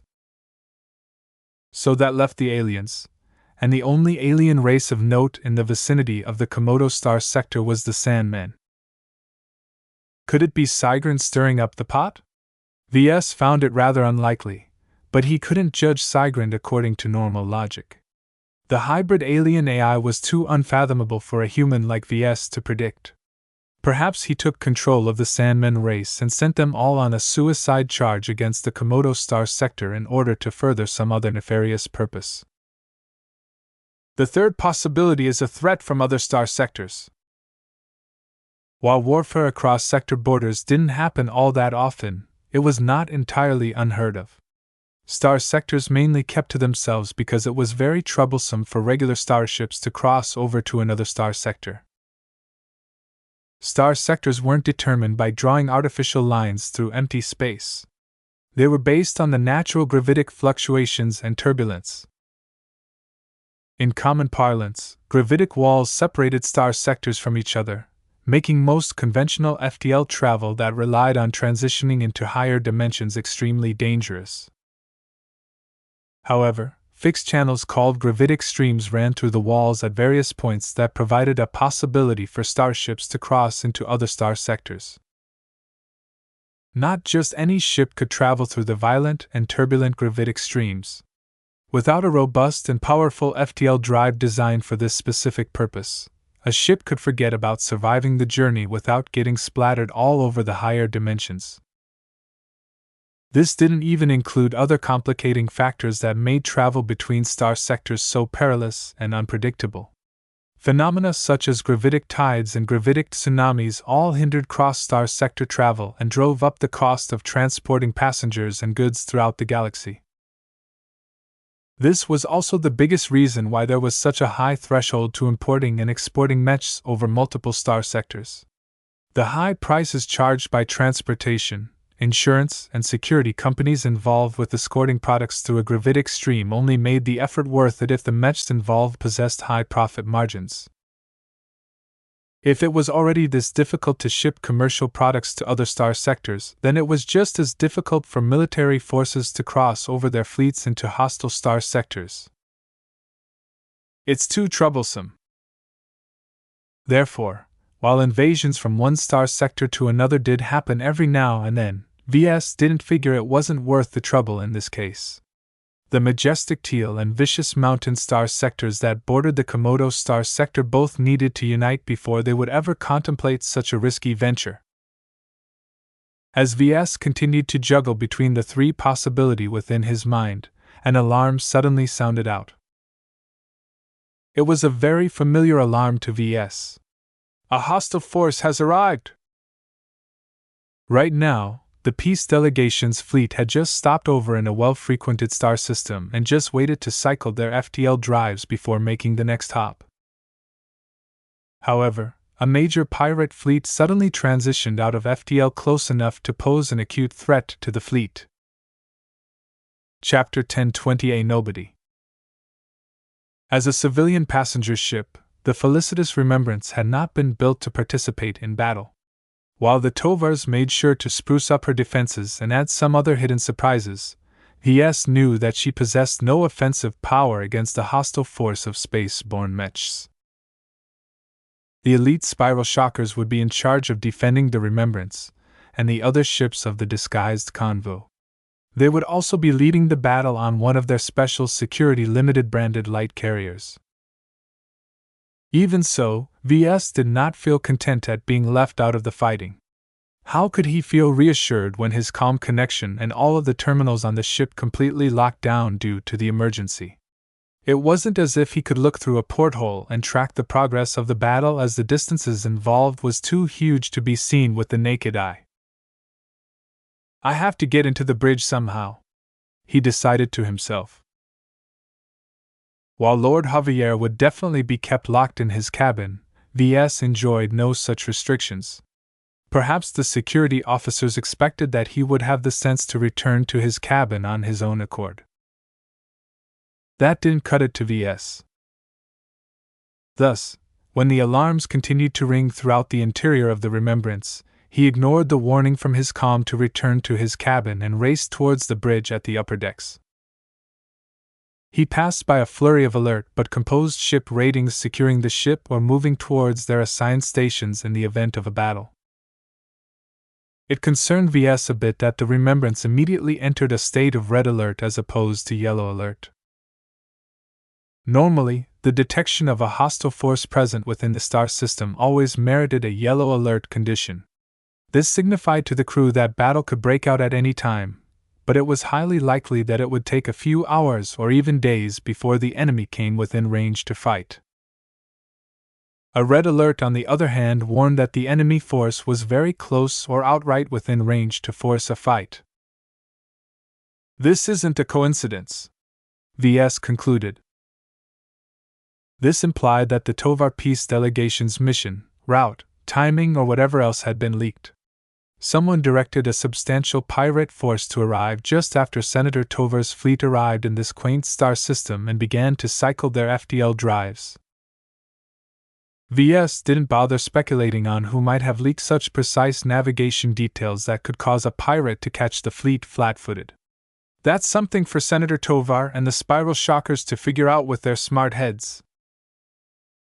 He just wanted to be able to witness the battle and be prepared if anything went amiss. If there was anything his long experience with the Vandals had taught him, it was that anything could go wrong.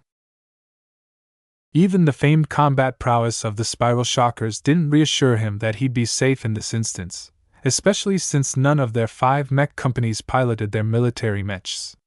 In order to make their disguise convincing, they were forced to use actual commercial-grade mechs, most of which fell into the budget and mid-range price range.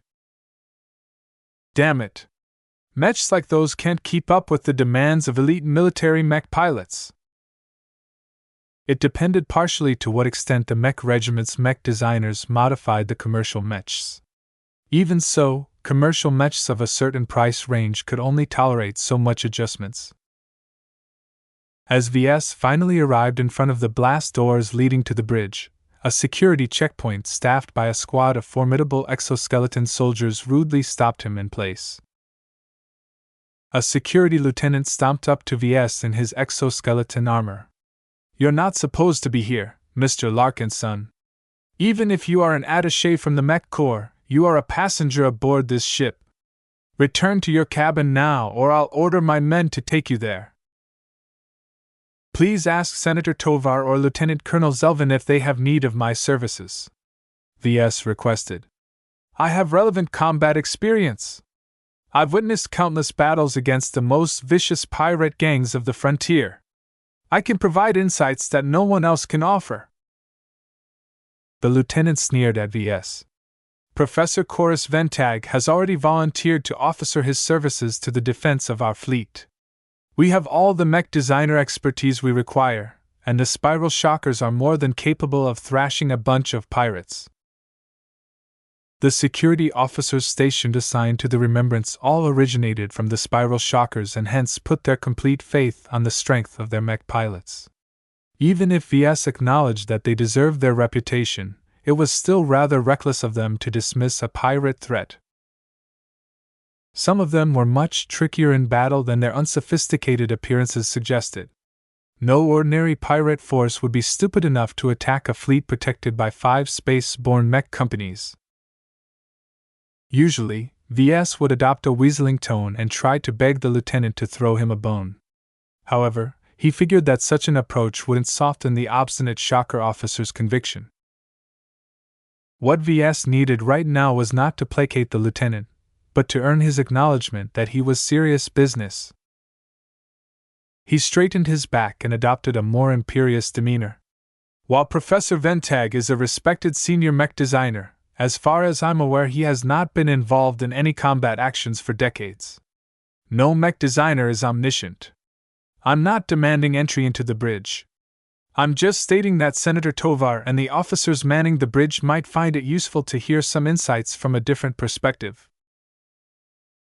My orders state that we do not allow entry of unauthorized personnel. The list of guests that are allowed to enter the bridge is very small, and your name is definitely not among them, Mr. Larkinson. Darkness Eater or not, your place in battle is not at the bridge. No matter what arguments VS provided, the lieutenant was like a rock against the tide of words. To a security lieutenant in charge of the vital duty to defend the bridge against any known and unknown threats that approached the blast doors, he stuck to his orders like a barnacle to a seafaring ship. VS realized that the spiral shockers adopted a much more rigid and traditional attitude towards orders. This was in line with the overall standard of the Mech Corps. Back when he served with the Vandals, VS could have just manipulated the Vandals or made use of his prestige to force them into complying with his demands. The Vandals not only grew familiar to VS over the years, he also proved his capabilities many times. Sadly, he enjoyed no such standing among the spiral shockers. His rich awards might have blinded any other serviceman, but the spiral shockers were one of the premier fighting units of the Mech Corps. The elite Mech Regiment enjoyed a long and storied history, and the Darkness Eater medal wasn't even that special to them. They fought and won so many battles that it made these experiences in the frontier seem like an average commute to work. The pride exuded by the lieutenant and his subordinates made it clear that the spiral shockers looked down on VS. They weren't even unjustified for adopting such an attitude. What help could VS really give that Colonel Zelvin and Professor Ventag hadn't already covered with their respective expertises? After 5 minutes of arguing, the security lieutenant finally tired of the distraction and was about to signal some security officers to bring VS to his cabin. VS quickly made his way out of the corridor to the bridge before some goons could drag him back. Okay, I got the message. I'll be going back myself. No need to draw your guards out of their posts. As VS left the upper decks, he cursed to himself. Even as he suspected that the battle already commenced, he had no idea what kind of threat the felicitous Remembrance as her spiral shocker escorts faced. It could have been a small pirate force fooled into thinking they stood a chance against the Tovar fleet. It could also be a major pirate armada with enough mechs to outnumber the spiral shockers 5-1. Yet without access to the local plot or any of the other ship systems that could tell him about the impending battle in space, VS felt as if he was cast into the unknown yet again. He decided to walk to a particular lounge room instead of a cabin on a hunch. To no surprise, VS found Lord Javier calmly gulping down a glass of beer. Why am I not surprised to find you here? You Briders could hardly put me into the cockpit of a mech to help defend the ship, right? Lord Javier smirked and gestured at an empty seat next to him. Come sit. I could use the company. VS sat down but didn't order any drink except tea. The last thing he wanted to do was inebriate himself during a battle. So, here we are. Here we are. Javier nodded. Nerve-wracking, isn't it? I felt like this all the time when I was locked aboard the Shield of Hispania, while you Vandals picked fights with everyone you encountered in space. We didn't fight that many battles in space. VS chuckled. Well, the ship entered into red alert enough times for me to get used to the feeling of knowing nothing while a battle is going outside. You'll get used to it after a few times. Still, it's a strange feeling, you know? I used to be one of the people in charge. I was by far the best mech designer among all of the mech designers attached to the flagrant Vandals taking part in that mission. I was their head designer. Now, though, Senator Tovar or whoever else is in charge on the bridge can draw upon the knowledge of a senior mech designer. In comparison, a small fry like has no value. Lord Javier looked at VS with a critical eye that belied his tipsy state. You're kind of a control freak, aren't you? You like being in control. You hate it if you have no way to make your own decisions, and you hate it even more if you're completely left out of the loop. VS reflected on himself for a bit. I guess you're right. I think it's because I've experienced too many troubles that happened completely outside of my control. I've always been forced to ride one crashing ship after another. Even if I kind of brought this on myself for accepting Senator Tovar's invitation to be part of his peace delegation, it still frustrates me to no end. Why do you think people are so power-hungry? News flash VS. Almost every human is a slave to their circumstances. Some don't have any ambitions and are content with their lot. Others are more like you who want to take control over their lives. Well, the hardest thing about taking control is that you won't ever obtain it if you just sit on your butt and go with the flow. Taking control means taking charge. Taking charge means you have to assert yourself. I tried that with the guards blocking the way to the bridge. They stuck to their orders. That's the Bright Republic for you, Lord Javier said flippantly. In the Mech Legion, any noble could have passed through that hurdle. VS shrugged. It's probably better this way. Now that I think about it, it's rather inappropriate for me to attempt to barge into the Remembrance's bridge. I'm sure the spiral shockers and the professionals employed by Senator Tovar have the situation well in hand. Suddenly, the felicitous Remembrance lost power.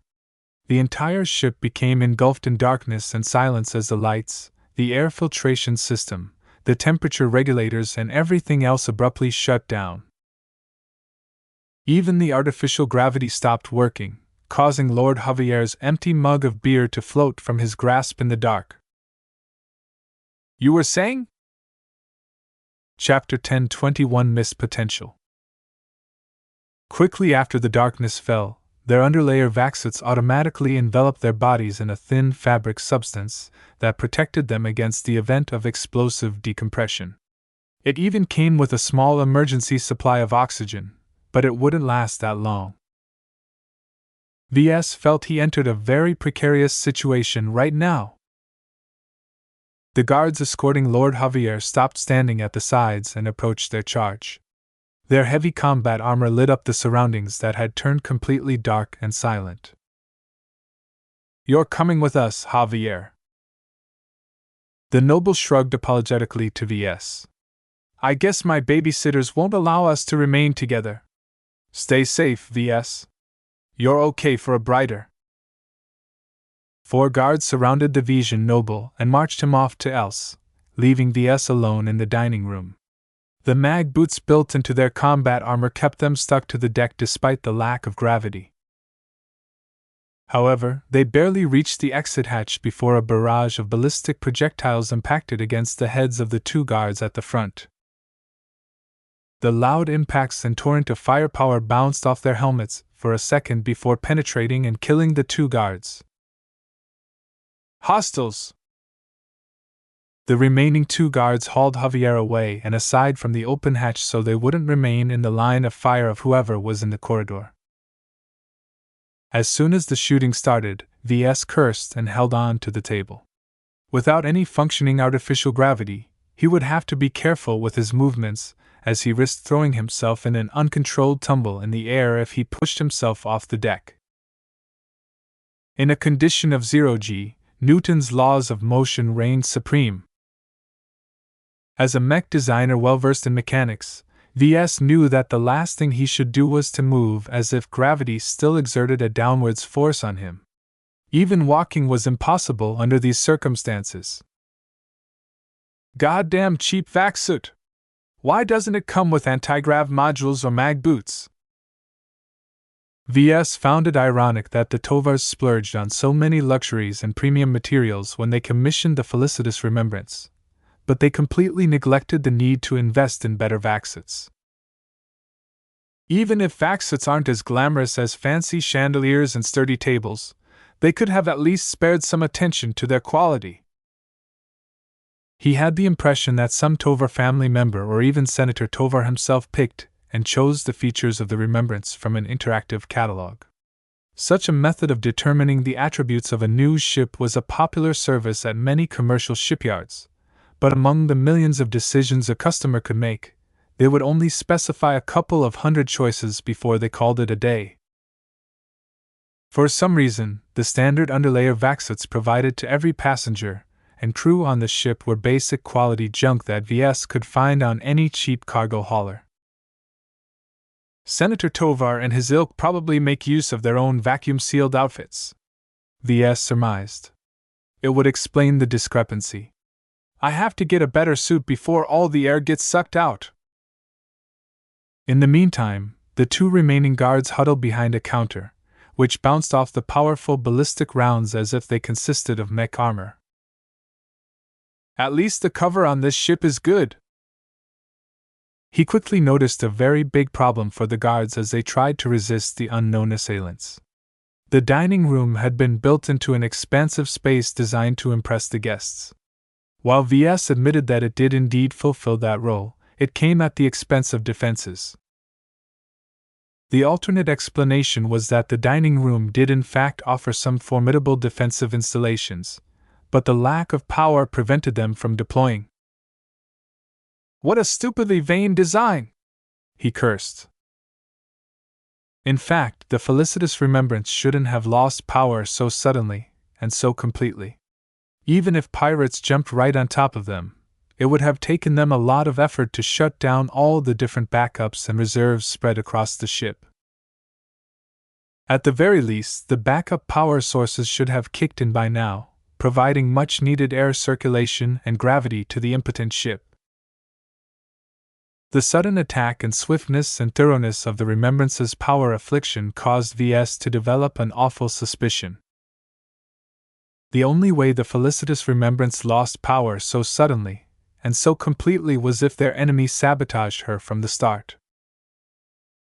Who the hell is in a position to sabotage a ship of the Tovar family? A creeping possibility came up to Ves. Could it be another member of the Tovar family? Someone who disagreed with Camden Tovar's intentions for peace? Is this what Javier meant, that a lot of people would be opposed to stopping the war? If this attack involved someone powerful within Senator Tovar's own family, then the threat the Tovar peace delegation faced would be absolutely dire. How much information did the insider pass on, and how many tricks did they pull off to render the felicitous Remembrance impotent? This is too awful! Another question was, how could the Remembrance be boarded so quickly and without warning? Could stealth shuttles have snuck up to the ship as soon as the fleet transitioned into this star system? It would be the only explanation that fit concerning the timing of the various attacks and setbacks.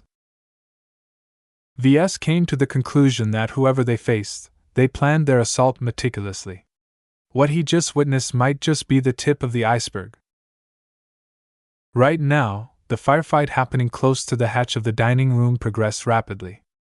Unknown figures garbed in what looked like barbaric pirate armor poured into the dining room with military precision and began to fan out around the bar counter where Lord Javier and his two guards huddled behind. They threw various grenades over the counter, but some laser interception system mounted on the shoulders of the guards zapped them out of the air before they could get anywhere near. The excellent equipment of the guards allowed them to push the incoming hostiles back, but their situation became increasingly perilous. Over a dozen assailants entered the room and made use of the tables to shield them against the heavy laser rifles wielded by the guards. A handful of intruders noticed Ves deeper inside the room. Two of them diverted their attention from the guards and fired their ballistic rifles at what they thought must be a bystander. Hey! I'm unarmed! I'm no threat to you guys! Ves yelped and flipped over the heavy dining table. The lack of gravity made it a lot easier, but the force he inadvertently exerted also caused him to float from the deck. He fumbled a bit with the table, grabbing onto it and taking advantage of its mass to anchor him somewhat in place. Ballistic rounds kept impacting against the surface of the table.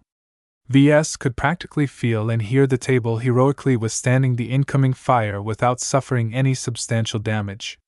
The extravagant decision to use compressed alloy to construct the tables at least paid off. Newton's third law of motion still applied, so all of the kinetic energy transferred by the physical impacts slightly pushed Ves and the table backwards towards the bulkhead. Even so, the heavy dining table only offered protection in one direction. Its huge flat surface might offer good cover from the front, but the top, sides, and rear offered no protection unless Ves oriented the table. That might work against a single assailant, but the two pirates attacking him split up and began to flank his left and right sides. Ves would be in imminent danger by then, because even if he shifted the surface of the flip table towards one attacker, the other enemy could easily shoot him in the back. Ah hell, what am I hesitating about? He gave up his hope of a timely rescue. Not a single whiff of reinforcements arrived as of yet, and the other 10 assailants almost finished cornering the 2 guards keeping Lord Javier pressed to the deck. Since no help was on the way, Ves decided to take matters in his own hands. He stretched out his vaxxed-gloved hand where a resplendent weapon materialized in place. His trusty Amastendera phased out of his invisible and intangible inventory that the system somehow attached to him, and took on a physical form in reality. As a weapon that saved his life time and time again, Ves always admired this resplendent piece of craftsmanship. Even during his travails aboard the Starlight Megalodon, the Amastendera proved more than equal to many of the wondrous if outdated weapons of the mighty Common Fleet Alliance. However, the more he made use of the Amastendera, the more he felt regretful at what Melker once described as a replica. It didn't even have the full complement of features of the original Mastercraft laser pistol that went missing at some point. While Ves did not care too much about features as the basic functionality of the Amastendera was already powerful enough, he did care about one particular factor. A materialized copy did not possess any spirituality. The system formed his copy of this legendary weapon by building it up from atom to atom, molecule by molecule, thereby achieving a close resemblance of the original. Yet a copy was still a copy. This lovely custom weapon designed and handcrafted by Pierre Fimento, a famed Rabarthan gunsmith from the center of the galaxy, held none of the original craftsman's ascribed emotions. It lacked even the most rudimentary form of X-factor that Ves saw in many custom mechs designed by other mech designers. Therefore, as much as Ves admired his trump card, it didn't change the fact that it was a weapon without life or the capacity to bear life. No matter how much Ves used it, the Amastendera would never be able to receive any effects from his formidable spirituality. More than once, Ves considered taking the Amastendera apart and reusing much of its amazing components to build his own personal laser pistol. Only 2 reasons held him back from such a bold plan. First, he lacked the knowledge and expertise to handle much of the Amastendera's advanced components. From its dimensional heatsink to its ultra-advanced energy projection system, Ves simply didn't possess the necessary skills to utilize them properly. Second, he couldn't guarantee that his rework of the weapon would still retain the Amastendera's remarkable property to dematerialize in his inventory. Ves had no clue how the inventory worked in the first place, and how it seemed to be present on him despite his separation from the system. Ves quickly brushed aside his regret for the missed potential of his replica of the original weapon. What he wouldn't give to possess the real deal. The Amastendera in his hands served as a subtle reminder that even the system possessed limits. Well, let's take care of trash. Ves did not feel confident that he could nail a shot on one of the 2 flanking pirates when he popped out of cover. In fact, he didn't dare stick out his head and arm to aim his weapon. By the time he drew a bead, the pirates would have riddled his flimsy vaxxed helmet with holes. So he simply opted for the most expedient if wasteful option. He hastily configured the Amastendera in a wide-angle scatter-firing mode before dialing the power setting above average. After that, he poked out the lengthy muzzle of the Amastendera over the lip of the flip table, and vaguely aimed it in the direction to the flanking pirate to the left. As soon as he pulled the trigger, the entire dining room flashed in bright red. The visor filters of his Vaxit was slow to adjust to the flash. It took a second or so for him to regain his vision. When Ves carefully poked out his head to the left, he saw that the attacker to the left had been turned into a charred mess. It appeared that these pirates at least fitted themselves out as pirates, as their heavily adorned combat armor offered no hindrance at all against any serious firepower. Ves quickly shot his amastendra again at the direction of the dead pirate's partner, who seemed to be having second thoughts. After that, he quickly adjusted the settings of the amastendra and fired it towards the 10 other pirates, cutting them in half at the waist with a powerful continuous cutting beam. After the bright flashes of light, heat, and energy subsided, the entire dining room abruptly fell into silence and darkness. Chapter 10:22 Premeditated. Ves pushed off his table and coasted over in the direction of the battered bar counter where the 2 elite spiral shocker guards and Lord Javier huddled behind. "Don't shoot! It's me!" he said as he floated to their cover position. Lord Javier gaped at Ves as soon as he came into sight. His guards probably paused in astonishment as well, though their heavy helmets obscured their expressions. "Did you do all that?" Javier asked with a tremble in his voice. "No, a unicorn did it," Ves flippantly said. "Are you okay?" "I'm unharmed." "That's good to hear. Say, can you give me your weapon? I'm a good shot." "You'll have to ask the unicorn, not me. I'm unarmed." Lord Javier threw a skeptical eye at Ves. "Yeah, right." Ves would never admit he fired the powerful lasers despite being more than obvious that he was the one who could have done so. The good thing about the total shutdown was that the Felicitous Remembrance's pervasive monitoring system stopped recording everything that happened inside the ship. Even if some secret record already stated that he possessed a power laser weapon as his trump card by now, the less details it mentioned, the better. He already used the amastendra so often that he no longer feared its exposure. If nothing else, he could always chalk it up to a present from Master Olson, or an amazing treasure find from the frontier. The best way for Ves to brush aside the speculation on his weapon was to forge onwards, and leave what just happened behind. It was a lesson that Lord Javier imparted to him just some time ago, when he explained how to deal with public embarrassment. In other words, just be shameless and boldly change the topic, leaving your questioners no time to go back. "Those pirates aren't pirates," Ves declared. "They're infiltrators, commandos, whatever. They look like pirates and their gear fits their roles. Yet the training they exhibited and the tactics they used are too sophisticated." One of the elite security guards snorted. "We're aware. We have fought these sorts of disguised pirates before. They did a good job masking their actual origins. We aren't able to determine if they're Briters or Visions. They might even be dark mercenaries from the frontier or the Nixian Gap," Ves idly guessed.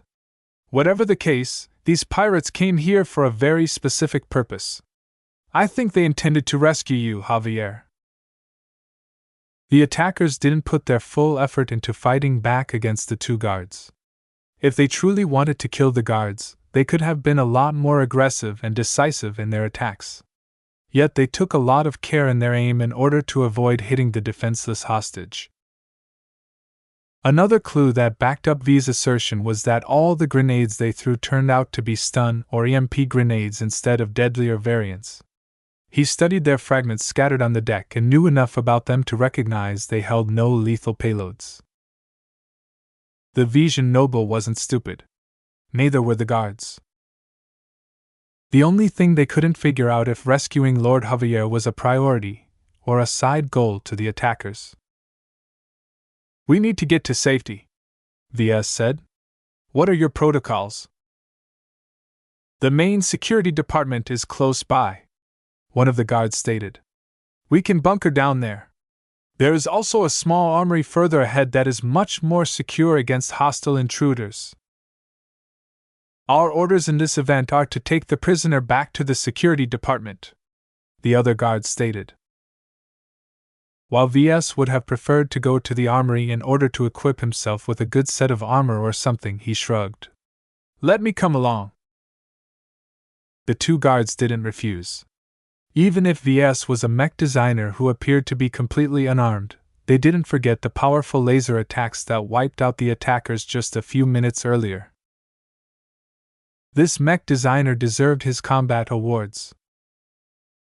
The ribbons adorning his service dress uniform took on an entirely different meaning now to Lord Javier and his guards. The latter especially no longer dared to dismiss V's presence. Before they left the room, the two guards sought out an emergency locker that held various tools, medkits, and most importantly a set of hazard suits. VS and Lord Javier both adorned the bulky hazard suits, which to the former's regret also consisted of a basic model. Its semi-flexible synthetic surface didn't offer that much more protection against enemy fire than a thin vaxit. Even so, the added protection against heat, fire, corrosion, radiation, and other environmental hazards at least protected them if the felicitous remembrance began to fall apart or something. Wearing this basic hazard suit over his ornamental uniform and basic underlayer vaxid made VS miss his old CFA gear. He would have been able to walk up to the supposed pirates and wrestle their own ballistic rifles from their grasp without any hindrance. His 15-99 squalene armor would have been able to bounce away all of the rounds and grenades thrown in his direction without suffering a single scratch. Of course, this was only a dream for now. His current assignment left him with no opportunity to bring his own gear, so he had to make do with this basic model hazard suit instead. Let's move to the security department. They hustled out of the dining room, leaving the charred and smoking remains of the so-called pirates behind. This time, the guards shut off their suit lights and switched to the alternative viewing modes offered by their helmet visors. Although the hazard suits worn by VS and Lord Javier also came with infrared vision and other vision modes, VS felt as if he was looking through a thin, noisy fog that slightly blurred what he saw. Ugh! As they moved out into the corridors, they walked slowly and with care. The two guards kept their weapons peeled in case any more pirates popped out. All of the sensors built into their combat armor also tried their best to detect any threats, whether visible or invisible. Much of the ship fell into complete and utter silence. The lack of working systems and the strange absence of much of the crew unnerved VS. Where is everyone? Javier wondered. They're either at their stations or huddling down in cover, VS explained. He noticed that Lord Javier didn't seem to have much experience with space travel. Right now, you'd be stupid to run off in the corridors like a headless chicken. Even so, shouldn't someone come and fix the broken power? I'm sure that people are on their way to the engineering bay to see what is up. I don't know exactly what's going on either. There should at least be backup power sources that can power individual sections of the ship, but they didn't seem to have kicked in for some reason. Lord Javier grimaced under his hazard suit. Senator Tovar should have checked his own ship more thoroughly before he set out. It was very hard to explain the multiple failings that they witnessed so far. How could the felicitous remembrance be so vulnerable to sabotage and attacks? All the money that the Tovars put into her construction seemed to be almost completely useless at this moment, as their assailants circumvented most of her defensive measures. Fortunately, they didn't encounter any assailants on their way to the security department. The problem was that the security department didn't exist anymore. Through the broken blast doors, VS and the others found nothing but dead bodies, broken armor, impact marks, fragments of machines and more, much of which floated in the air due to lack of gravity. For a moment, the elite guards paused as they struggled to comprehend the mystifying sight before them. The security department should have been able to hold out. Ves looked down at the ash and debris and pointed his finger at the errant footsteps. The attackers already left, I think. What happened here? How could this compartment fall so quickly? Lord Javier voiced everyone's concerns. I think the security department was attacked from both within and without. Look at how the debris is strewn and what marks the explosions have left behind. I think some of the machinery within this department have been planted with explosive charges beforehand. When the attack on the ship commenced, they simultaneously blew up, taking out any security officer and crew member in the vicinity. Even the blast doors failed for some reason, succumbing to plasma charges from all the melted slag left behind. As Ves read the battle damage, he saw more and more signs of prior sabotage. How could the security department completely fail to detect the dangerous payloads planted right in the center of their own stronghold aboard the Remembrance? They were either epically incompetent, or all of their scanning gear meant to sniff these kinds of dangers out all held blind spots against those explosive charges. Whatever the case, the implications were extremely frightening. First, half of the interior of this compartment suffered from the effects of the explosions. Shortly after that, hostiles forced their way through the blast doors and swept over the surviving security officers. The two guards both kept their silence for a long time. Ves guessed that they were probably deliberating among themselves through a private point-to-point comm channel. This entire attack is premeditated, Ves stated the obvious after a few minutes of studying the remains. Maybe months or weeks before the Tovar peace delegation set off, Senator Tovar's enemies already tampered with the felicitous Remembrance as she was being prepared for this journey. How come they didn't plant a massive bomb inside the ship and have it take her out in one go? Lord Javier wondered. Maybe our opponents aren't confident that they could hide their sabotage if they sneaked in something big or tampered with something critical that's inspected every few hours. Maybe their true goal isn't to kill us all, but to take some people captive. They did divert some men to retrieve Lord Javier, having pinned down his location at the dining room. However, only sending a single squad of badly equipped pirates did not impress Ves very much. Retrieving the Vision Noble probably wasn't the main objective of this attack. He thought for a moment and tried to figure out who was important enough for their attackers to even bother with boarding the Remembrance.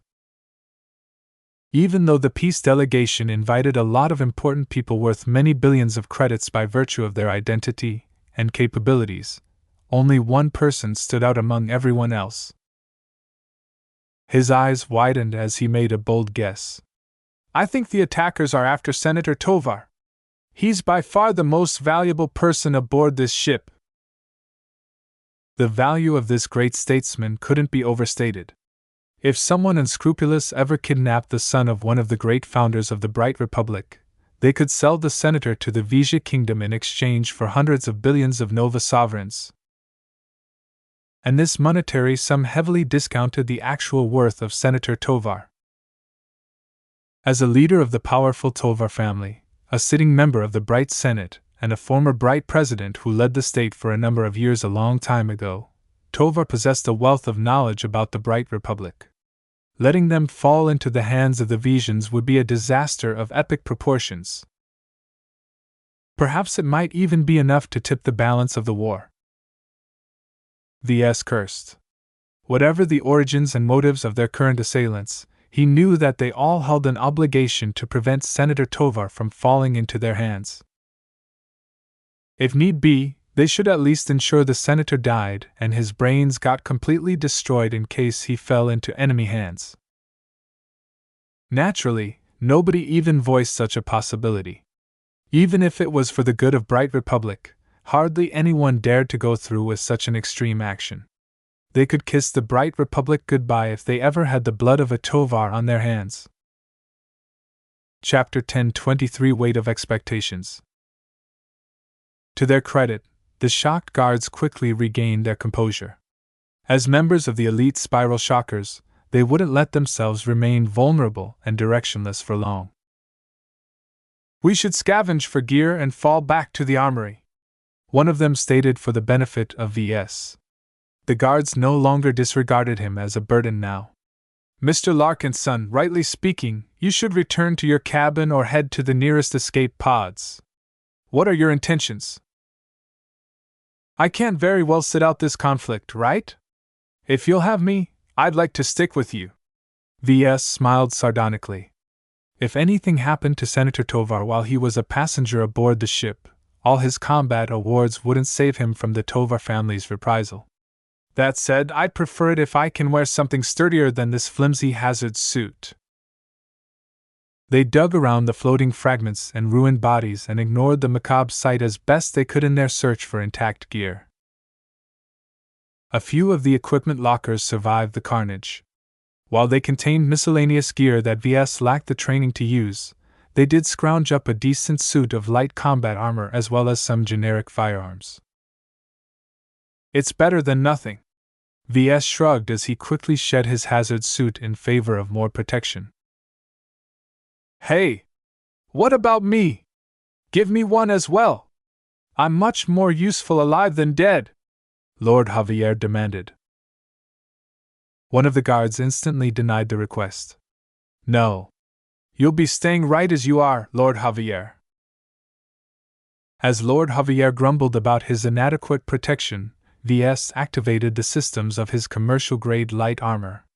The SSL insignia on the chest made it clear that the gear was only as good as those used by security companies. It was better than nothing, and certainly better than a hazard suit. All right, I think I'm good to go, VS stated once he finished syncing up to the systems of his new weapons and armor with the help of the guards. They possessed the authority to unlock the gear for his use. After that, they moved out of the wrecked security department and moved towards the armory situated not too far away. Surprisingly, the armory still stood strong, though the large amount of pirates gathered in front of the heavy blast doors made it clear that it was only a matter of time before it fell. The same time the foursome discovered the milling pirates, the enemy discovered their presence as well. The pirates didn't shout or chaotically fired a barrage in their direction. Instead, they detached a squad of men to go after the intruders. VS and the other three quickly ran around the corner as fast as they could with their mag boots and increased the distance. VS? Lord Javier spoke up. What do you want? This would be a good time to whip up that killer laser weapon of yours. Who do you think I am, a unicorn wrangler? Shut up and keep moving! At this time, VS did not feel he needed to resort to the Amastendra. The two guards wielded heavier weapons this time. Even as they turned another corner, they ran a short distance ahead before the two guards halted. One of them deactivated his mag boots and flipped over in the air so that he stood on the ceiling. He then deployed a mobile weapon emplacement on the surface, which automatically folded out into a heavy-caliber machine gun wield protective alloy plating partially shielding the front. Small mag modules built at the base of the contraption kept it fixed onto the ceiling. The sight momentarily confused VS. It looked extremely strange, but after a moment's thought he saw the cleverness behind the act. Their pursuers wouldn't expect a weapon emplacement deployed on the ceiling. The guard manning the machine gun had in effect turned his position into a miniature machine gun turret that held a commanding view over the corridor from above. The other guard positioned himself at a different angle so that they could catch the incoming pirates in a crossfire. Meanwhile, VS covered the rear behind another corner and made sure that Lord Javier didn't run off somewhere. There was a very real possibility that Lord Javier would run off to the attackers on his own accord. Can you please not point your rifle at me? Lord Javier whined. Do you even know how to shoot a rifle? Your stance is awful and even a raw recruit has better handling than you. Why don't you pass on that rifle to me? I'm a much better shot than you'll ever be in 100 years. VS sneered at Lord Javier.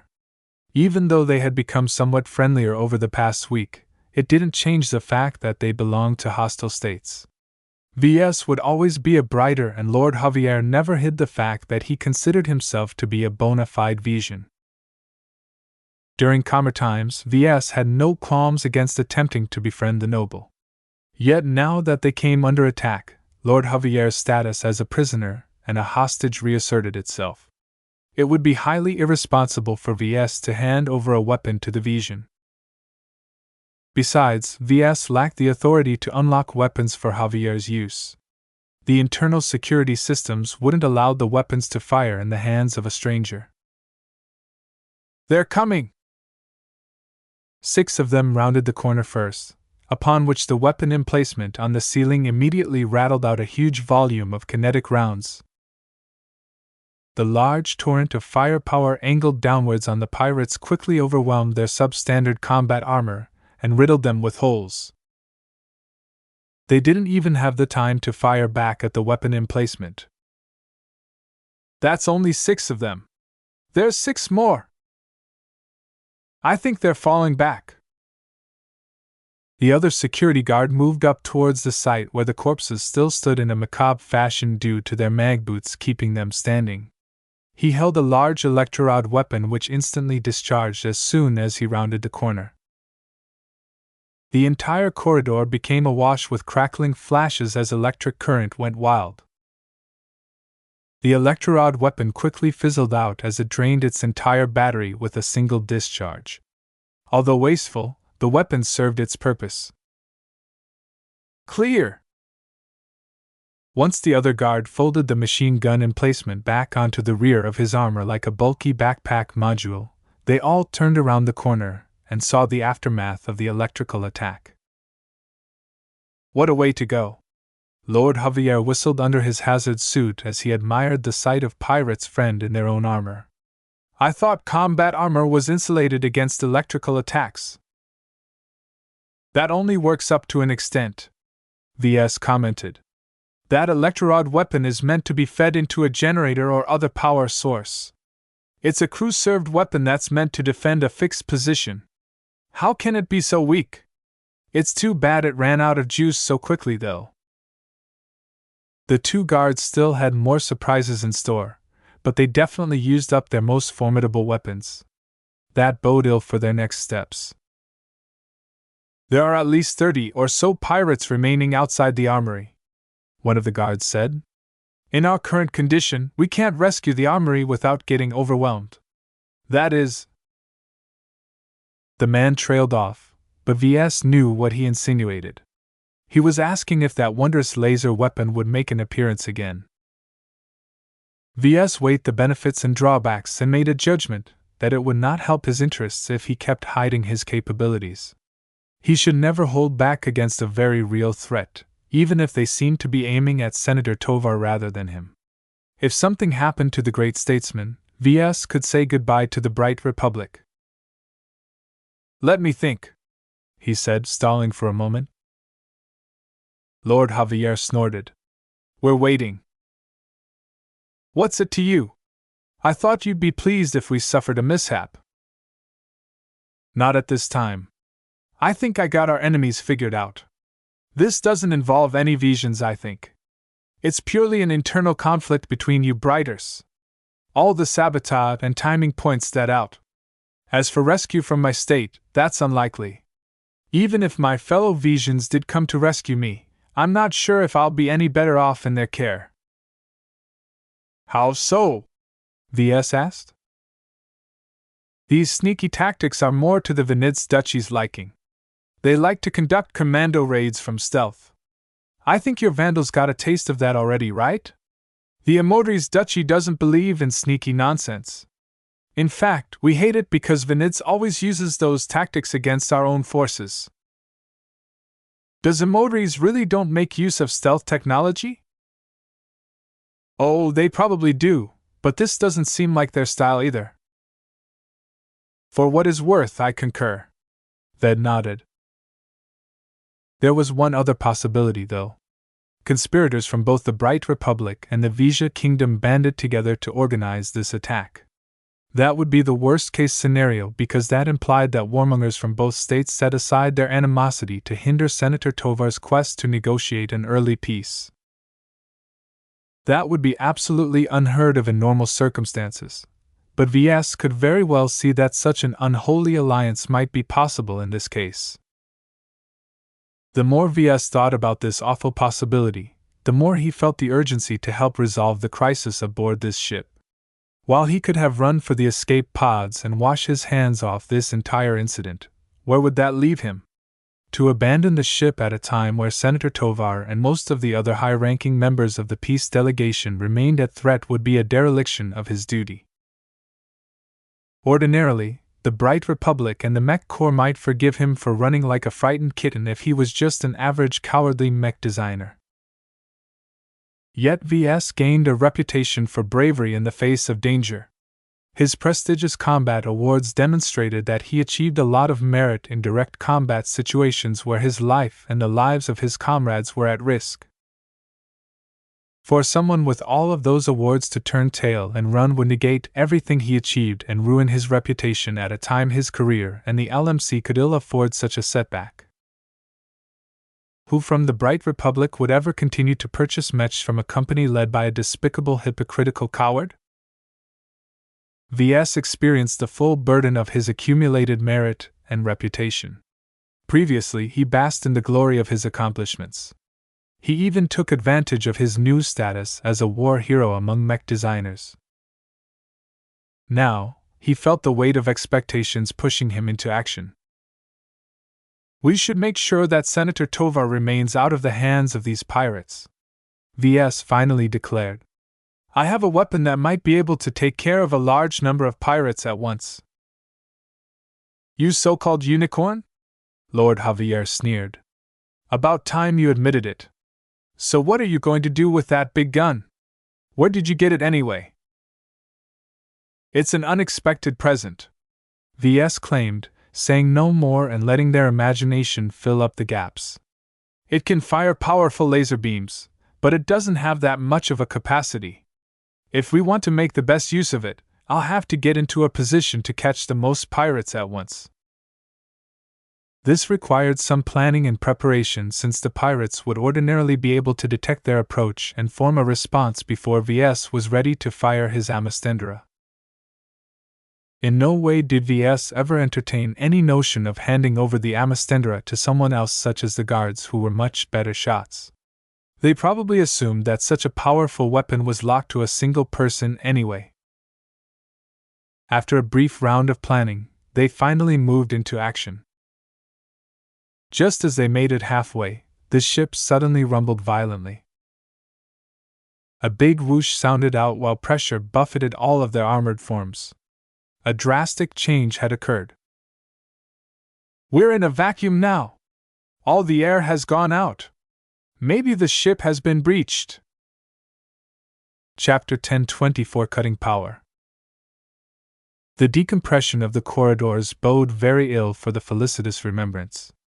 Either the pirates subverted the system meant to regulate the air within the passenger's ship, or they blew a big hole in her hull that the automated damage control systems couldn't patch up. Modern starships activated at least 5 different emergency countermeasures against a hole being punched through their hull, especially ones as well built as the Remembrance. Well, most of those handy features probably failed to kick in considering the complete power blackout, Ves muttered. If the lack of gravity oxygen cycling, temperature regulation didn't worry them enough, now they also had to deal with the consequences of moving in vacuum. Rationing their oxygen became one of their most critical priorities. Their protective suits only possessed a finite oxygen capacity. If their oxygen packs or their suits gained a big enough hole, then they would quickly suffocate and die. There was a way to change depleted oxygen packs for spare ones stored in various emergency lockers spread all over the interior of the ship. However, that took time and was also rather difficult to do alone. With the surrounding vacuum no longer able to convey any sounds, they all patched into the same short-range communication channel.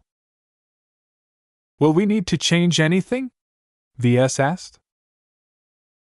No, We just need to move into action faster, one of the spiral shocker guards stated. Spacing the interior of the Remembrance suggests that the plans of our foes has progressed to an extent. We must take action to interrupt their next actions. They hustled back to the armory with haste.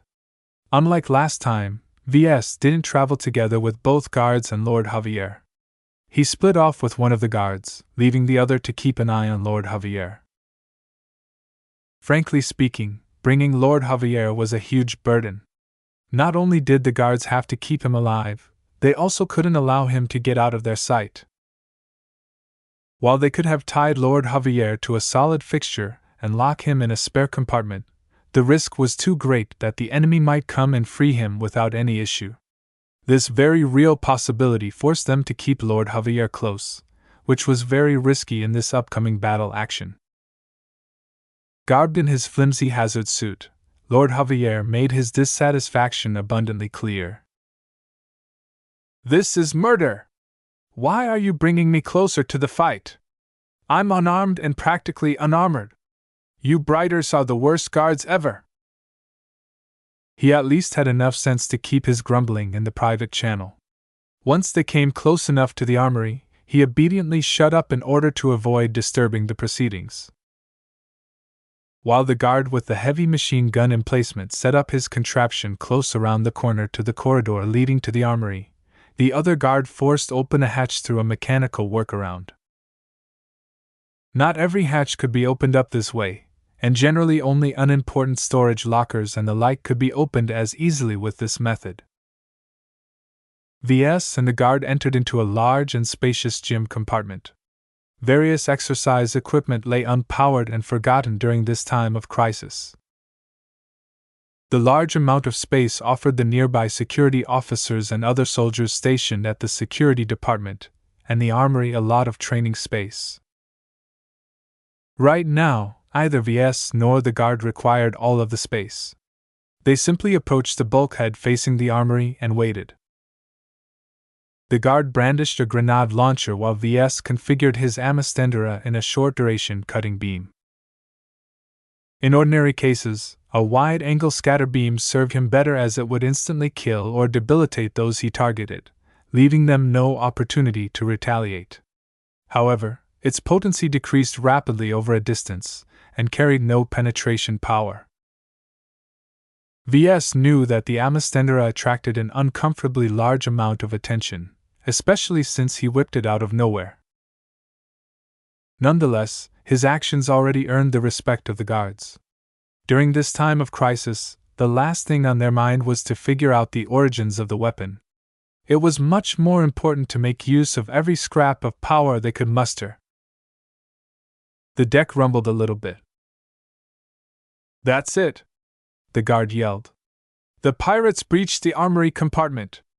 Attack!" They fell upon the earlier contingent of pirates so fast that they couldn't have transmitted a warning back to their comrades.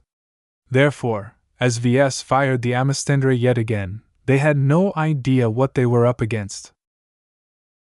The amastendera only burned for 2 seconds this time, but at maximum power the powerfully bright laser shone bright golden white as it attempted to pummel through the bulkhead.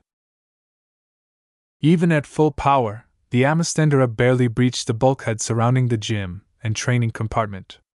Due to the low strategic importance of this compartment during a battle, the shipwrights cut some corners regarding the durability of the surrounding bulkheads. Unfortunately, even when they tried to save costs, the shipwrights didn't dare go too far, thereby giving the amastendera a lot of difficulty piercing through. The first beam only managed to burn through halfway. Ves expected this, so he immediately fired the weapon again, trusting its dimensional heatsink to shunt away all of the dangerous buildup of heat into another dimension. This time, the second beam built up on the progress of the first beam and managed to pierce through. Third time! Ves rapidly extended the duration of the beam and fired the amastendera once more, unleashing its power to the group of pirates attempting to push through ruined blast doors of the armory. Half of their ranks got cut apart or burned in an instant. Even if they wore better quality combat armor, it wouldn't have availed them at all. With the Amastendera at maximum power, let alone infantry, even light mechs would feel threatened. The remarkably well-trained pirates instantly abandoned their intention to break into the armory. Around half of the survivors rallied around a leader and instantly turned into the direction of the gym compartment. However, two things happened that forestalled their next response. The thick fat muzzle of a grenade launcher barely squeezed through the narrow gap that Ves burned through the bulkhead. The residual heat already started to affect the integrity of the grenade launcher's barrel, but the guard quickly unloaded a full drum of grenades without worrying about anything else. The badly aimed grenades sprayed over a very wide area, some of them landing nowhere close to an enemy. However, plenty of grenades landed close enough that when they detonated, they severely battered or outright killed the nearby pirates. Unfortunately, the grenade launcher's drum only held so many grenades, and the spiral shocker guards only managed to scavenge a single drum from the security department. Still, the effect of this attack more than satisfied Ves and the guards. Before the survivors could get their wits back together, the other guard that set up the machine gun emplacement suddenly reversed the polarity of its mag modules. This caused it to change the way it interacted with the deck. Instead of sticking to it, it abruptly floated above of it. Although the emplacement was rather heavy, it didn't prevent the guard and his servo-assisted armor from turning around the corner, pushing it towards the entrance of the armory. After that, he switched the polarity back to its original settings, causing it to slam back down to the deck. The guard laid down behind the emplacement and instantly fired its entire remaining magazine of rounds. The vast majority of pirates never stood a chance. When they were still focusing their attention towards the entrance of the armory and the newly opened gap from the gym compartment, they were completely exposed to an attack from a third direction. While some of the pirates reacted quickly enough to fire back at the third assailant, the armor plating surrounding the machine gun emplacement held out long enough to tear down every pirate bar one. The highest-ranking pirate somehow managed to survive. By dropping to the deck and using the corpses of his subordinates as extra cover, he managed to survive with only scratches to his armor. It didn't save him from getting disarmed and captured by the remnants of the security officers holing up in the armory. A handful of armored soldiers stormed out of the ruined blast doors and quickly policed the site of the dead and wounded. A handful of pirates survived alongside the leader. Most received heavy injuries, which the security officers temporarily patched up with the supplies from their emergency med kits. They hardly helped. The injured pirates needed better treatment than that, but none of them could afford to divert to the Remembrance's medical bay. As the four reunited outside the armory, Lord Javier's guard escorts reported to the exoskeleton-armored security captain that emerged out of the armory compartment. They reported through a private comm channel, so Ves didn't get to hear what they said. They did gesture towards him a few times, so he had no doubt they reported both his contributions and his possession of an amazingly potent weapon. Mr. Larkinson, I see it was wrong for me to dismiss the rumors swirling about the galactic net. The security captain complimented him. I am Captain Yamona Husky of the Spiral Shockers. I'll be taking charge from now on, is that clear? Ves did not wish to submit unconditionally to Captain Husky, so he did not reply as usual. Following Lord Javier's advice, he gave an indirect response. I will be glad to assist your endeavors, though mind you, I'm not trained for combat. Whatever you say, Husky replied skeptically. Her exoskeleton helmet prevented Ves from seeing her face, but he had no doubt that she stared at his empty hands, wondering where he hid his super laser pistol. Seeing that she faced a tough customer, she immediately moved on. Right now, we need to take back control of the ship, or barring that brings Senator Tovar to safety. What about the other VIPs? We'll rescue the likes of Colonel Zelvin and Professor Ventag if possible, but Senator Tovar's safety takes priority. Ves figured that his name was way down in her priority list. He didn't mind it too much, though. "What's your next step?" he asked, deliberating, phrasing his question in a way that put a little distance between him and the surviving security officers. Captain Husky stared at the 2 surviving guards out of the 4 assigned to keep Lord Javier safe. "Damn. We don't have sufficient manpower at our disposal. Half of the armory got blown up and the rest of my subordinates are trapped or stranded at their bunks or at their assigned posts. We can only muster up a single squad." Ves looked beyond the handful of security guards that had armed themselves to the teeth and saw devastation within the armory.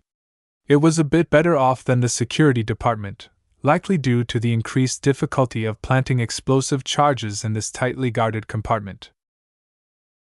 Still, a single guard captain leading a squad of men wouldn't be enough to push back the 100 or more pirates that likely boarded the felicitous Remembrance. After weighing her decision, Captain Husky decided to forego heading down to the lower decks to ascertain the state of the engineering bay. Instead, she decided to secure Senator Tovar first. "We head to the bridge. Right now, it must be under heavy assault by the bulk of the pirates. We can't allow them to gain entry." "I think that's the best course of action," Ves concurred. "I wasn't asking you." Everyone moved out on her orders, though some of them took the time to gear up properly for an assault. Due to the likelihood of follow-up attacks on the armory, Captain Husky did not feel reassured leaving Lord Javier behind with a single guard. She decided to continue stringing the Vision Noble along regardless of his complaints. "At least give me something better than a hazard suit." Chapter 1025 4 Pods. Captain Yamona Husky led her men to the bridge situated at the upper decks. They moved through empty corridors and ignored the handful of bodies and marks of damage. The pirates had swept through the corridors, killing those moving in the open. Everyone puzzled over the identity of their captives. Earlier, they attempted to interrogate the wounded pirates along with their remarkably well-equipped leader, but they all committed suicide at the same time. "Suicide implants." Lord Javier huffed over his private comm channel with Ves as he paced alongside his guards. No one else appeared interested in what he had to say, least of all Captain Husky. "No ordinary pirates would let someone implant them with those. If that isn't proof that they're not actually pirates, then you might as well cut me in half with that ridiculous laser weapon of yours." "Do you recognize them, perhaps?" Ves asked. "No. I don't feel their vision. Although they didn't live long enough for me to observe much at all, the pirates have this rough and ruthless quality to them that's far from the attitude ingrained in the Vision underclasses."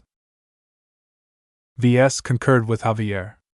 "They're far too disciplined and stoic to resemble the pirates from the frontier. There's little chance that they're elites from the Ravian Alliance, though there's a small possibility that they are dispatched by the Dragon Alliance. It wouldn't make much sense, though. We are quite a distance away from the frontier, and as far as I know, the pirates don't have much interest in meddling with our 2 states." That only left one probable possibility. "Dark mercenaries," Lord Javier said. Killers for hire, the famed dark mercenaries who mainly based themselves in the Nixian Gap earned their living through dishonorable means. Different from pirates who mainly relied on opportunistic preying of trade ships, dark mercenaries hired themselves out from the deepest depths of the underground. They didn't work for everyone. Through intermediaries and trusted agents, they matched up with upstanding companies that sought to take care of something violently without the risk of tying the crimes back to their names.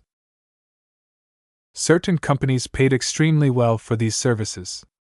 In general, a well-established dark mercenary corps not only lasted longer, they received better and much more regular earnings.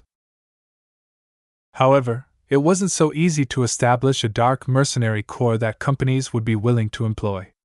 Betrayals happened so often in this murky service industry that reputation and a track record of following through on agreements mattered a lot to both the clients and the service providers. The high barrier of entry meant that only a relatively small number of long-standing dark mercenary corps ever endured for more than a decade. However, those who managed to survive the initial period would always be able to gain enough reputation to keep the repeat clients coming. Dark mercenaries earned huge amounts of money. They faced less risks than most pirates but got to earn just as much, if not more, than even the more successful pirate gangs. The difference between pirates and dark mercenaries also extended to their training. The latter mostly consisted of military mech pilots or veteran mercenaries with serious behavioral problems or gone afoul with the law. Unlike the barely trained scum that made up most of the pirate mech pilots, dark mercenaries held themselves to a higher standard. The discipline and training displayed by the so-called pirates pointed strongly towards dark mercenaries. Still, Ves did not entirely know if they made use of suicide implants wired to a remote signal or some sort of trigger. Maybe they're commandos or intelligence operatives, Ves guessed. Javier shrugged under his hazard suit. Who knows? There are too many possibilities to guess, but personally I'm leaning towards dark mercenaries. This speculation didn't help them all that much, but it did give Ves an idea on who they faced. Not everyone made use of well-trained soldiers and stealth shuttles, but some of the better and more renowned dark mercenaries were every bit as good as the commando forces employed by states. Soon enough, they reached the deck which hosted the bridge compartment. They encountered a pair of pirates stationed at the main stairway, who instantly panicked and tried to run and warn their comrades. Hosky's men managed to gun them both down, but they weren't pleased. The pirates are probably warned of our presence, the captain predicted. We've lost the element of surprise. Even so, they still forged onwards, duty-bound to assist Senator Tovar. As they got nearer to the bridge, they encountered a security checkpoint that had been overwhelmed and taken over by pirates. Even though the defensive fixtures received a lot of damage, they still offered much more cover than the completely open corridor leading up to the checkpoint. This is not advantageous to us, Captain Husky observed. Even with our superior equipment, the pirates stationed twice as many men as ours. With the advantage of cover, they'll hold out long enough that they could easily bleed us dry if they're determined to fight. Regular pirates folded easily when faced with stiff opposition. Ves did not have any illusion that these fake pirates followed such behavior. What do we do? He asked. There was a reason why Captain Husky said those words in the common communication channel instead of keeping her doubts to herself. Some of those pirates are carrying heavy weapons. I heard that you have a very nasty surprise. In the end, the security checkpoint offered no hindrance to the two consecutive cutting beams that cut apart most of the cover and the pirates hiding behind. The pirates somehow hadn't been in touch with their comrades assaulting the armory, so they did not expect the attack at all. As Captain Husky and her men cleaned up the rest, Ves found that discrepancy to be very useful. The pirates jammed all long-range comms, preventing us from linking up but crippling their own means of contacting each other as well, he observed with a grin. Usually, that works in their favor, but not this time. Even so, the jamming prevented the scattered security officers from linking up and coordinating with each other, which helped the intruders a lot so far. The defenders of the ship might be elites, but they expected a lot more help from the Remembrance's internal defenses. If not for the complete loss of power, these pirates wouldn't have stood a chance as the artificial gravity slammed them up and down between the ceiling while turrets deployed from above and from the sides to pepper them with lasers and projectiles. There was no use crying over the extent of the sabotage. They moved on past the fallen security checkpoint and moved on to the bridge. Upon their arrival, they saw that they arrived too late. The pirates forced through the blast doors. The bridge of the Remembrance should have been the thickest and most well-armored compartment of the ship. Yet a huge hole rested at the site where Ves attempted to enter only to be denied by the guards. How can this be? VS wondered. If there's anything I know about the bridge, it's that those blast doors are much thicker and tougher than the blast doors protecting the armory. As the center of the operation of the ship and the principal station for the captain and Senator Tovar, the bridge was exceedingly well protected. Yet somehow the pirates broke through anyway, and with explosive ordnance far more potent than anything they used before. The sight of the ruined blast doors was so ruined that a huge chunk of the ceiling, deck, and surrounding bulkheads had been blasted apart as well.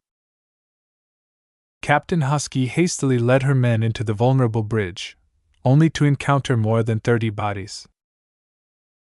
All of the dead are bridge officers and security officers, VS stated with alarm. The guards quickly scoured over the bodies, seeing no dead pirates among them. Instead, suspicious piles of ash and melted puddles suggested that the pirates cremated their dead and all of their gear with incendiary charges. Senator Tovar isn't among the dead.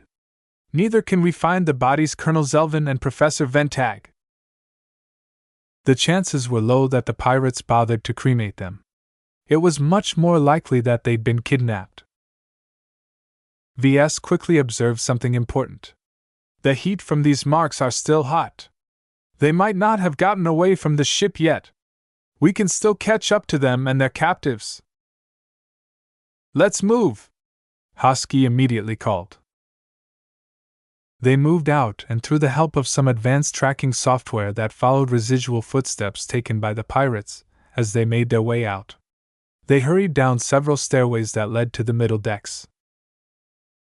No hangar bay resided on the deck the pirates had reached, which meant they were trying to extract through a hole in the hull.